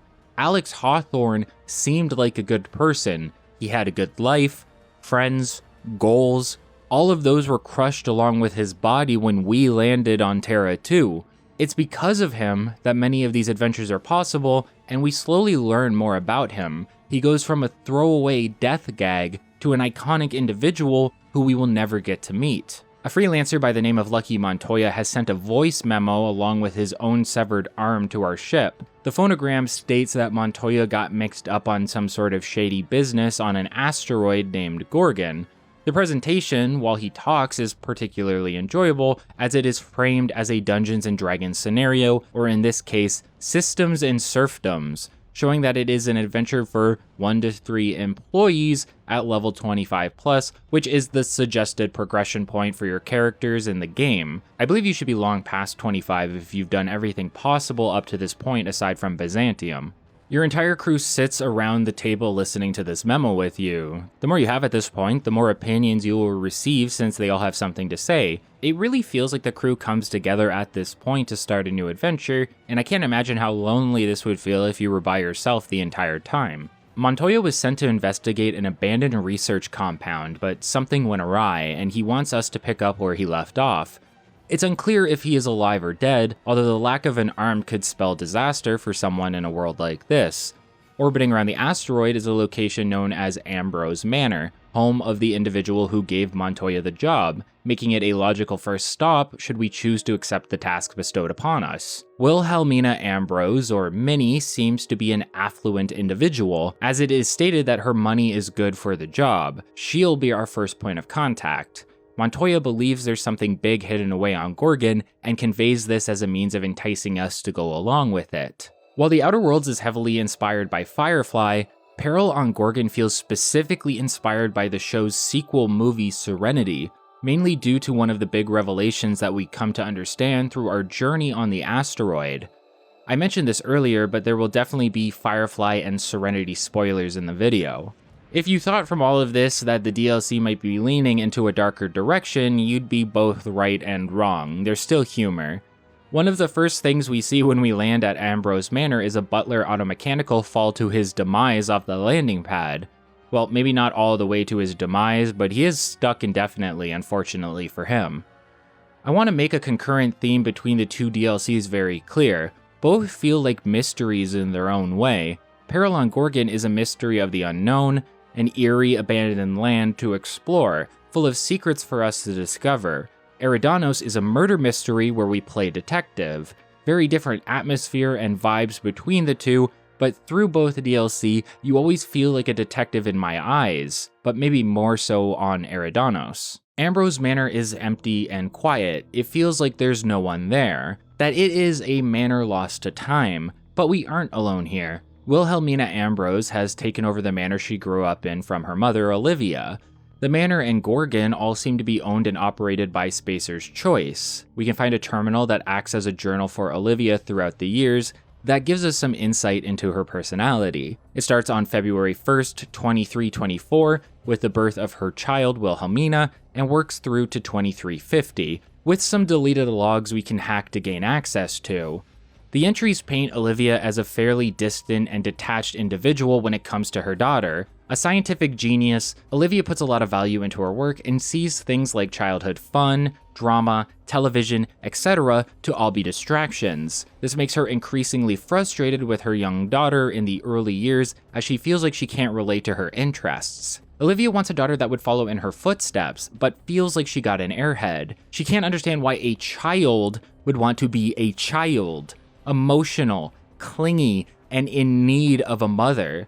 Olivia sees this as a weakness, but she's blind to the realities of growing up. Because she is special, she expects her daughter to be a master of chemistry, math, and physics at 13. This and her focus on Project Gorgon would be what built the largest rift between the two.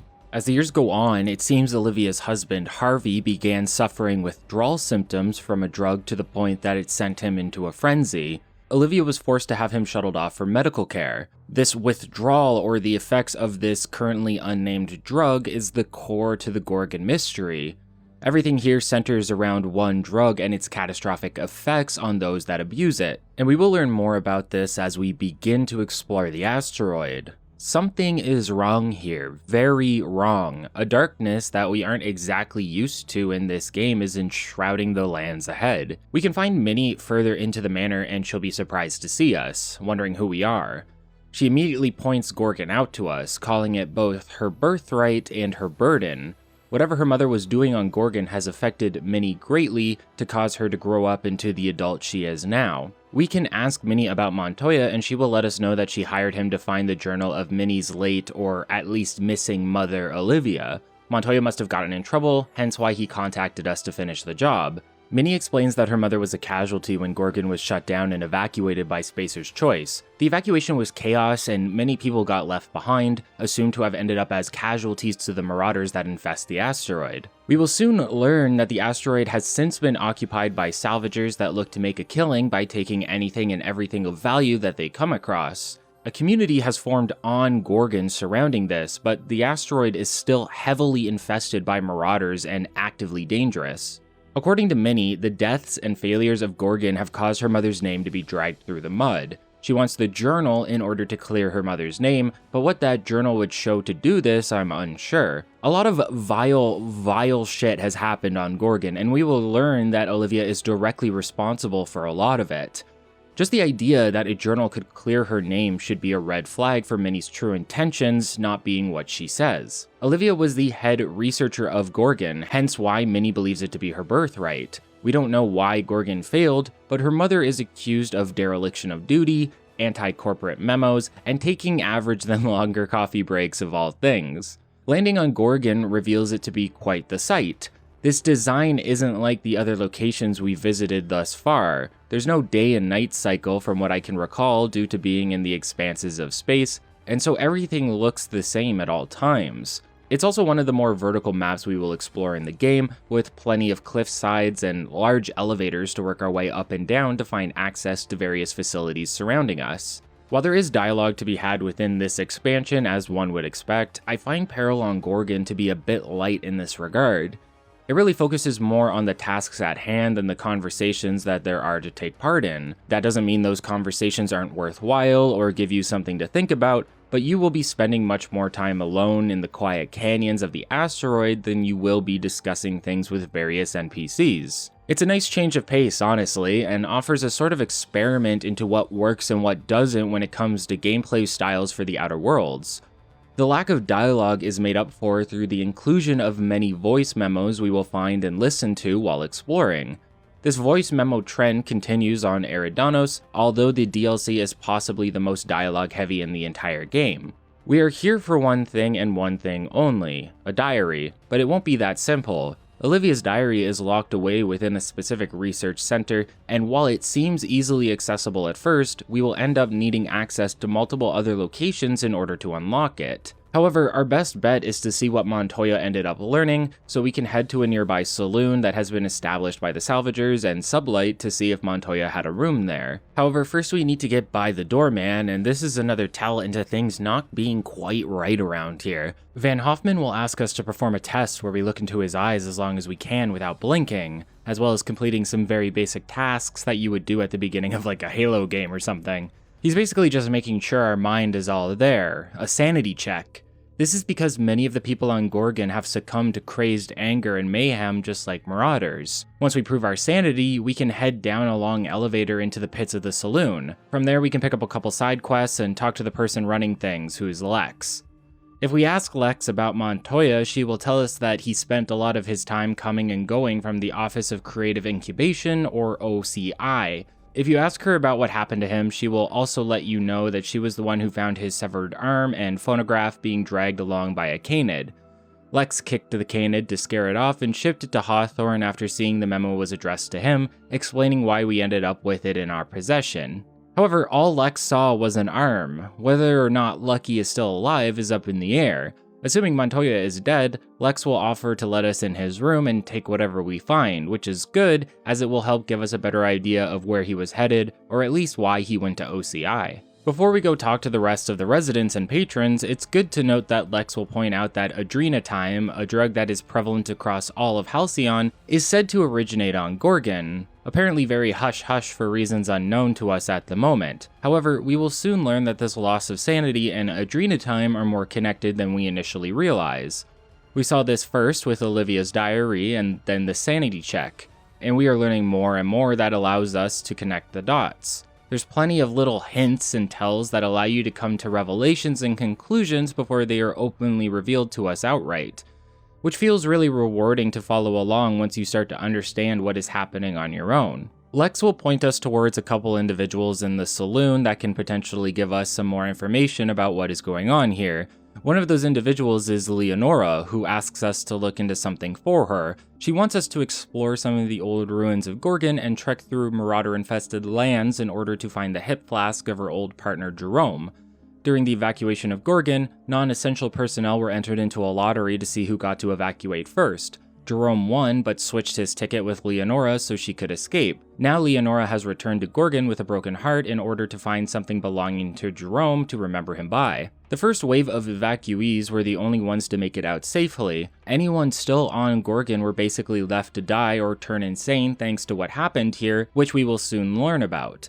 If we reach the ruins and find the hip flask, we can also find a journal belonging to Jerome. Within it, we see that being stuck here and having to deal with the marauder infestations and attacks forced him to consume adrenatime from time to time in order to survive. However, by doing so, he begins to lose his sanity and goes violent. It's not fully clear yet, but Jerome was turned into a marauder by adrenatime, which goes against what the board tells people about them, that marauders are born from charity and laziness, as Parvati puts it. When we return the flask, we can inform Leonora of what happened or keep the information from her. I choose to hide the fact that her partner's sacrifice led to his gradual loss of sanity.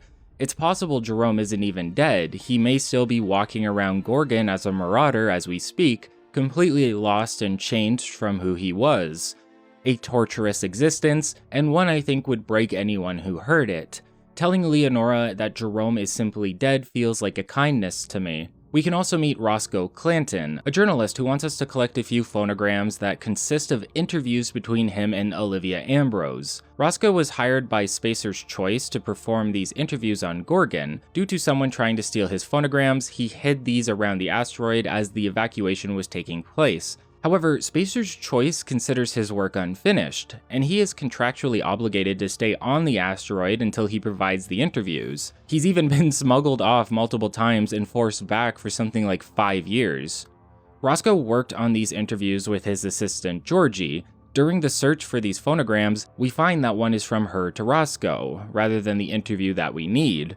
As it turns out, it was Georgie trying to steal the interviews, and she confesses this to Roscoe. However, she needs him to deliver both this message and the 4 additional interviews, one conducted by Georgie with Olivia, to an auto-mechanical near the Gorgon landing pad. It turns out Georgie was a spy and tried to get details about certain chemicals and how to use them from Ambrose so she could deliver them to her employer, which is revealed in the extra interview conducted by Georgie.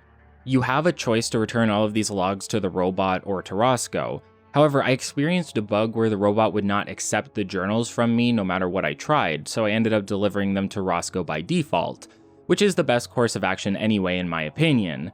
You may be saving Georgie's hide, as she puts it, but I don't think she's even alive to be saved considering she seemed to be searching for these when things started to go awry.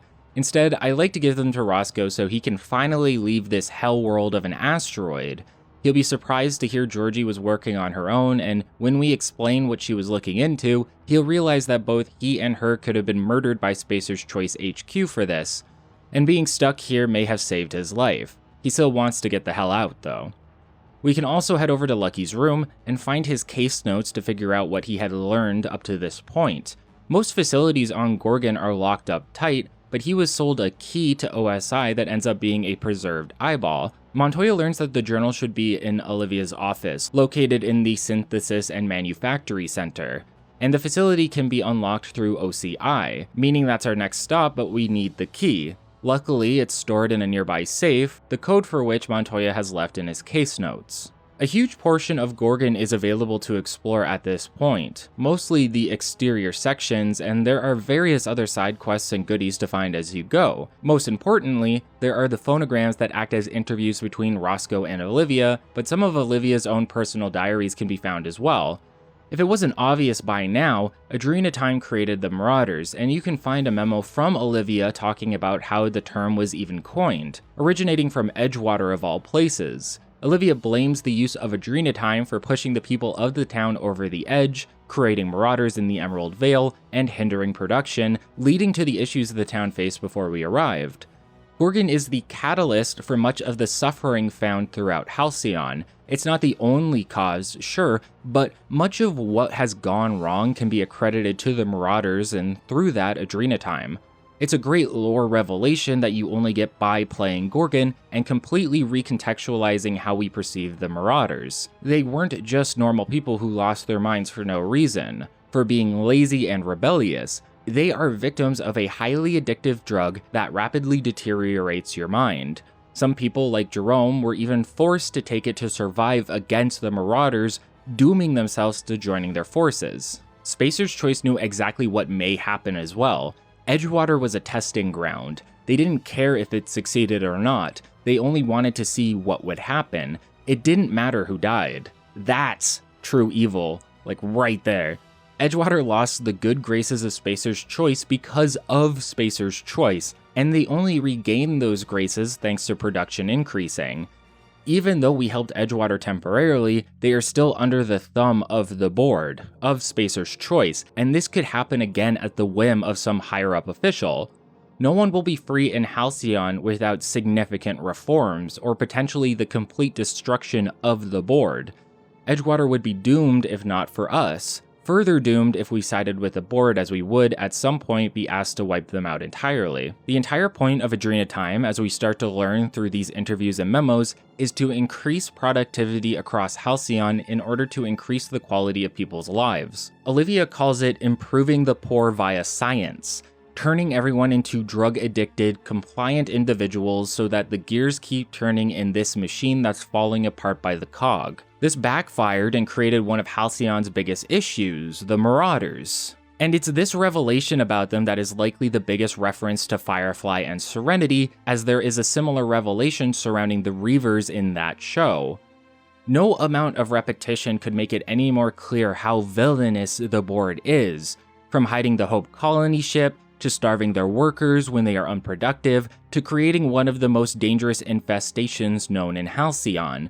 So much death and destruction is the direct result of the board, and they do their best to hide this from the general population, instead blaming them for being lazy or wanting. It sounds almost too on the nose, like this could never happen in real life, and there's something about that I can't help but laugh at. I laugh at you for thinking so naively, for believing that corporations and people in power aren't actively making your life worse on purpose right now, if not failing to make it better for their own gains so it gets worse anyway. That they wouldn't lie to you if they considered you worthy of a response in the first place. We live in a hell world controlled by the rich and wealthy, and they will do anything to control you and keep things the way they are. They are not your friends, and you are not the same as them. They will take advantage of you, they will trick you, you will end up worse off for trusting them. It gets worse. While Adrenatime may be marketed towards human productivity, that is not the reason for its creation. I'm not even sure if Olivia knew this, but Montoya found out that Adrenatime was being created so it could be used on Canids.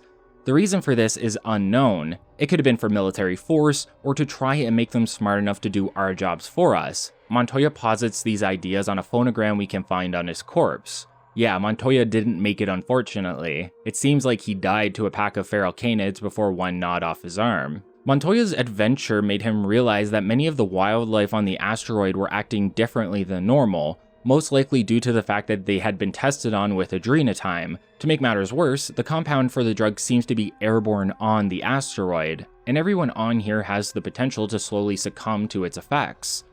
When we finally reach OCI, we can see that it is infested with marauders.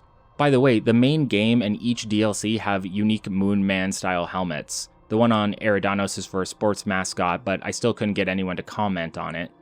OCI has a bunch of displays centered around Spacer's Choice products. There's even a replica of Edgewater focused on the Saltuna factory, which Parvati will comment on in disappointment if she's in your party, wishing they focused on something cooler like the volcano that's in the Emerald Vale. When we reach the administrator's office to unlock the Synthesis and Manufactory Center, a mysterious figure appears on the screen telling us to turn back now if we know what's good for us. It seems this anonymous individual has been following our actions throughout Gorgon and wants to prevent us from being able to reach the journal. They have the ability to lock us out of everything, meaning we can't access the SMC.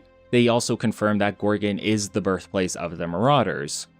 The only way to open up the SMC is to activate overrides in the Human Inquiry and Auditing Facility as well as the Chem Lab. However, both of those are locked down and we don't have the credentials to access them. A nearby comms tower can be used to access the staff directory of the asteroid and hopefully allow us to find someone who can help. Sure enough, an individual named Clarence Mosley still has a tracker that allows us to find out he's somewhere on Byzantium. This is the only time in any of the DLCs where we need to leave the DLC area to continue the questline. First, we need to head to Byzantium and find a new instanced internal area in one of the buildings where a Canid show contest is taking place. Here we can find Clarence, but he refuses to talk about Gorgon unless we get him the trophy he feels he deserves to have. He's also the dude whose eye we used to get into OCI, so we can return that to him if we want.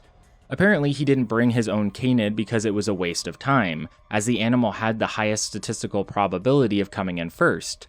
We can also talk to Milburn Holtz, who owns a Canid named Anubis. For some reason, this will place Anubis in our captain's quarters on the Unreliable. Once we acquire the trophy, we can ask Clarence to lift the lockdowns for us, but he can't. We need to find two people, one from each facility that are still alive, and ask them to give us access so we can head to those locations and lift the lockdown ourselves. Clarence gives us the locations of Marion Blakesley and Jasper Lowe. Marion is somewhere on the Groundbreaker, while Jasper is in some station orbiting around the planet Olympus. Getting more information out of him, Clarence will explain that Gorgon failed because of cascading elements. The drug was dangerous, testing was faulty, and people were overall irresponsible. Even if adrenatime could have become a safe drug to use, Spacer's Choice didn't have the ability to make that happen. The area of the Groundbreaker we explore is brand new to the DLC. It's its own instanced map. However, I do like that aspects of the main game can feed into it slightly. For example, the armed guards we met can be talked down if we have Parvati mention that she's dating Jinlei. Blakesley has guards because she fears for her life, both due to her work and due to her affiliation with Project Gorgon. However, we can make it past her defenses and let her know we mean no harm. Blakesley will explain to us that the tests conducted for adrenatime were performed on humans in the Human Inquiry and Auditing Facility, leading to piles of bodies due to the violent side effects.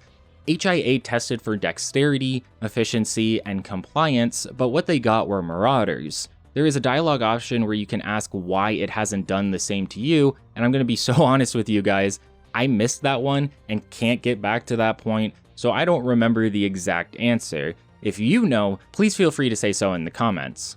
Blakesley is pretty relaxed for someone who committed crimes against humanity. She doesn't have any issue granting us access to HIA, meaning we can head out and make our way to Olympus. However, on our way we end up getting boarded by a mercenary group / tossball team. Luckily Hawthorne planned for this and we can have Ada spring a trap that kills a good portion of the men attacking our ship before we push back into theirs. Not much to it though, other than convincing them to leave or killing everyone on board. Jasper needs a little more from us if he's going to comply. He wants us to head up a huge elevator and restart his electromechanical turbine for him. Easy enough except for the hostile automechanicals we need to deal with. Either way, he will keep his word and gain us access to the chem lab, meaning we can finally head back to the asteroid. Starting with the HIA, we can begin making our way to the terminal. That will be the first of the two we need to end the lockdown. However, the trek through the facility is brutal. Not due to the enemies necessarily, but because we get to see firsthand what happened here. Stuffed full of hysterical human test subjects that will attack you the moment they see you, the HIA is a place of horrors. Volunteers would arrive as test subjects, but all of these tests made these people go mad in the process. This led to issues with security and multiple deaths. And whether intentional or not, many subjects were fed to the trash compactor, leaving flesh cube amalgamations scattered throughout the area. Even the party members don't have much wit during this segment. It's too hard to stomach for anyone. There's no humor in it. It's a crime against humanity what happened here, and none of these people deserved the fate they met just so Halcyon workers could be more efficient. Spacer's Choice knew what Adrenatime would do, but they released it anyway. They didn't care that they were dooming countless individuals to a life of death and destruction. The workers didn't seem to care much either. Maybe looking back on it, some of them have regrets, but for the most part, this was just a job to these people. This was their normal. Their work, their research came first, and they didn't care who had to die to make it happen. They just cared about how they were going to dispose of so many bodies. As Parvati puts it, all this cruelty done to regular working folks without even a shred of regret. The targets are the workers. The corporations hold no value in their workers. They don't see them as human. They are just assets to be used and abused, as we have learned already, again and again, all the way through this retrospective. Similarly, the chem lab has its own fair share of testing and mishaps, mostly on primals and other wildlife. Once we have access to both facilities' terminals, we can end the lockdown, giving us access to the final facility we need to enter to find the journal, the SMC. Like many of the other areas, it's infested with marauders, but they are easy enough to deal with, and we can finally do what Montoya failed to, collect the journal and attempt to make our escape. Each time we hit one of these terminals, the mysterious figure continues to spy on us, constantly ordering us to leave. However, they don't seem to have any power here, so we can make our way back to the ship without any issue. When we return to the cockpit, Minnie will contact us. However, someone else begins talking over the channel. It's the mysterious figure, but they aren't so mysterious anymore. As it turns out, it's none other than Olivia Ambrose, back from the dead. Or rather, she never actually died. Olivia has been working on Gorgon, trying to find a way to cure the Marauders all this time, and preventing anyone from reviving the project. And guess what? This goes against exactly what Minnie wants, because this was never about clearing her mother's name. While yes, Minnie did believe her mother was dead, she wants the journal so she could resurrect the project herself, doing things properly so Adrenatime could become the wonder drug it was supposed to be. Olivia couldn't find a cure in all her time on Gorgon after the evacuation, so now she wants to destroy everything and shut it down. This is her life's work, and even she realizes how dangerous it is. I don't know if you could conclude that Olivia was the mysterious figure via evidence, but I think it's at least probable. Through all the Marauders and corpses, you never see a trace of Olivia anywhere, and she's always sounded very capable and self-reliant. As the project lead, who else would feel like they own Gorgon? I remember playing this for the first time, and the reveal made me audibly gasp out loud, and it wouldn't be for the last time in the playthrough either. So the mother and daughter want two different things. One, the revival of Adrenatime, and the other, its destruction. And you have to make a choice here. Should you attempt to make Adrenatime work, or should you get rid of it completely? Technically, the drug wouldn't disappear, just all of the facilities and research that went into creating it so that it couldn't be experimented with further. However, this doesn't guarantee it will never be experimented with again, right? Regardless, the revival of it, with it potentially being safe, is too much of a risk in my mind. It makes no sense to see all the horror and destruction that the first go of the project caused and think that you could do it better this time around. Ultimately, you were given the option of attempting to stop Minnie by returning to the manor or stop Olivia by returning to the SMC. Minnie warns us that she will put the manor on lockdown and activate anti-intruder defenses, and Olivia will do the same with her mercenary tossball team. If we make our way to the manor, we can fight through to a revealed elevator that takes us to an underground laboratory full of rabid test subjects out for blood. Minnie doesn't care about the well-being of these people, at least not at the moment. Just like the corporations, they are tools for her to utilize at her leisure. Her mind is so clouded by progress and by fame, wanting to create the most important successful drug in order to be in the good graces of everyone in Halcyon, to be important. She tries to justify this to us, claiming the Marauders are endangered since Adrena time as we know it currently will cease to exist, but without their fix, those Marauders will get even more violent and wreak havoc throughout the colony, something Minnie doesn't care about at all. She's selfish. To her, this is her mother's mess to clean up. She just wants to pick up all the pieces that will benefit her while leaving all the issues on the floor. During your conversation, Parvati will chew into her, tearing her down from her high horse and attempting to bring her back to reality to realize that people are hurting. We can either back off or kill Minnie here and now. Alternatively, we can use persuasion checks to suggest she reconciles with her mother. They are both scientists. They could potentially find a cure for the Marauders by working together, instead of trying to revive Adrena time. However, a big reason for Minnie's ambition, for being so obsessed the way she is due to how Olivia treated her as a child, how uncaring and distant she was, and how she never took Minnie seriously even when she wanted to help with R&D. That lack of trust and respect shaped Minnie into who she is today. But with enough persuasion, Minnie will come to think that maybe she can't fix Adrena time, but she could potentially fix her relationship with her mother. You can do this in any order, I believe, but I always start with Minnie first. Once we are done talking to her, we then need to go assault the SMC because Olivia still thinks we must be coming to revive the project for her daughter. So if you want the reconciliation ending, you need to go through 2 large-scale fights back-to-back, which acts as a great climax to the DLC. When we reach Olivia, she chastises us for dooming Halcyon, but that's not why we are here. We can tell her that Wilhelmina wants her to come over for tea, and this will turn out to be a code phrase Minnie would use when she missed her mother and absolutely needed to see her. It's a nostalgic phrase to Olivia, one that allows her to break down her barriers and listen to us about making peace. She decides to stand down and trust us, returning to the manor and agreeing to meet with her daughter. We can then make our way back to meet them for one final conversation. When Minnie asks her mother how she knew Gorgon was going to fail, Olivia will explain that it was the deaths of all the volunteers. For a corporation to care so much about expenses and the bottom line, but to let so many volunteers die, volunteers that cost money to house, feed, and ship around, it made no sense and was a logistical nightmare. Olivia believed that if she could just produce results, she could save the volunteers from Spacer's Choice, but this never stopped the employees of OCI and the writing was on the wall. Gorgon failed, the facilities collapsed, and Marauders infested the asteroid. Following this, Adrena time as it was, a dangerous substance, was shipped through Halcyon with a focus on Edgewater. Olivia despises what the board has done, but she isn't necessarily innocent in any of this. She is Project Gorgon after all. Most of this was only possible thanks to her. She may have wanted to stop all of that suffering, but she never stayed her hand in enacting the orders, never decided she wouldn't be part of it. It's always with the best intentions that the worst work is done. But Halcyon is a lawless land. We wouldn't turn Olivia over to the board. They may be the law around here, but that doesn't mean they are a moral good. They are the main antagonists of this game after all, the capital B, capital G bad guys.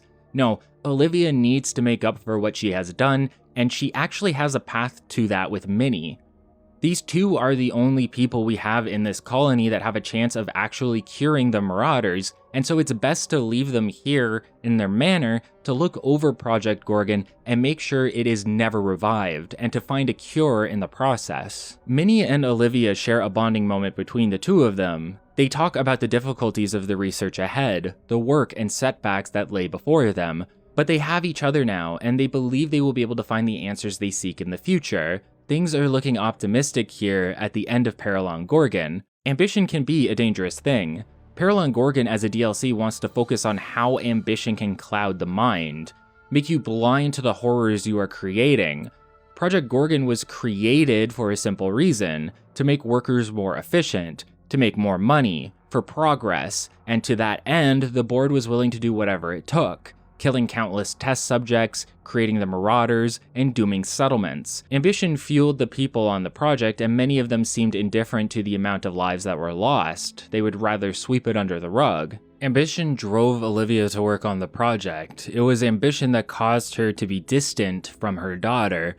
And it was this distance that built Minnie's own ambition and almost revived the facilities on the asteroid. It's a dangerous, cyclical thing.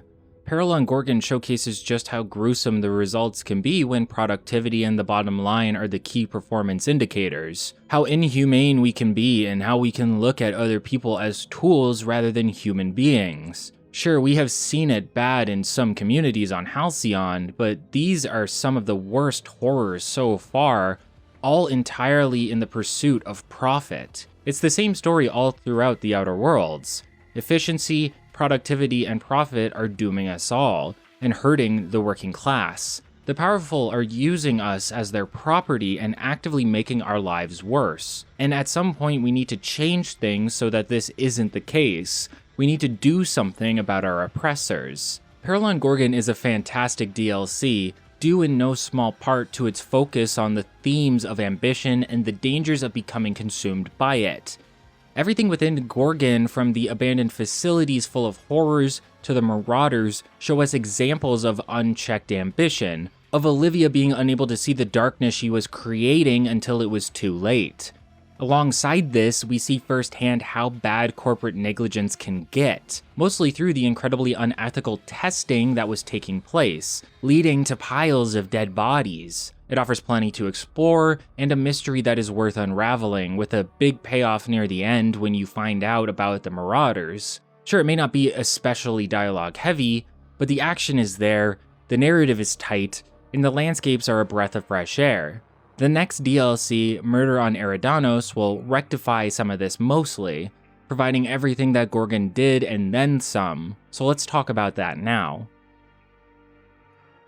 Murder on Eridanos is not only my favorite DLC in the game, but potentially one of my favorites from Obsidian in general. While it doesn't hold a candle to something like Old World Blues, it can certainly stand in the room with it, providing a murder mystery for us to solve, as well as a new beautiful map of floating islands to make our way around. In fact, I find this DLC so enjoyable that I like to play through it immediately, or at least after Project Gorgon. The thing is, these expansions are leveled. If you remember, Gorgon was 425+, but you could take part in it regardless of level if you finished Monarch. Eridanos is different. While it has a higher suggested level of 30, you could unlock it long before unlocking Gorgon. This means you can complete it incredibly early if you wish, but I suggest against that. While there is probably less combat overall than Gorgon, there is still a substantial amount of fighting ahead, and the enemies on Eridanos are particularly deadly in comparison to what you have faced thus far. It's not like the game gets substantially more difficult, but there definitely is an increase, with Eridanos hitting exactly where I would want the difficulty to be throughout my journey, rather than the breeze we got on normal and hard mode. Released on March 17th, 2021, Murder on Eridanos focuses on the murder of serial star Ruth Bellamy, who plays the famous character Halcyon Helen, a spokesperson for Rizzo's Spectrum vodka.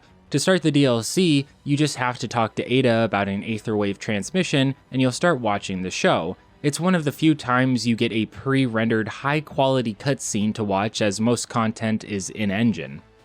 During the show, Halcyon Helen appears uncomfortable, as if expecting an attack. Suddenly, the Aetherwave pauses for a special news alert, letting us know that Ruth Bellamy has recently been murdered at the resort hotel on Eridanos, a location owned and operated by Rizzo's, as well as a subsidiary of Sublight known as Sublight Underground, or Slug. Almost immediately, we are contacted by Administrator Ludovico, who runs most of the operations at the resort. Ludovico explains that Ruth was supposed to unveil the new Spectrum Brown vodka, which gets its flavor from a dead parasite marinating inside the bottle, but they can't move forward with the unveiling until the killer is apprehended.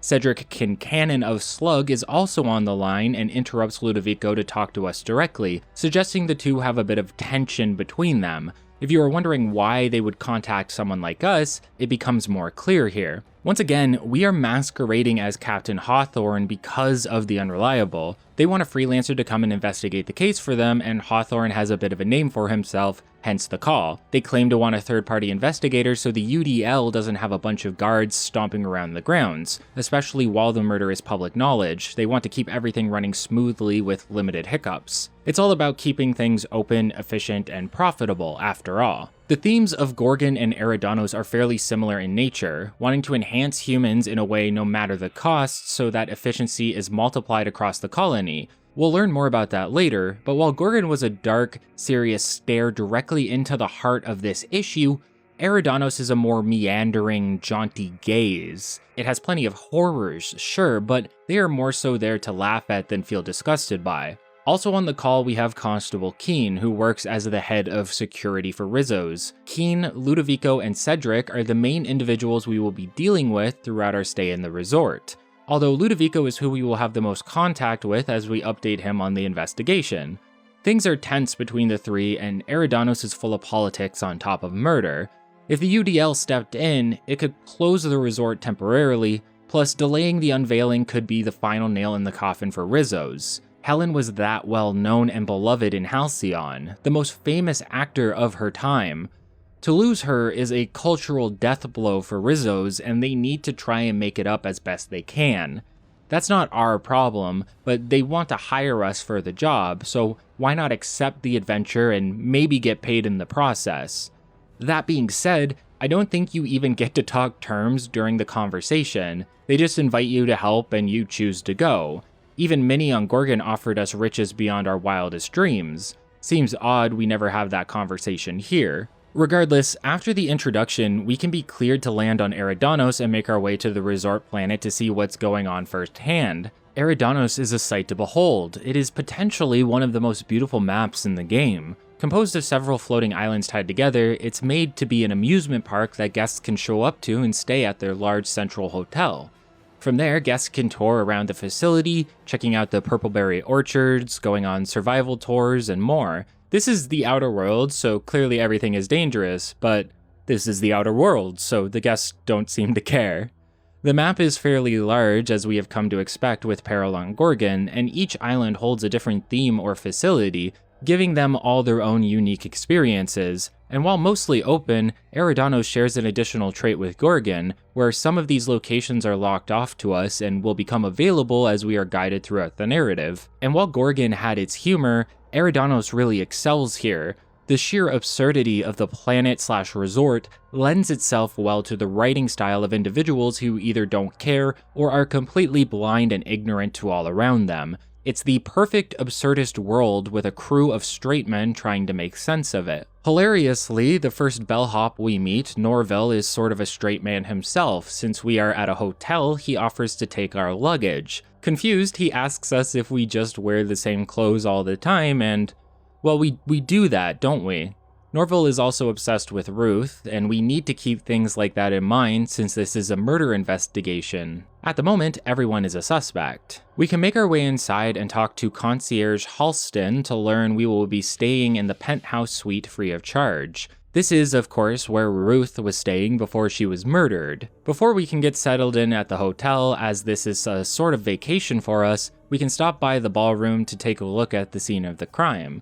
The body of Ruth Bellamy lies between Keen and Dr. Goodnight, a reference to, I assume, Dr. Strangelove. Goodnight will offer us a special science weapon unique to this DLC, but one we can bring with us anywhere. It's called the Discrepancy Amplifier, and will be used to help us find discrepancies throughout the resort by informing us of them nearby. How does it know what a discrepancy is? I couldn't tell you. Science is magic in the Outer Worlds. On top of that function, the Discrepancy Amplifier has a built-in personality and voice module, so it will vocally analyze various discrepancies we find. By finding these issues, we can not only learn more about the case, but gain information we can use to ask our witnesses and suspects additional questions. While the analyzing function won't work outside of Eridanos, it also functions as a weapon, and you can upgrade it if that's something you are interested in. As for me, I don't really like weapons like this and tend not to use them. When looking through the scope of the amplifier, we will see various highlighted discrepancies with particle effects flying off of them to better make them aware to you. It's a small mechanical addition, but it is huge in making you feel more like you are actually taking part in a detective case, and not your typical stop on a planet in the Outer Worlds. These extra mechanics are what can help make DLC feel special in comparison to the main game, and Eridanos does that well.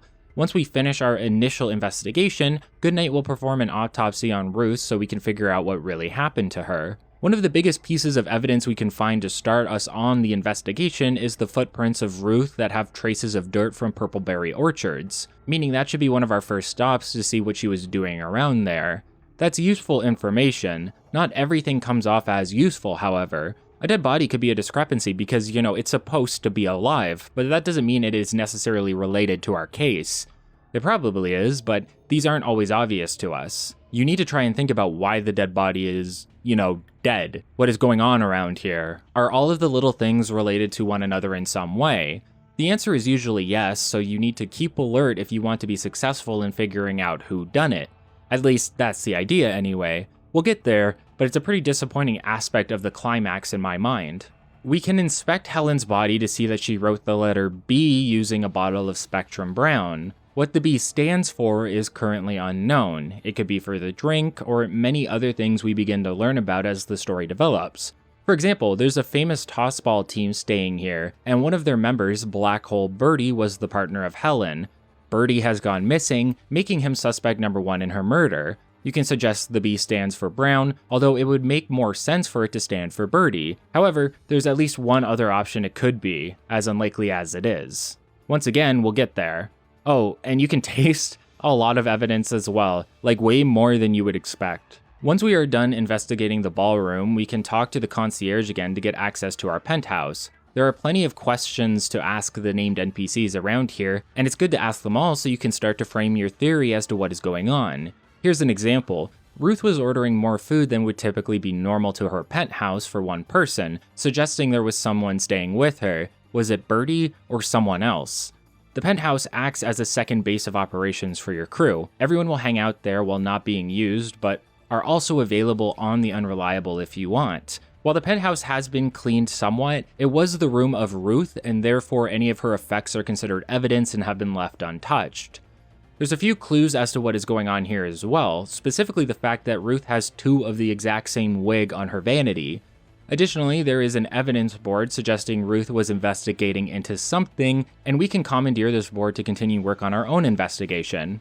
Despite being a resort town, Eridanos is extremely dangerous. Almost everything around us will attempt to kill us, especially within the orchards and the safari. And with the higher leveled enemies, this makes it the most dangerous location within the entire game. Even as we progress, the main island will be infested with various enemies from time to time. Some escaped raptidons, some crazed hosts taken over by parasites. We'll get there. Just a whole mess of things. It's great. There's also plenty to explore. The surrounding areas are teeming with life and items and weaponry, but even the hotel is much bigger and open within the interior than you may expect. It makes Eridanos feel larger than many of the other locations we have been to previously. There was plenty that I missed on my first ever playthrough of the DLC that I found upon returning. However, we currently do not have permission to enter the VIP suites of the hotel to interview the individuals within. You can't even operate the elevator yourself. We have to tell a woman on a communicator where we wish to go. Funny enough, if you get to the back rooms of the hotel, you can actually find her at her monitoring station to say hello. I thought it was really cool that you get to put a face to the name. I love little things like that. However, I find the majority of the side quests mediocre to take part in, because I found they didn't have much to say about the mystery at hand or anything at all. Not all of them, of course, some are great at that, but a good amount of them seem to be there just for content's sake. I do enjoy the mechanical elements here and there, though. One offers a huge hedge maze to explore, and another requires us to solve a chemistry puzzle to fix the nearby pool. Another is the collectathon of all the different brands of Spectrum vodka. By getting all of them and bringing them to a nearby lab in the orchards, we can get a special science weapon. We can communicate with Ludovico from the penthouse, and he will reveal some interesting information, namely that he didn't want to hire us at all, but due to Cedric owning aspects of Eridanos, that led to some logistical issues. Keen suggested a third party so that the job could get done, hence why we were contacted. Ludovico doesn't seem particularly happy that we are here, which is a little suspicious, but it doesn't mean he has done anything wrong.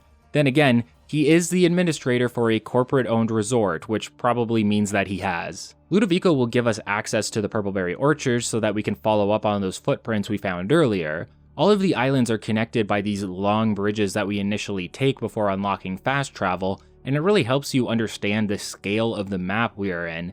Each island can feel like its own massive map to explore. Well, most of them. Some are smaller than others, but the scale still feels tremendous. If you ever wanted to know what a purpleberry nut hut looked like, here you go. That's a thing you know now. It's one of the first things we run into when we reach the island housing the orchard.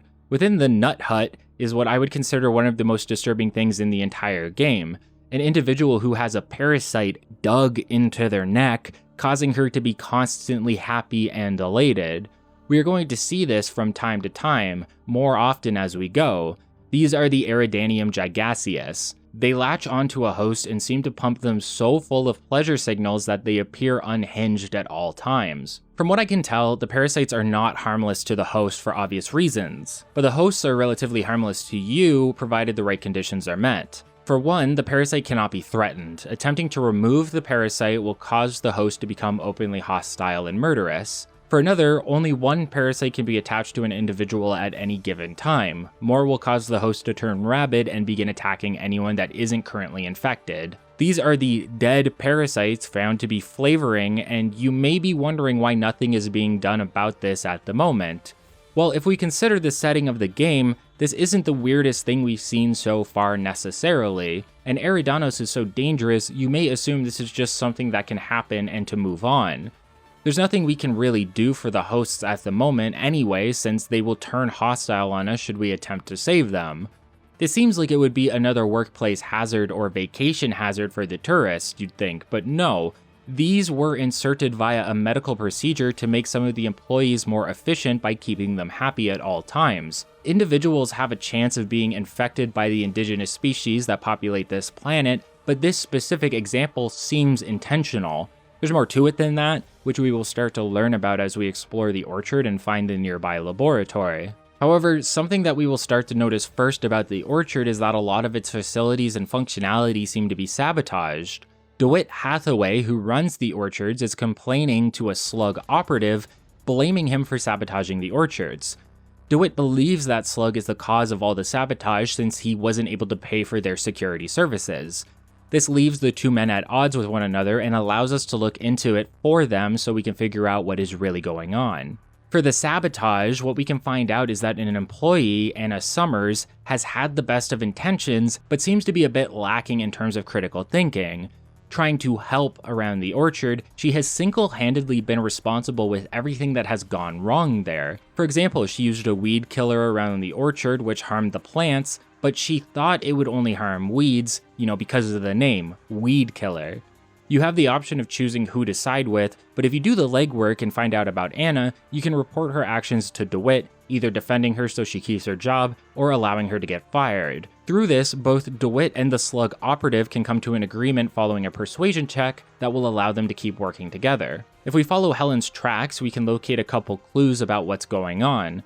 The first piece of evidence seems to be a destroyed picnic area, the aftermath of a date gone wrong between Helen and Birdie. In a fit of rage, he seemed to destroy his tossball stick. That's another flag against Birdie, by the way. He has anger issues he hasn't been working on, and those can lead to violence. Ruth/Helen seemed to love him anyway, but something between the two led to a breakup here at the picnic. Additionally, we can find a note written to Helen about someone finding the scoop of a lifetime. The letter warns Helen that there is danger about and to leave as soon as possible, preferably without packing. Just straight out of Eridanos. Despite this, the note says to meet the individual in the ballroom at 10 p.m., most likely when the murder took place. The letter is signed B, but does that B stand for Birdie or something else? When we meet the guy, Birdie doesn't really seem like the type to be investigative, so let's leave that alone for now.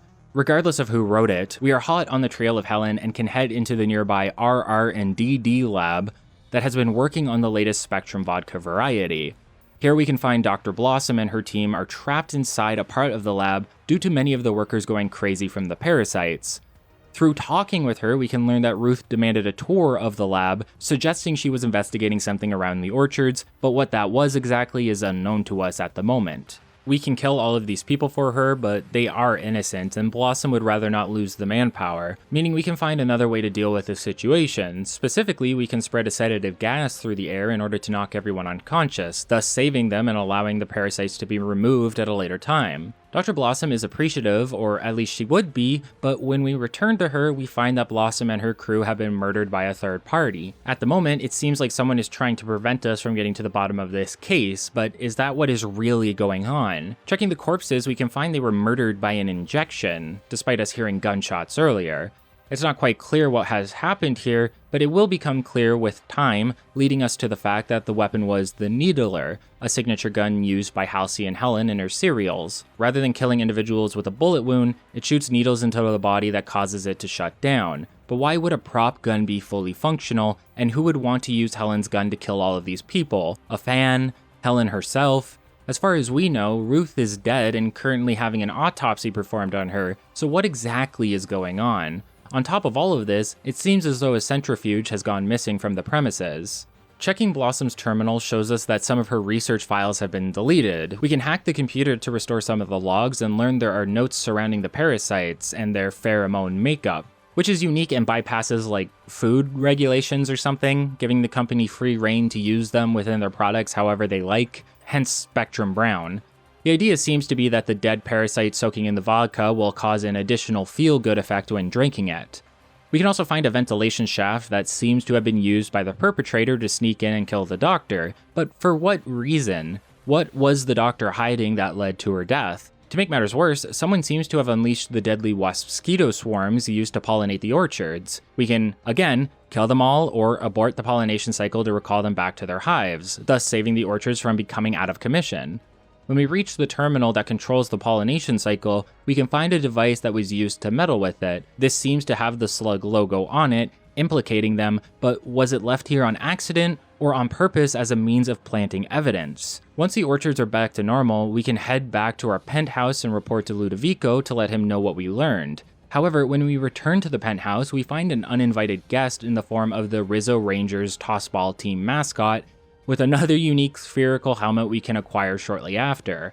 The mascot seems to be looking through Ruth's belongings, but claims it isn't what it looks like. The mascot explains he was sent by Birdie to acquire a phonogram he left for Ruth in the room, but this could be a way for Birdie to try and acquire evidence that implicates him in her murder. The evidence turns out to just be Birdie crying about losing his girlfriend while intoxicated. It shows a possible motive, potentially resenting Ruth for the breakup, but doesn't seem all that bad by itself, more embarrassing than anything. We can inform the mascot we found the recording and he will be grateful to hear that, innocently enough. He'll ask us to meet at the nearby pilot house later as he has information about Ruth's demise, but he can't talk about it here for reasons he isn't able to make clear. Even with a successful intimidation check, he believes he simply can't tell us anything within the penthouse, so we will have to head over there to figure out what he knows. Unfortunately, what we find is the mascot dead and infected by the parasite, killed by the same needler weapon that was used against Dr. Blossom, suggesting the killer didn't want whatever the mascot knew getting out. The mystery deepens, and we seem nowhere closer to figuring out who it was that killed Halcyon Helen. We can call Ludovico and inform him that Dr. Blossom has been killed by an unknown perpetrator, who we can also assume is the murderer of Halcyon Helen. Ludovico will suggest we go and meet with the coroner as the autopsy of Ruth's body should be completed by now, and it may allow us to learn more about what happened to her. According to Dr. Goodnight, Ruth was killed by plasma damage, suggesting she was shot in the back. However, there seems to be evidence that she was also poisoned by her last meal. Toxic, but not enough to kill her. Goodnight points out that another actor, Spencer Woolrick, complained of a similar issue around that time, leading us to our next witness to interrogate. We can point out to Goodnight that she is referring to the cadaver as Ruth Bellamy, rather than Halcyon Helen. Most of the individuals in the case see Halcyon Helen almost like a real person. Ruth doesn't necessarily exist to them. Helen is so culturally powerful that she overtakes the identity of the real individual dead before us. However, through working on the autopsy, Goodnight points out that she was Halcyon Helen up until she was brought onto the operating table.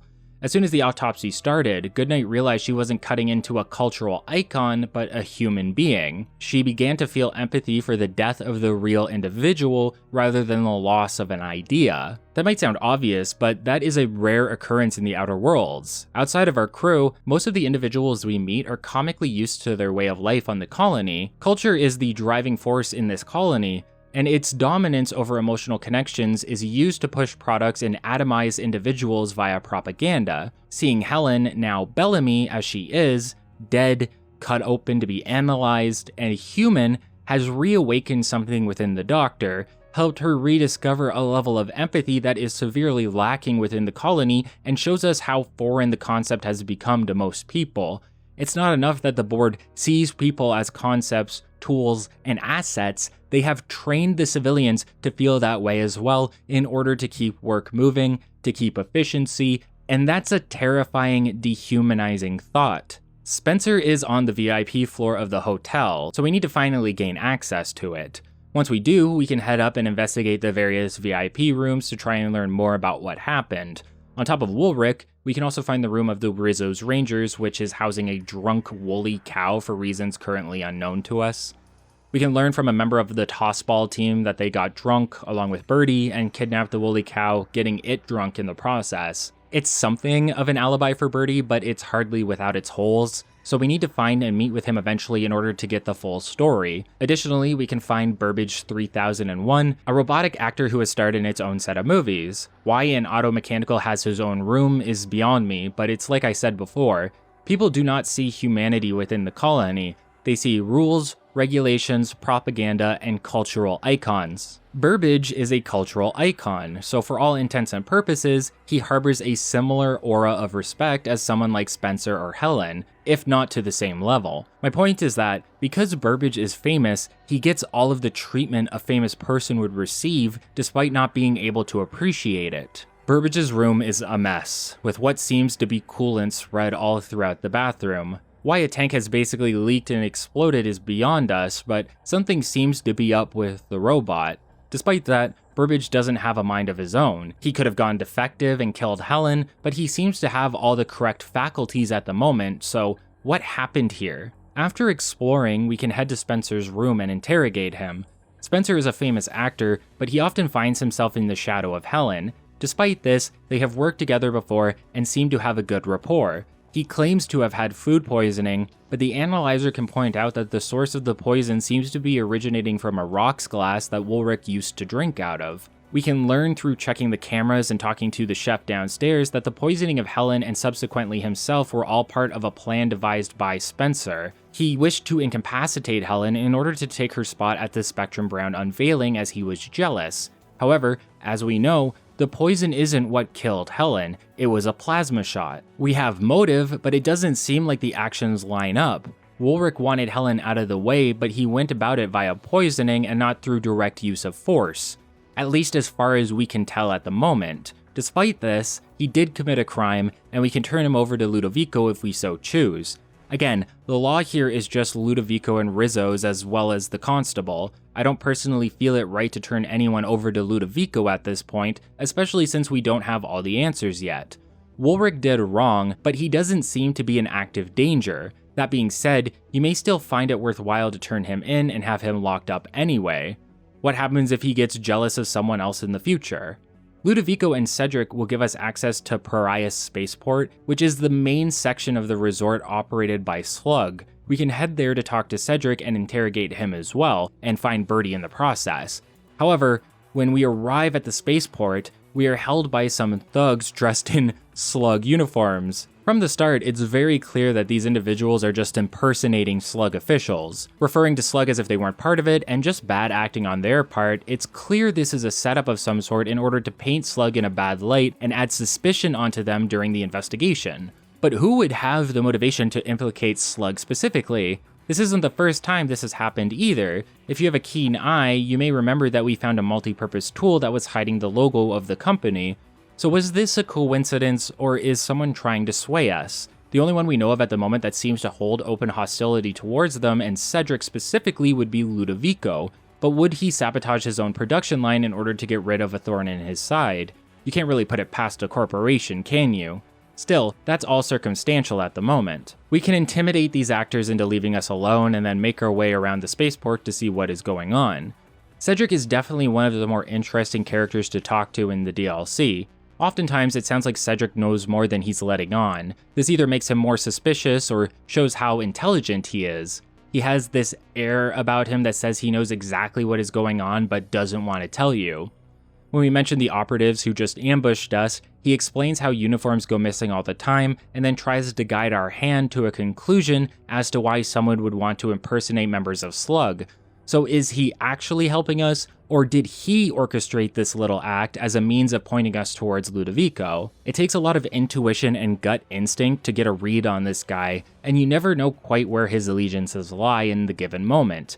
However, there's a lot of information we can get out of him regardless, namely his alibi, which is a little shaky considering how aloof he is being. Cedric explains that during the night of the murder, he was torturing/interrogating an individual named Elliot Nasser over some missing cargo. Cargo goes missing often because that's just an aspect of delivery. Elliot was a singular incident, but product has continued to be shaved off the top of their inventory consistently, and Cedric is trying to get to the bottom of it. The issue is that Elliot was murdered by Cedric, and he admits that. They disposed of the body by throwing it off of the floating islands, meaning there's no evidence to back up his claims. You may think that murder like this would be enough to take Cedric down, but it's unfortunately above board for certain corporations to use and abuse the lives of other individuals how they see fit. Helen is a unique case since she was so culturally powerful and shows how highly corporations value the power of culture over the individual person. According to Cedric, he had no motive for killing Helen. He's been too busy looking into the missing cargo. The thefts started a week before Helen's death, but have been continuing since. There's a good chance they are related then. Maybe someone wanted to silence Ruth for finding out about the thievery, or maybe it's something else entirely. We'll look into this for Cedric, but we can also learn a bit more as to why he and Ludovico seem to disdain one another so much. The truth of the matter is that Ludovico hates Cedric, and not the other way around. Cedric seems perfectly fine considering he is the one who screwed Ludovico over through paperwork during the construction of Eridanos' atmospheric complex. After Cedric received the contract, he revised it to give himself partial ownership of Eridanos and sent it back to Ludovico, who didn't seem to reread it, leading to the current setup between the two and the bad blood. Ludovico has it out for Cedric, and so it's seeming more and more likely that he may be the one attempting to implicate the man. But is that related to the murder? We can't say at the moment. Cedric will let us know that Helen wanted to investigate all of Eridanos, calling it research for her role, but Cedric points out that this level of research shouldn't be necessary for an action flick. Despite this, he was very compliant with Helen, even providing her with mag picks, bypass shunts, etc. Here's where it gets really interesting. If we look into the stolen cargo, we can find an automechanical that has been reprogrammed to skim cargo every 1 to 4 days. The thefts appeared to be random except for one shipment. Additionally, we can find that there was a listening device planted in Cedric's office, with the other found in a nearby bathroom, most likely used to figure out the specific shipment that was to be stolen. The random thefts were used as a cover-up to hide this fact. This infuriates Cedric as he was the one who supplied the listening device to none other than Helen, suggesting that Helen herself had committed the thefts for reasons unknown. While this acts as motive for Cedric, his sheer shock and anger feels authentic, suggesting he never knew about this until now. What were Helen's motivations for the theft? And what was her motivation for all the investigative work she was doing? What is happening within the shadows of Eridanos that someone didn't want Helen knowing about? The timelines are actually a little confusing to me, but we'll discuss a few things during one of the bigger reveals. Investigating the spaceport, we can find Rizzo's constable's office. Unfortunately, what we find is Keen's body, murdered the same way as Dr. Blossom and her employees, a needle to the body that shut it down. People are systematically being taken out around Eridanos. Ruth, Blossom, Keen, and that freaky mascot. But what do they all have in common? We can also find Birdie at the local spaceport bar, hiding in disguise so he won't be noticed by anyone due to his fame. The disguise is really not working for him, however, and showcases Birdie's lack of intelligence as a dim-witted individual. By interrogating Birdie, we can learn that he spent most of his night drunk with his tossball team due to Helen breaking up with him. Even Birdie refers to Ruth as Helen, and they were dating. This led to the team kidnapping the woolly cow. We knew that already, and it's not a full alibi. Birdie explains he was also at the pilot house and a guard saw him, but he ran off before they could tell who he was due to it being so dark. Birdie claims he went there to retrieve a datapad Helen had asked him to, and he will hand it over to us as evidence. Unfortunately, it seems to be in code that we aren't able to read. He will direct us to an individual named Orwick who can corroborate where he was during the time of Helen's murder. Birdie is hesitant to send us to Orwick as Orwick appears to be a dealer. Sending an official to your dealer is a great way to get yourself in trouble. However, Orwick seems nice enough. Due to Tossball, both Birdie's body and mind are damaged, leading to pain, rage, etc. Orwick teaches Birdie breathing techniques to help with his temper and seems to supply him with chems to help with everything else. He confirms that Birdie showed up to Orwick's abode drunk and the two talked about the breakup until Orwick sent him home, securing Birdie's alibi. Birdie doesn't seem like a bad person, necessarily, but his temper is a very big factor in how he does wrong to the people around him. He doesn't have emotional control, and this leads him to committing abuse. While he may not have hit Helen, he did commit violence in a rage around her, smashing his tossball stick during the picnic as an example, and then going off the rails and getting a cow drunk with his team to the point he basically blacked out, or asking the mascot to sneak into Helen's room to steal a mushy phonogram he wrote her while sobbing uncontrollably. We can tell Birdie we found that, by the way. I chose to tell him there was nothing really embarrassing about it so he can move on, and that seemed to help him a bit.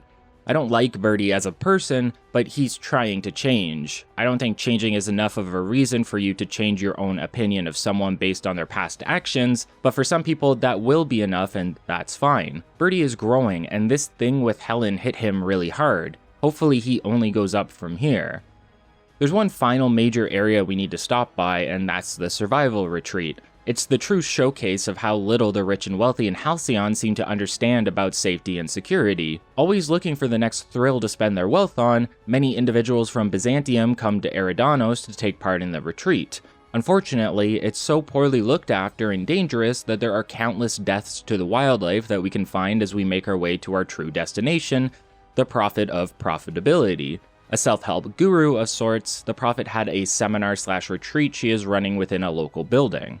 Here we can find a commune of individuals that seek the help of the Prophet, and the Prophet herself who is situated in her main tent. The Prophet and Helen seem to have a bad relationship as Helen had been outspoken against the scam the Prophet is running, believing her remedies and seminars to not actually do anything. This caused a loss of income for the Prophet and led to a dispute between the two.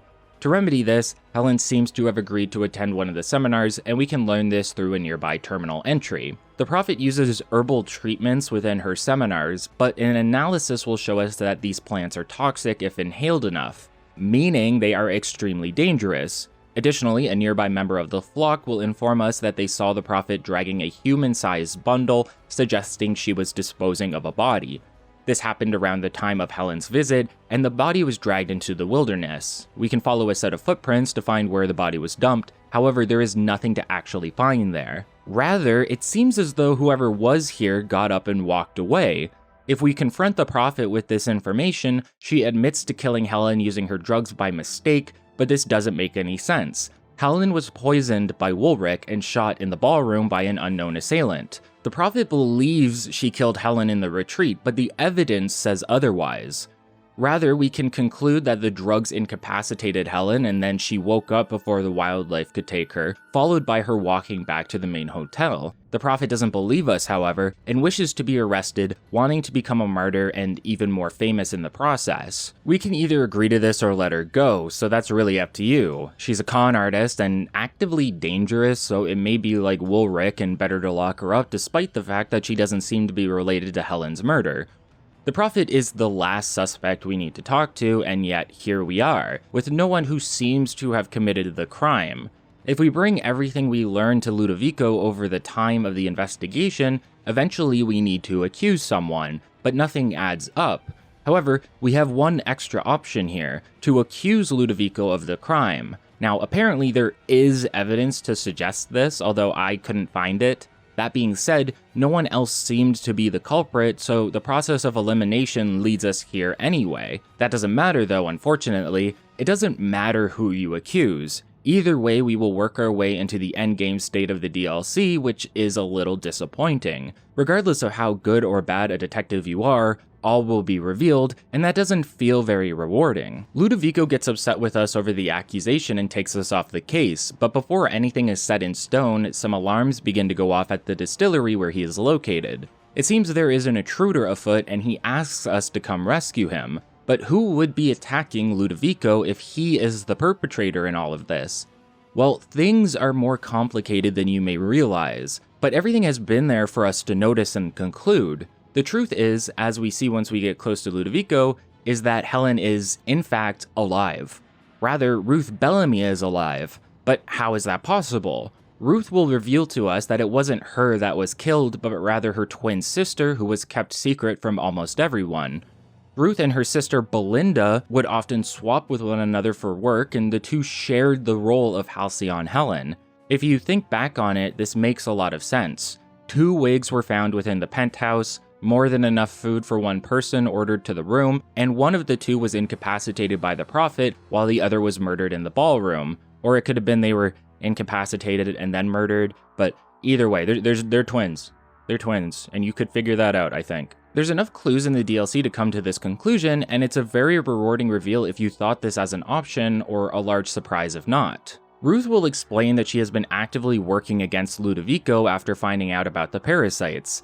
This is because the parasites are going to be used by Ludovico to infect the entire colony. See, the ones found in Spectrum Brown aren't actually dead, but instead suspended within the liquid. They would take over a host if someone drank the vodka. By spreading the vodka around the colony, Ludovico plans on forcing everyone to become hosts and through that become happy and elated, potentially increasing efficiency and productivity. Yeah, that's right, it's Gorgon all over again. Halcyon is failing and some bigwig wants to hurt a bunch of people in order to save it, not caring about the risks involved. And there's big risks as we have seen thus far. So many people have gone mad because of the parasites, and Ludovico doesn't seem to care, believing they can be regulated and controlled, but this isn't regulated at all. If people buy multiple bottles, if they get latched onto by multiple parasites, they will go mad and we will have another marauder outbreak on our hands. Worse this time, since they can actively spread without the use of drugs. Ruth will explain she saw Dr. Blossom as a tool being used by Ludovico. It wasn't a cold-blooded murder, but her disarming her enemy. With the constable, she tried to tell her what was going on, but Keen wouldn't listen as she had a responsibility to Rizzo's, a loyalty to her employer and corporation. Bellamy was forced to kill Keen to prevent her from turning her into security. As for the mascot, he may be the only truly innocent death on Ruth's hands. She found him creepy and believed him to be a spy for Ludovico, but the administrator barely knew the man. This was more paranoia due to how off-putting he was. Poor guy. Ruth has killed a lot of people that may not have deserved to die, but we still need to make a choice here. Do we side with Ludovico and try to save Halcyon via the parasites, or do we side with Ruth and try to stop him? This isn't Gorgon, we can't choose both sides, nor would I imagine you would want to. Despite the destruction she has caused, I choose to side with Ruth. This also explains a few things. The note to Helen in the orchards may have been written to Belinda by Ruth, referring to her sister as Helen to not draw suspicion, and signing it off with the letter B to hide her own identity. Similarly, the B that Belinda wrote in the ballroom could stand for Brown, Bellamy, Birdie, and more. It could even stand for Burbage 3001 as Ludovico turned off the security cameras and reprogrammed the automechanical actor, using him as a tool to fire the shot that killed who he thought was Ruth at the time. There's a lot of what ifs here, but you can infer your own conclusion out of them and make way more sense out of it now that we know Ruth is alive. This even explains why she was taking the cargo from Slug. She needed to cover up the fact that she stole explosives from them in order to destroy the distillery and blow up Ludovico's operation. Whether she decided to do this before or after her sister was murdered, I'm unsure. Later on, it sounds like Cedric either knew Ruth was still alive or at least expected it. Was he helping her this entire time and acting ignorant? I don't believe we ever get to find out. However, the explosives brought to the distillery are used against us. The bulkheads are sealed, and Ludovico plans on blowing both Ruth and the party to smithereens, forcing us to find another way out alongside Ruth in a high-action escape sequence where we make our way through the location.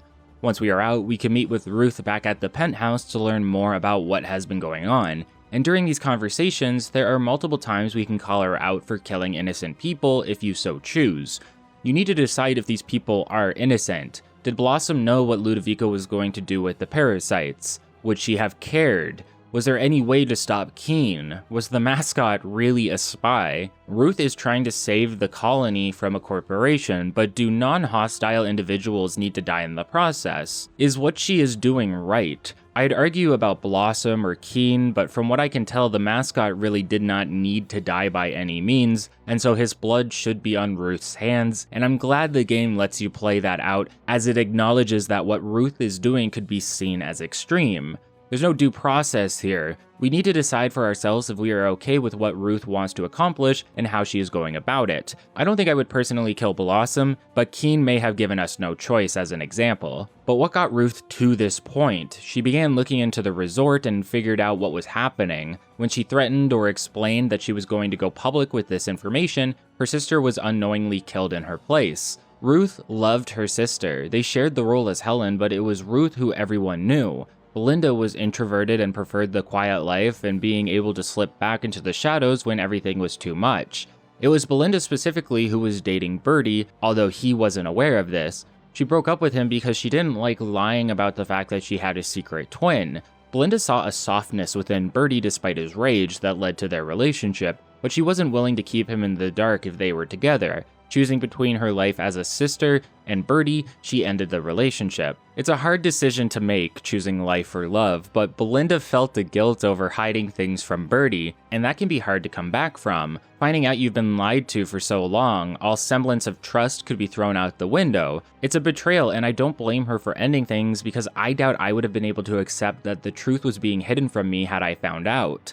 Bellamy holds a great guilt at the loss of her sister, and she feels directly responsible, and it wouldn't be surprising if that was what fueled her in her quest for not only revenge, but the safety of Halcyon as a whole. Ruth gives us the ingredients to a formula she stole from Dr. Blossom, an accidental discovery that acts as a neutralizing agent for the parasites and makes the host immune. It's why Ruth stole the centrifuge from the RR&DD lab to create the formula. To create the formula, we need a sample of the essence of Sprat and a parasite egg. The essence can be found via Cedric back at the spaceport, and there was a parasite nest under the Prophet's retreat. Ruth, like many other characters in the game, is complicated. Her motives seem just, but her actions don't necessarily line up with them. You know you need to stop Ludovico, and to do so means siding with her, but can you look past the people she killed? Is Ruth what we would consider a good person? A just one? It's hard to say. When everyone in Halcyon has a mindset where the ends justify the means, people may feel like they need to go to extreme lengths to combat that. Did Ruth have a choice in order to save the colony, or is she no better than the corporation she is trying to defeat? The answer is that she is, of course, better. She's complicated, but not so complicated that it's even a matter of comparison. Rizzo is out to create catastrophic harm against the colony, and Ruth is one person attempting to stop it. No one else, no other source of authority would ever listen to her in Halcyon. It's no surprise she's pulled a Luigi and begun systematically assassinating those in power, plus, one innocent mascot. Oops. What follows is more action segments throughout Eridanos, specifically within the spaceport as it is overrun with rabid hosts. Playing into the fact that Cedric seemed to know what was going on the entire time, he will tell us where to grab the essence of Sprat, and one of his employees will explain it just appeared on the desk out of nowhere, as if it was planted specifically for us. Cedric is a smart man. He knew where things were going and who was at fault here, and he has been silently attempting to aid us where he can, without exposing or implicating himself. He's probably one of the more dangerous individuals we have run into so far because he's simply competent. Once we have the ingredients and combine them to make the cure, we can disperse it through the resort's air system in order to cure everyone of their parasites. Ludovico tries to save his plan within the distillery, so we need to head back there and stop him. This leads to him showing us the gigantic queen that seems to be talking to him telepathically, suggesting that it was partially through her influence that Ludovico came up with this plan, making him more of a puppet than anything else. This is highlighted when he ends up treating the queen like a pet or a lackey and gets eaten in the process. This is one of the few times we have a boss fight in the game, and in typical Obsidian fashion, we have a few different avenues to combat it. Namely that we can either face the queen head-on, or activate various flamethrowers around the map and lure her into them to deal damage over time. You can do this by hacking the terminals or by having an exceptionally high lockpicking skill and getting the passcode from a nearby bin. Not sure why that was there, but it is helpful. Really, the boss fight is nothing special, and in games like this I find that is often the case. I'm not sure open world RPGs need boss fights necessarily, but if they have them, I usually like them to be a bit more elaborate than me just whittling down a bullet sponge that is mindlessly attacking me. Bosses in turn-based RPGs have a multitude of mechanics that you need to consider and take advantage of. It adds character and depth to the experience, and as we have seen time and time again, a surprise to me even as I write this, Outer Worlds lacks that in several categories. With Ludovico and the Queen dead, Halcyon is once again saved from a fate that it didn't even know was coming. However, it's not all great news and happy endings. Ruth, for example, doesn't feel the solace she was hoping for. She realizes that while she was trying to do the right thing, a lot of what was driving her was revenge, and that revenge isn't bringing her sister back. She's still alone without her twin, and that's a pain she's going to have to hold for the rest of her life. Sometimes the lesson is that revenge isn't justified, or that it won't bring you the happiness that you desire. I'm a little more petty than that. I think regardless of if you feel better or not, sometimes revenge is justice to the individual. Ludovico not only killed Belinda, he was going to destroy the colony. He needed to be stopped, and the revenge was just the icing on the cake. It was worthwhile. It was just, and while it wasn't as cathartic as Ruth had hoped, I'm sure she's still happy that freak is dead, dissolved in the acidic juices of some giant brain slug. In the end, Ludovico wanted to save Halcyon while turning a profit. Whether this was his own want, or if he was being influenced by the Queen's slug is unclear, but that was his desire. The same desire as Olivia and Minnie on Gorgon. The theme of saving Halcyon ripples throughout the game. Both the DLCs focus on it, and the end of Halcyon is the focus of the game's finale, as we will soon learn. Murder on Eridanos is packed to the brim in terms of content, distinguishing itself from the rest of the game by focusing on investigation and deduction as tools that reward you as the storyline is revealed. It may not feel like it if you breeze through, but the storyline, the amount of dialogue, and all of the exploration really allow it to feel like a complete experience on par with the main questline planets we have explored already. More so even, as the storyline is leaps and bounds more interesting to me than the Emerald Vale or Monarch. Peril on Gorgon and Murder on Eridanos together could be their own standalone experience, and I think I would prefer that over the experience of the Outer Worlds when it was initially released. This isn't a slight, that's saying that they really hit their stride and figured things out. It leaves me hopeful for the sequel that is on the way. But with the mystery solved, Halcyon is temporarily saved. It's time we get back to our main goal, reviving the Hope colonists and helping Phineas defy the board. To do that, we need to head to our final major location in the game, Byzantium. As an explorable area, Byzantium is rather small, taking place entirely within the city itself before the finale of the game on Tartarus. Without the DLC and just coming off of Monarch, you wouldn't be blamed for thinking there was still a large portion of the questline to go and more areas we would get to explore, but that isn't the case. Outer Worlds is a game with development struggles. Things needed to be cut and pushed together more. That's why people feel as though the ending comes out of nowhere, kind of speeding you through the process, and that makes the storyline feel rushed. Add on to that, by now you probably have completed most side quests and companion quests aside from Parvati and Ellie, and you'll realize there just isn't much to do here, leaving what should be a grand area with a wealth of locations to explore feeling empty and worthless instead. In theory, Byzantium is a great final location to explore, and you see hints of that within the game. There are themes and contrasts we get to engage with here, the main ones being how reaching Byzantium and seeing the luxury may leave you feeling bitter.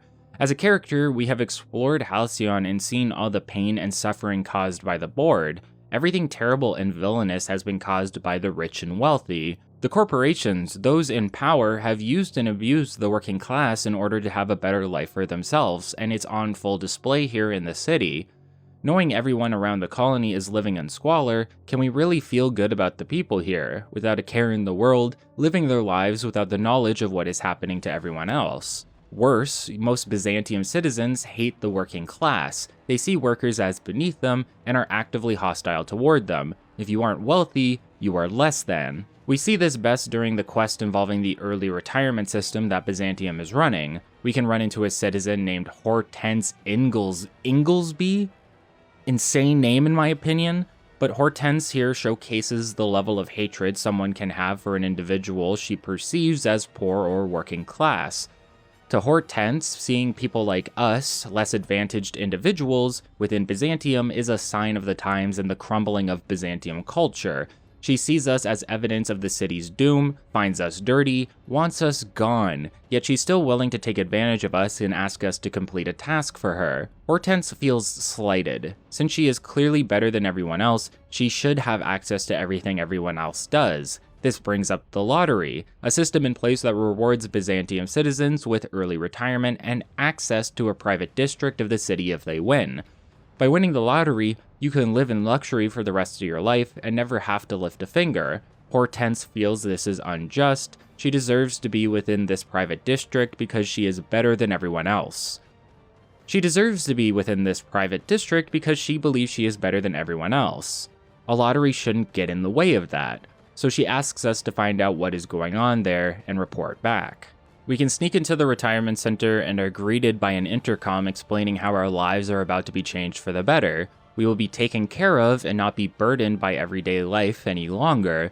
However, something seems off here. As we make our way through the introduction room, it isn't a new district we find, but an elevator that takes us a long way down. As it does so, the quality of the walls and the surrounding areas get worse and worse, falling more and more into disrepair. The next thing we know, we are in an underground bunker of sorts. Is this the district? How would anyone want to live here? Why are janitor automechanicals cleaning up corpses off the floor? As it turns out, and as you may have expected, there is no early retirement district. Instead, the board uses this process to send people to a killing room, where they are slaughtered and then cleaned and thrown away. It's a brutal scene, rivaling what we saw back on Gorgon. It showcases just how vile the board is, how inhumane, how villainous. But why is the board doing something like this? Well, like many other aspects of the storyline that have been alluding to it, Halcyon has a problem, and the board sees culling the population as an answer to that. But what is happening exactly? You can find out by playing the main storyline and making it to the end of the game, but there is a side quest that can explain this earlier if you take part in it. Remember Sublight? Well, after getting the gas and securing the space station for Lilia, she will trust us enough to tell us about a final job that would secure our position with her and her company. Lilia believes, no joke here, that aliens are among us. When we go to secure the space station, you can find multiple scientists in suspended animation due to experiments placing them in a state where they wouldn't survive otherwise. These experiments were headed by Dr. Eva Chartrand, and Lilia believes she is part of an alien conspiracy to take over the colony. The gas, the experiments on the station, all aliens for some reason, and Lilia wants our help in stopping whatever is coming. Lilia has connected the dots and found that the gas is being used in experiments to change the nucleon of humans to be mixed with Halcyon biology. That part is actually true, but why would that be the case? Eva, who can be found in Byzantium, headed the experiments, and Lilia wants us to find and kill her to stop this conspiracy from changing everyone in the colony. So we can sneak into Eva's home and find a secret lab where she has been working, but when we tell her we are here to stop her alien conspiracy, she seems confused and believes there is a misunderstanding. This is tied to the early retirement and several other issues we have seen in Halcyon so far: a growing population, an inability to grow plant life and food for the colony, and said food lacking the necessary nutrients for the human body. Eva has been put in charge of an experiment to, once again, save Halcyon. But unlike Ludovico or Olivia, this is a more dire situation, and one that does need to be dealt with in order to prevent doom from encroaching around us. Humanity cannot survive in Halcyon. Everyone in the colony is slowly starving to death because the food doesn't provide the nutrients we need to keep going. Eventually everyone will starve and die out. This is the reasoning for the early retirement system. The board wants to cull the population where it can so that there is more food and resources for themselves and everyone else in power. The bottom of the food chain, ironically, must be destroyed in order to feed the top. While the characters in the DLC tried to save Halcyon through productivity and efficiency, what we learn here is that none of that would have really mattered. The colony is doomed. We are all doomed. Now the board is trying to save themselves. This is the biggest revelation of the entire storyline aside from something involving Earth. And I love that you can find out about it early by seeing all the foreshadowing and then being told verbatim via a side quest. Emerald Vale was unproductive, but would they have been able to get the supplies they needed considering that the board is trying to hoard them?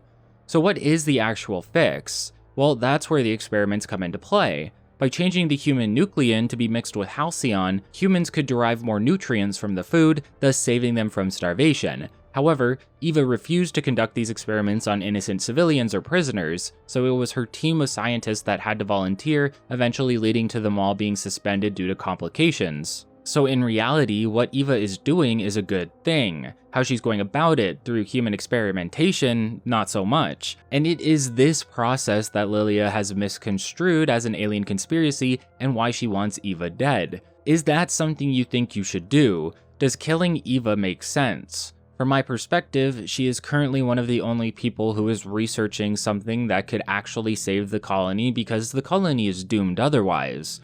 Human experimentation is too far, and is another example of the desperation that constantly rears its ugly head in Halcyon, but the whole reason we are here, to kill her, is misguided as aliens are not a factor at all. It makes no sense to kill Eva because she is one of the only people currently doing something productive to save everyone in the colony, not just the rich. Should Eva be punished for her actions against the scientists regardless of if they volunteered or not?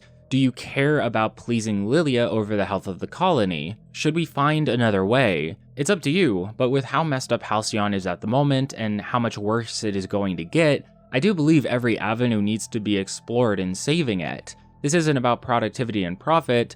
People are going to start dying in waves, starving, getting sick. Emerald Vale has a plague killing everyone. Why do you think that is? It's starvation. The lack of nutrients. People are weak, their immune systems are weak, and they are beginning to die out. Something needs to be done to save everyone, but the board doesn't care. Sure, they have Eva, but they are still slaughtering innocent civilians. They are still planning on something we will learn near the end of the game to save themselves and doom everyone else. Halcyon currently is through. It needs saving, just not the way the corporations think. We are going to learn soon that this is the main issue we need to face here, but not just us. The corporations can't ignore this either. It's why Eva is working on it, it's why they are slaughtering people via lottery, and it's why they have one final backup plan they are getting ready to use that we will learn about shortly. Not just corporations, but anyone in power that is left unchecked will use that power to save themselves, and if it comes to life or death, they will always sacrifice those they control to make sure they themselves are safe. All throughout the storyline, time and time again, the main theme of the game presents itself to us. Corporations are fucking evil, dude. They are straight up evil. There's no such thing as a good corporation. And guess what, guys? Guess what allows corporations to do this? Say it with me, everybody in the comments already getting mad at me over it. Capitalism. Halcyon is a corporateocracy, and get this, a corporateocracy is a subsidiary of capitalism. I said this at the beginning of this long-ass video, and at every moment, the game that is apparently not politically charged has let us know that all of this is caused by the need to be efficient and productive at all costs. What fuels that? The endless pursuit of profit. Things can never stay the same. You can't just make the same amount of money year after year as a corporation, and God forbid you make less. If you aren't making more and more profit, this system doesn't work for you. And if it doesn't work for you, you cut corners. or push workers to get even more done even faster. Wowee, this sure doesn't sound like it's commentating on anything whatsoever. It's super weird that every single corporation here is evil, and there is like a clear black or white notion about that. I wonder what that means. We saw this time and time again. Edgewater was left to die because of a lack of productivity caused by the board. Monarch abandoned because of the board. Gorgon was abandoned because of Spacer's choice. Marauders were created because of unsafe human testing and a faulty drug. Ruth's sister was murdered because she found out about a plot to control all of humanity and make them more efficient by forcing them to have parasites in their body. Time and time again, it's the same problem, and the same solution always seems to be, how can we exploit the working class so that they provide more for us? How can we get them to give and do more while offering nothing in return? If you choose to leave Eva alive, her corporate guards will try to stop you, explaining that this is so confidential even they shouldn't know about it. You can convince them to back off or kill them. If you report back to Lilia, she will be disappointed in your lack of loyalty and will essentially fire you from Sublight. That's probably for the best at the moment, but you can also go through with everything and be rewarded if you want to. Maybe what Eva is doing, the experiments are too far. You could liken them to the experiments on Gorgon after all. She is hurting people by doing this, even if her reasoning for it is for the greater good. Since we are on Byzantium, there's a few extra quests we can finish while we are here. Namely, we can get an outfit for Parvati so she can finally go on her date with Junlei. Additionally, we can complete a quest at the same location to get our own unique outfit to wear. Although I think it's one of the more annoying MMO-like quests in the game, as it has us going planet to planet, killing several enemies until enough of specific items drop. Like, kill so many primals until you get their hides type objectives that felt so grueling to complete after having played so much of the game up to this point. There aren't really any other quests like it in the game, so I found it rather exhausting, and I'm not sure why it was set up that way. Really, the quest is supposed to be a commentary on Byzantine culture, as going against the norm can have you wind up dead. The tailor who made the outfit for us we find dead before we could deliver everything she asked for. This is due to a guard commander executing her for practicing a subversive aesthetic. So not only are people being oppressed within the working class through the work itself and their quality of life, but we see that there is also a suppression of culture within Byzantium. To go against the norm, to try and be different, to change things is against the law. The law wants everything to stay just so. It fears change, and through that, this allows the corporations to extend and hold their control on everyone else, whether they be more well-off Byzantines or your average farmer. Everything happening within Halcyon, while having an air of comedy surrounding it, is a showcase on how certain tactics are used in our real lives to prevent uprising, to prevent the oppressed from taking down their oppressors. But what we learn is that by doing this, the oppressors stay in power, but they continually lose the value of the workers because the workers cannot work under these conditions. The more you try to control and have power over someone, the worse you will make their quality of life. And then there's no reason to have power over them because they don't have value to you. Through that, you lose your own value because the people working for you and making you profitable, powerful, no longer exist. It's an Ouroboros. Corporations, capitalists eat themselves until there is nothing left and everyone suffers for it. This tailor tried to go against the norm and she died for it, and with her death, a part of Byzantine culture has been extinguished. The culture and world around us is slowly eroded by late-stage capitalism as it continues to grow and hunger for more and more. We are being consumed by a giant that does not have our best interests at heart. There's a few other minor quests to complete. One actually has us star in our own serial, and I thought that was a nice little treat considering people may recognize you for it. That care of detail is what allows us to feel like we are making a difference within the game's setting. Even wearing the suit we got for the clothing quest will have Byzantines comment on it, some finding it distasteful to wear considering the tailor is seen as subversive after what happened. But there's one final companion quest we need to complete. Parvati had her date with Junlei, and the two decided to become a couple. This allows some extra interactions, such as back in Gorgon when we visited the new area on the Groundbreaker. Parvati could inform the gardeners that she was Junlei's partner and they would let us pass. Additionally, Parvati is forced to face her fears about how her asexuality will be perceived by Junlei, and it seems to be Junlei that is willing to take things one step at a time so the two of them can be together, trying to navigate their sexuality through helping and supporting one another. Now, Ellie's questline still hasn't been completed, and this is because it doesn't start until we have access to Byzantium, making hers the latest to start within the crew and usually my last to finish. We've learned with Ellie at our side that she prefers being solo, not believing she needs anyone to help her throughout her travels. It's such a strong outlook that should Ellie ever owe anyone anything, she tries to pay the favor back immediately. It's a walled-off personality. Ellie shields herself from others for fear of being hurt by them, believing people never change. She has created a very vocal, crude personality to defend herself against others, one where she judges others she perceives as weaker than her, minimizing people's issues and making light of scenarios with jokes. Take her conversations with Parvati as an example. Oftentimes, Ellie will not take Parvati seriously, and this leads to some conflict between the two until they slowly warm up to one another and resolve their issues. It's not that Ellie can't let down her walls, it just takes her a lot to do so.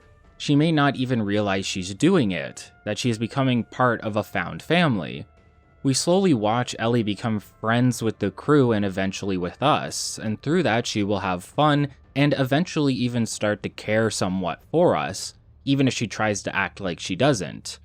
Ellie is from Byzantium, but through living there, she came to resent the complacency of it all, the hoity-toity lifestyle of Byzantines that makes them feel as though they are better than everyone else. All the rules you had to follow, else you would be segregated from the group. Ellie despised this, wanting to be free, and this is why we find her on the Groundbreaker and helps explain why her personality is the way it is. Eventually, she will ask us for a favor, to take her to see her parents on Byzantium as she wants to bother them, to make them feel uncomfortable by seeing their Byzantine daughter, now a roughed-up spacefarer with a brutish captain.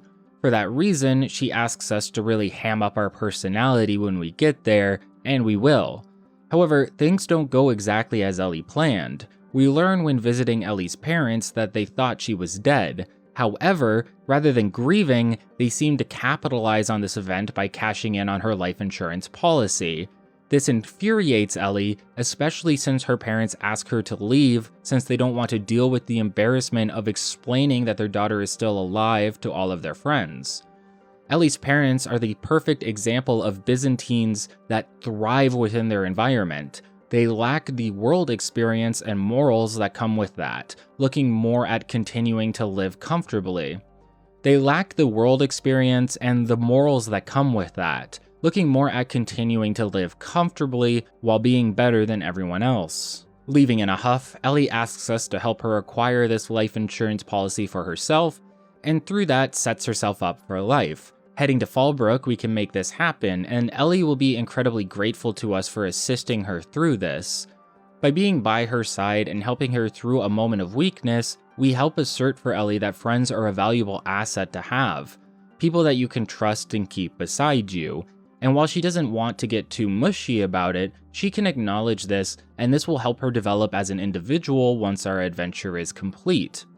With all of our companions finally taken care of, we can move on to the finale of the game.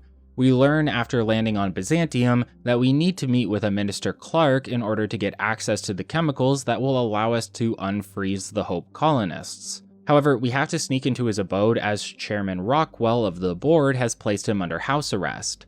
Luckily, this is motivation for Clark to help us as he wants to get back at the chairman, and he will tell us to check his old office to gain access to the chairman's, where we can print a ministry card in order to get access to the lab where the chemicals are stored. Clark also asks us to send evidence of the chairman's actions to Earth so that they will have to send someone to deal with the board in Halcyon. After getting the card, we seem to activate a speech from Chairman Rockwell, a rough draft that will eventually be played for all of Halcyon to see. Within it, we learn more about what we have already learned from Eva, that Halcyon is dying. slowly starving to death due to the lack of nutrients in the food. Rockwell's plan is to freeze everyone that isn't a member of the board or wealthy and powerful in order for there to be enough resources for the rest of them, allowing everyone else to live in prosperity. To placate the masses, this is phrased as freezing the colony until Halcyon is saved, and then allowing everyone to come back to live their lives. However, we know this probably wouldn't work, as being frozen for too long makes it impossible for you to be revived, at least to the board's knowledge. Phineas found a way, sure, but the board isn't quite there yet. So in a perfect world, yes, the colonists would be brought out of suspended animation, but Rockwell and the rest of the board don't actually care if they manage to do that. Sure, they'll try, but should the colonists die, it's not the end of the world to them. As long as there are enough workers, why should the board care? That's why they are willing to slaughter their own citizens in secret, committing sweeping atrocities throughout Halcyon to save themselves. You can send a message that Minister Clark made for Earth to Earth and then head for the secret lab. Within, we can find the chemicals we are looking for. Unfortunately, these chemicals are here because they are being used to test the revival process of long-term hibernation, similar to what Phineas is doing. So again, they are trying at the very least, but they don't actually care if they succeed. They are willing to hide this aspect of hibernation from the masses. The big issue here is that there are currently hibernating individuals being used for testing. If we take all the chemicals, we will kill these innocent people. We can take only a fraction of the chemicals, but that wouldn't be enough to revive all of the Hope colonists. At least most likely. This is a weird decision because in theory, it's cool, but it doesn't play out to anything substantial from what I can tell. If you choose to spare the hibernating individuals, Phineas will later complain that this isn't enough for everyone, but that they will have to make do, and depending on your ending, this won't end up mattering. Spoiler alert, but everyone will be saved, so you'd end up feeling especially bad after the fact if you sacrificed everyone and then learned this later. And that's kind of cool, but I would have rather had direct consequences to my actions. Saving innocent lives immediately may have doomed others, as an example, a choice that has no purely right or wrong answer. Someone would have to die in that situation, and we would have to decide on our involvement in it. What is right and wrong for us specifically, based on our own morality. But if you spare these individuals, nothing happens. You can still save everyone else, because the entire process of finding the chemicals sort of gets trumped by the finale of the game due to what happens to Phineas coming up. If you remember what I told you about being able to side with the board, and you haven't done that yet, you will receive a transmission from Adjutant Sophia of the board, who asks you to turn in Phineas to her and start working together. This is around the last time you will be able to choose to side with them, as we are basically at the finale. However, you can also tell Phineas about this, and he will suggest you give up the location of his secret base while making the data corrupted, giving him enough time to prepare for the attack coming his way. Although I'm not sure if this actually changes anything, as Phineas will get captured regardless. When we bring the chemicals to Phineas, he will inform us that we need to skip the Hope to his secret lab. Sophia wants the same thing, but she wants it skipped to Tartarus, the prison world used to hold dissidents. You can play both sides here for the most part, and make your way to the Hope and through it as a sort of pre-final dungeon challenge, although most of this is bypassed using the holographic shroud. As I've mentioned earlier on in the retrospective, skipping is the process of FTL travel within the Outer Worlds, and is used to jump between colonies or systems, but it is never used to jump within a system, as this is an incredibly precise and dangerous process that can destroy the systems in place found on the ship. This is currently the only way to get the Hope where it needs to be, so the people within can be saved. Phineas wants to start unfreezing people, and Sophia wants the Hope for the technology found within, and plans to use it as a storage facility for the lifetime employment program where all of the workers on Halcyon will be frozen. That most likely means the removal of the current colonists frozen on the ship, further dooming everyone aboard. I don't believe there is ever a point where a typical individual would consider siding with Sophia and the board based on their goals.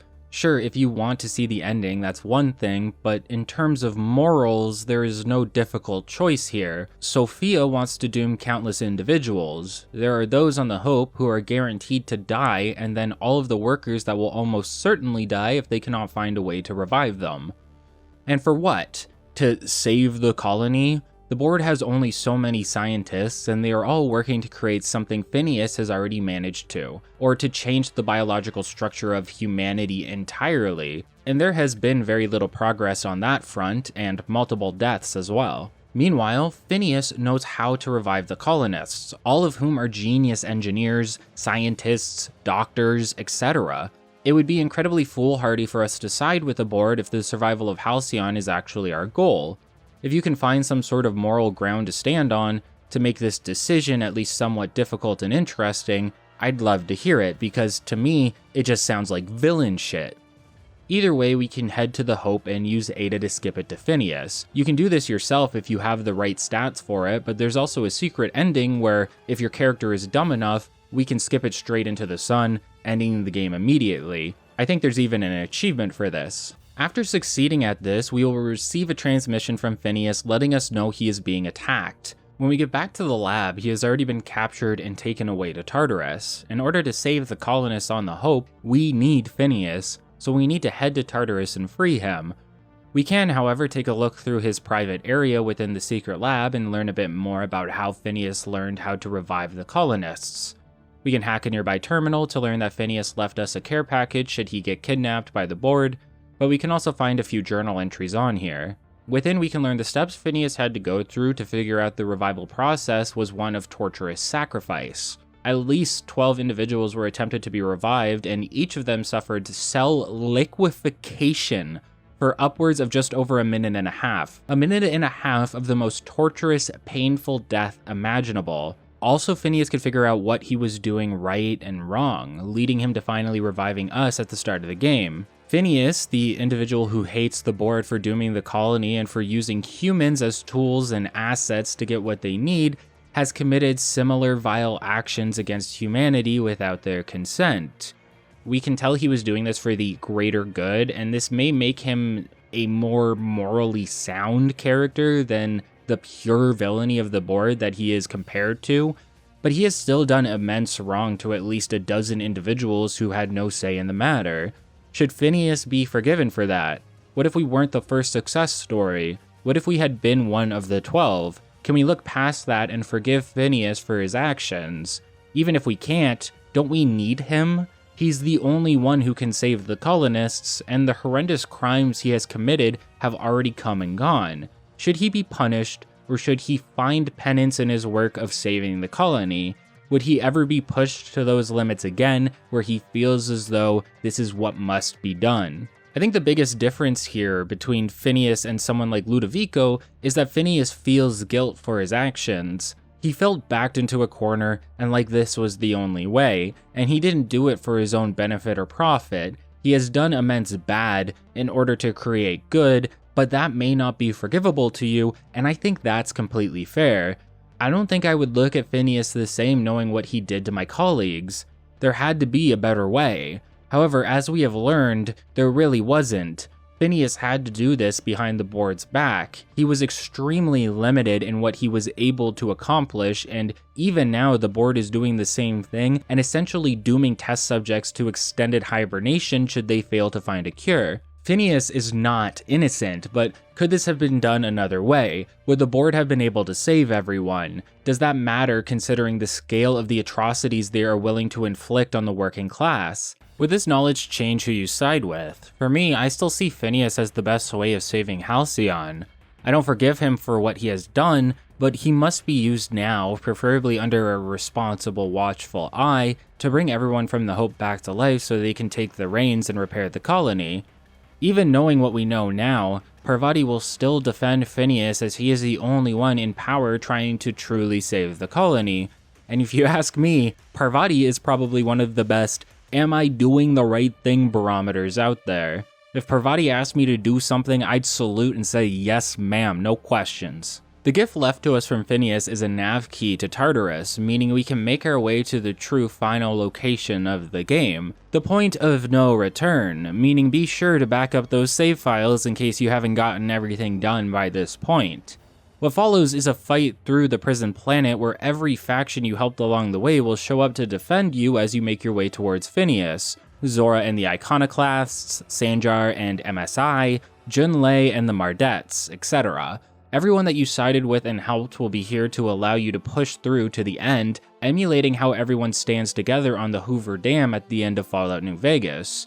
We can run into Chairman Rockwell along the way, who is setting up a studio to make the announcement of Phineas's capture. Depending on who you bring with you on the attack, he will comment to each of them.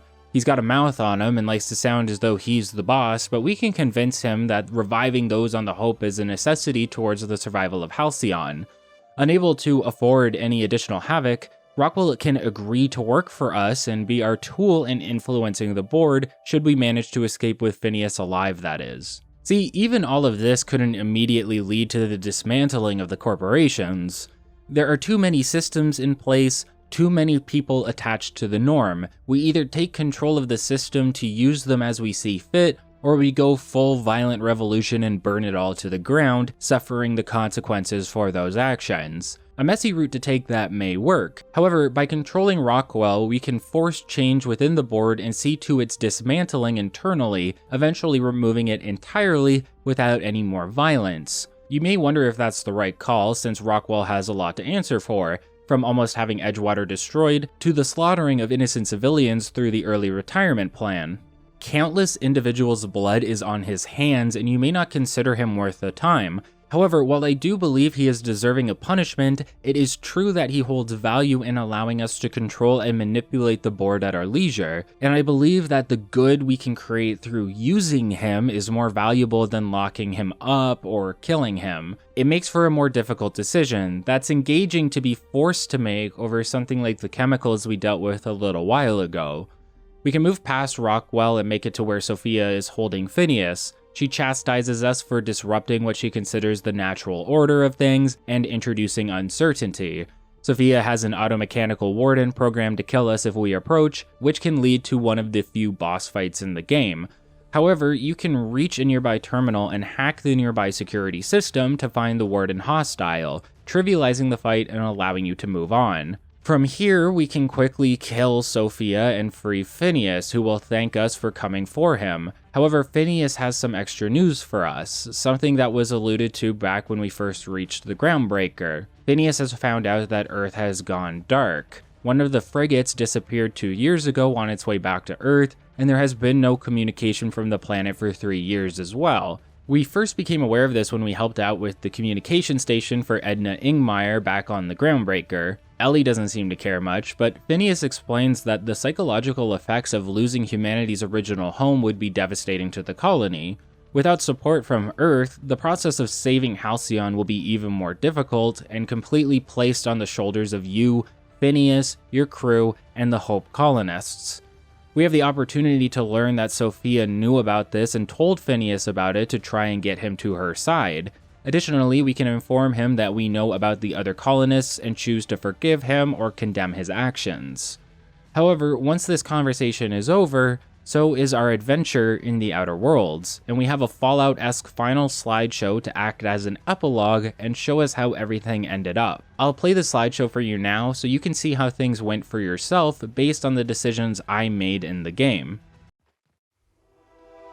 The OSI teaches that everything in the universe happens according to the grand plan. But the stranger that arrived in Halcyon was an unplanned variable. From the moment he landed in Emerald Vale, his actions altered the course of history. The events on Tartarus brought about the end of the board's authority. But the board's mistakes would haunt the colony for decades to come. The damage they left behind would require the work of a generation to repair. Dr. Phineas Wells began reviving a handful of the Hope's colonists, engineers, scientists, technicians, and intellectuals. They were among the brightest minds the Earth had ever sent out into the stars. The Hope scientists and engineers woke up in a colony descending headlong into total collapse. With no way to return to Earth, they had no choice but to band together and devote themselves to the cause of saving Halcyon. The people of Halcyon were nothing if not hardy. In the absence of the board's authority, many of the colony's settlements banded together with a single purpose in mind: survival. Life was especially hard in the years to come. some towns dissolved by attrition and starvation, but most of them found a way to carry on. In the years to come, Halcyon was forced to reckon with its newfound freedom. The board was gone, and for better or worse, the colony was responsible for its own destiny.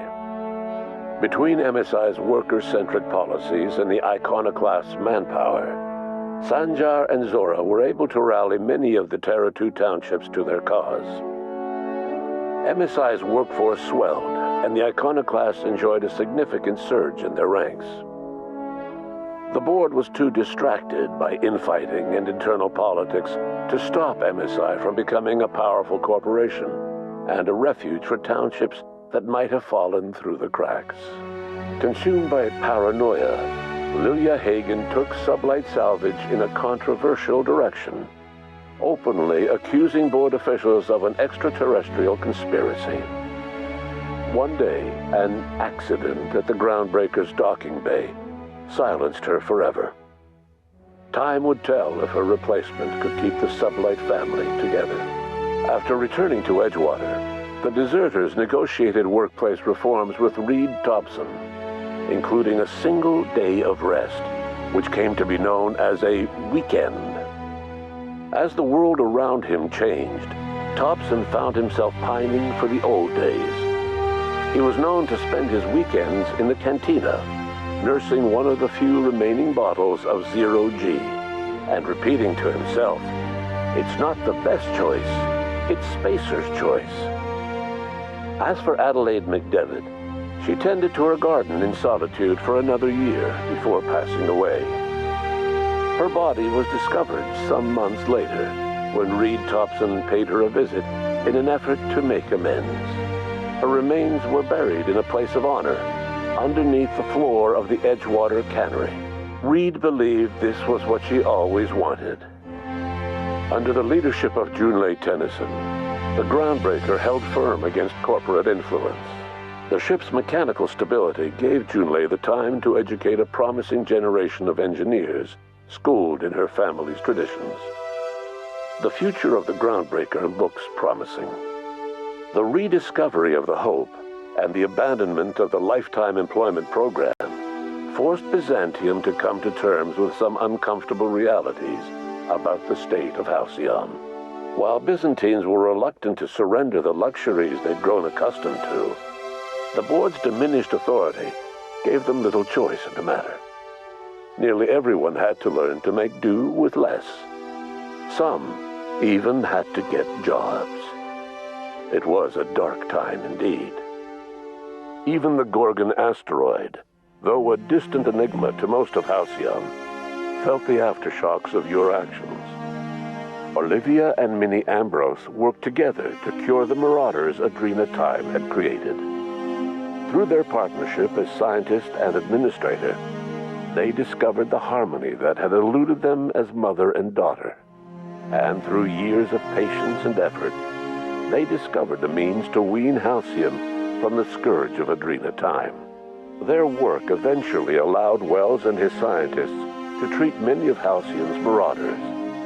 As their addiction waned, the colonists who had lived for so long under the thrall of Adrena Time returned to their communities and loved ones, and joined in the effort to save Halcyon. In spite of everything, the Gorgon asteroid remained a sobering reminder of the potential for progress and disaster in humanity's most ambitious efforts.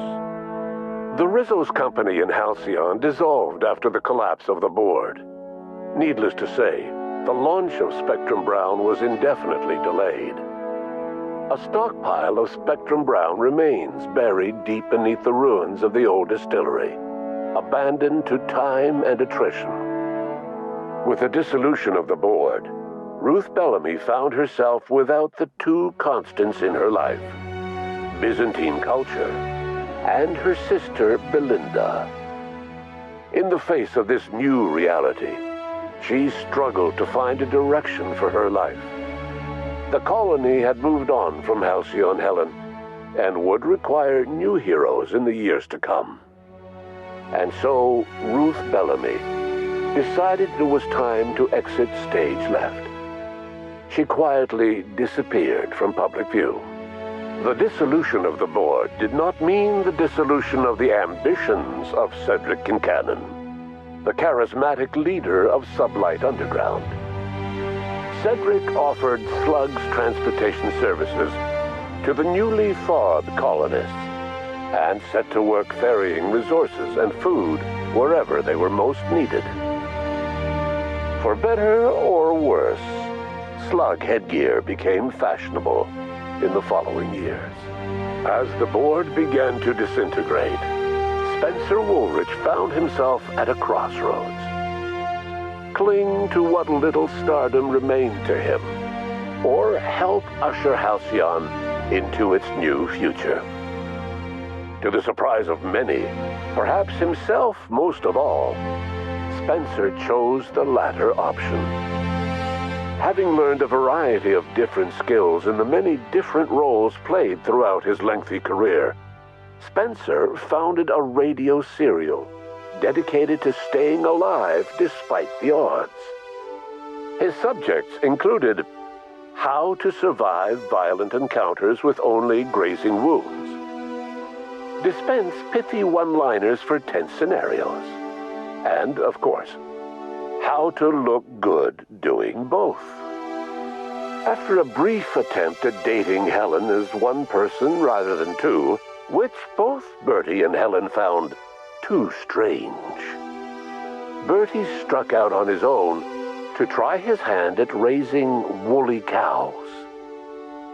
Many of his former Rangers teammates soon followed, accompanied by the woolly cow the team had originally plied with alcohol. The dairy farm thrived under Bertie's leadership and care. The dairy rangers privately believed that the woolly cows softened Bertie's temper considerably, although the only one brave enough to say this to his face was promptly headbutted. Due to the board's dissolution, many of the Prophet's old customers no longer found quite the same value in productivity seminars that they once had.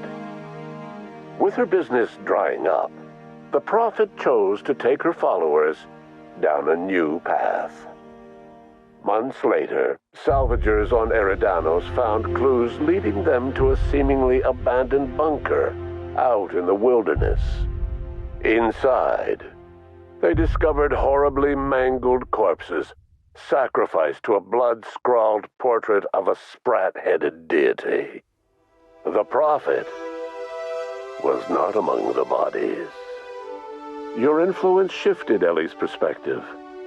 She finally admitted, albeit grudgingly, that she just might need other people. Sometimes. With a steady income from the life insurance payouts, she was finally able to afford a ship of her own.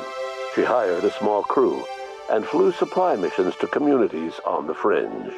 Some of them were even legal. Life in Halcyon was sobering for Felix Maelstone. The grand revolution he dreamed of never came. There was no great awakening for the colony, no celebrations in the streets. There was only the hard, desperate work of trying to repair a broken colony. Felix never had a head for numbers, but if there was labor to be done, he was there to help. Eventually, Felix realized that the work of a revolution was done with two hands. As much as he enjoyed his adventures aboard the Unreliable, the vicar, known as Max, eventually decided that it was time to move on, to live out the life he had sought so long to create. He knew there were many in the colony who carried burdens much worse than the ones he had struggled with, and he devoted himself to easing their suffering wherever he could. He only ever took up arms again to defend the defenseless. Unshackled from a lifetime of striving and fighting the universe and himself, Vicar Maximilian de Soto was finally at peace. Once the matter with the Hope colonists was resolved, Junlei bashfully asked Parvati if she'd like to join her permanently on the Groundbreaker, and Parvati enthusiastically, if somewhat awkwardly, agreed. The stories of her adventures spread across the colony. and Parvati soon found herself the center of attention. Having served as the engineer of a renowned spacecraft, tramp freighters and wildcat miners sought her out by name. And in no time, she was a fixture in the Groundbreaker's mechanical ecosystem. She and Junlei were never far apart. Nyoka returned to Monarch to take another crack at making a permanent life for herself. She formed the Charon Group, a mercenary outfit of ragtag survivalists and wilderness experts. Anyone in need of a guide, or just looking to throw back a beer and swap stories, could find her camping on the trail or clearing an infestation. The SAM unit that accompanied you spread awareness of the product line's superior sanitation and maintenance capabilities across what was left of the colony. This led to a boost in SAM unit sales. Did you know that SAM units are the longest-lasting, toughest-acting cleaning solution in Halcyon? Minister Clark was released from house arrest, and his contact with you gave him a sense of renewed purpose and vigor. Once it became clear that no help would be coming from Earth, he threw his considerable efforts and talents into helping Halcyon manage the crisis before it. Chairman Rockwell served as the public face for the changes in Halcyon to come. Whenever you needed strings pulled or a voice to sell a policy change, Rockwell was only too happy to oblige. As for Dr. Phineas Wells, he spent his remaining years in his orbital lab. He eventually came to terms with his own past and was able to forgive the mistakes of his younger self by devoting his remaining years to serving the colony. In the end, Dr. Wells was able to save every scientist and engineer aboard the Hope. Over the next decade, nearly all of the Hope's remaining colonists were successfully revived. Halcyon saw a period of rapid technological and scientific advancement. Breakthroughs in dietary supplements saved the colony from starvation. Geoengineering projects and social reforms began to change the structure and character of the colony. Dr. Wells laid the groundwork for the project to save the colony, but he would never live to see the fruits of his labor. He passed away a few years later. His work was carried on by the scientists and engineers he revived. Today, Halcyon has stabilized. The people of the colony work hard to adapt to their new circumstances. Nearby colonies send aid and supplies. Life will never be easy in Halcyon, but for the first time in its history, there exists a sense of real, genuine hope about the future. And what about you, the unplanned variable in the history of Halcyon? Long after Wells passed away, you carried on his work with more energy, determination, and brilliance than he could ever muster. The years that followed were hard, but Halcyon survived by the efforts of the Hope's most promising colonists, the greatest of which was you. No one knows what's happened to Earth, and no one knows what the future has in store for Halcyon.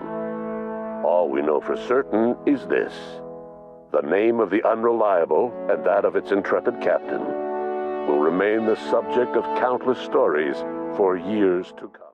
Looking at it now, after writing all of this, the criticism that The Outer Worlds lacks an aspect of depth is something that is very prevalent and visible as you play through it. Every singular mechanic and sometimes even the quest lines can leave a lot to be desired. This is understandable considering the cuts and reworking that needed to happen along the way. Fewer planets, a lost companion, and many other design choices gave us mechanics and locations that left me wanting more. And while the DLC really came through to that end, it's no surprise that the game feels short with an ending that feels abrupt. In reality, the game isn't really that short at all, clocking in around 13 hours according to how long to beat. But time isn't everything. I've played incredibly long games that are more boring than anything else, and I've played short games that have left me feeling great. It's about the content within, not the actual length of the experience. And I think the way the content was presented, the cuts and abruptness, leave us with the perception of shortness, a lacking that the DLC helps fill, but ultimately doesn't fix. However, as a package, all of the mechanics come together to offer a reasonable experience.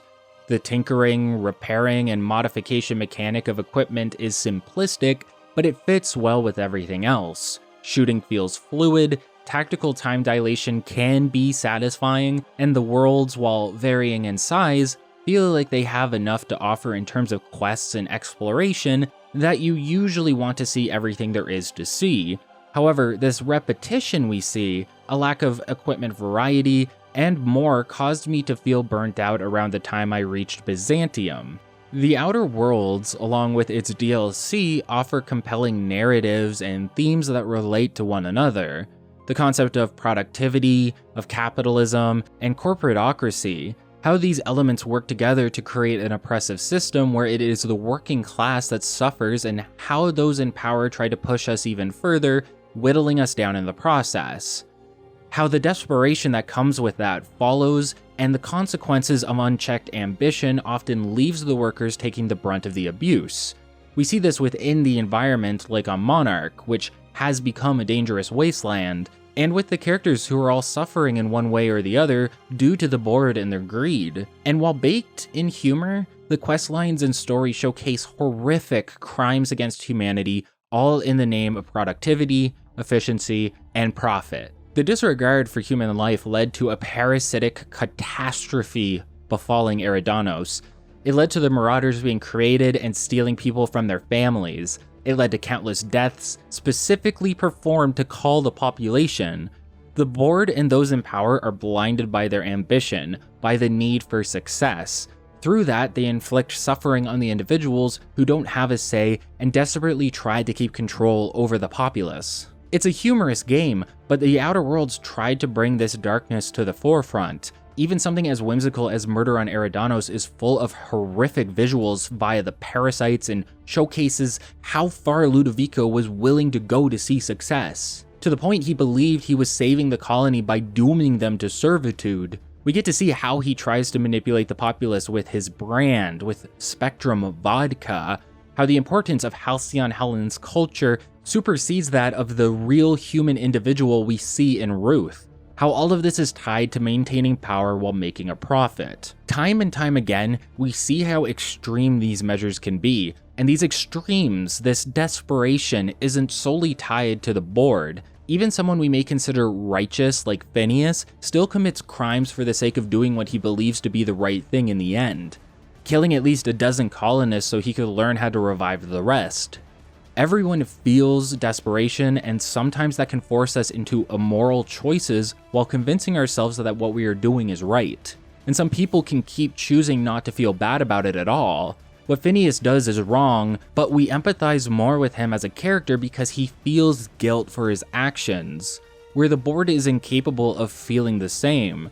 It's due to his humanity, something we relate to. It's somewhat similar with Graham. Humanity is what is most important to us as a society, helping one another, empathizing with one another, creating complex communities, and seeing how the world can become a better place. Our current economic system works directly against that, trying to compartmentalize the individual, to segregate us. It makes us easier to be controlled in that sense. We are taught that it is through our own hard work that we will find success even when the world is completely stacked against you. And if someone else isn't finding success, then that is their fault. They aren't trying hard enough. They are dissidents and need to be dealt with. The way our economic and political systems are in place, they look to benefit only those in power, while the rest of us work as hard as possible just to get by, believing in the lottery that one day our success will come, that we will be rewarded and be rich, famous, and powerful ourselves.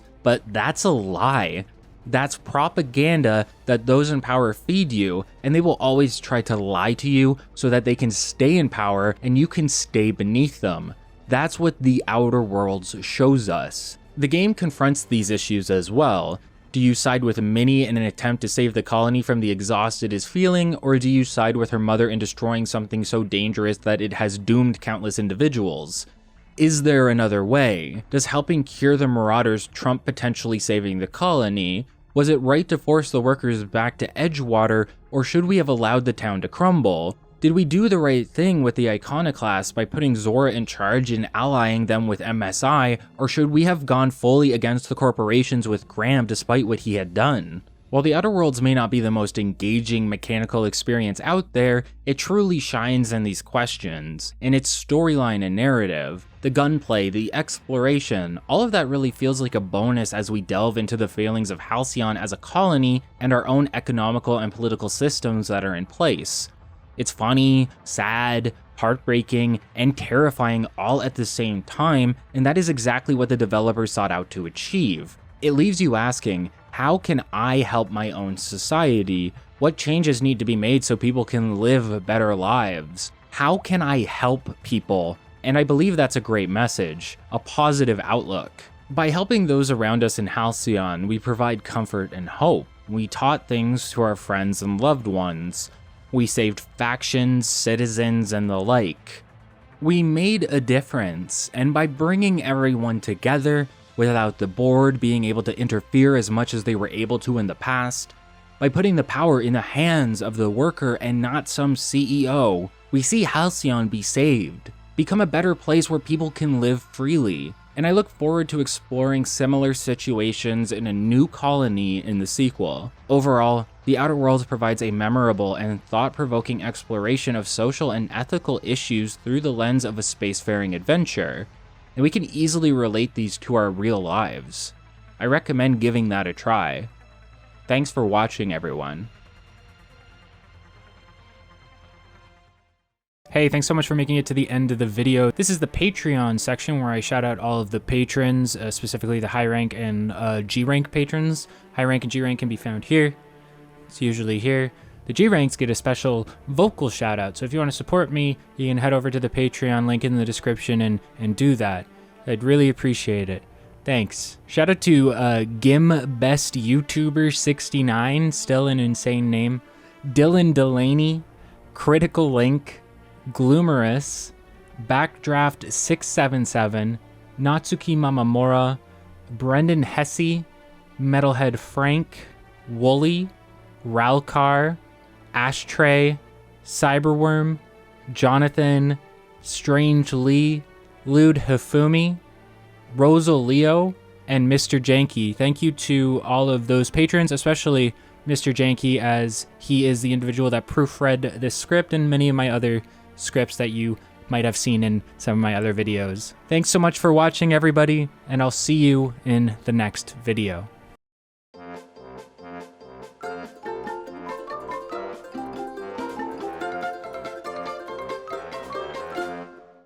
Don't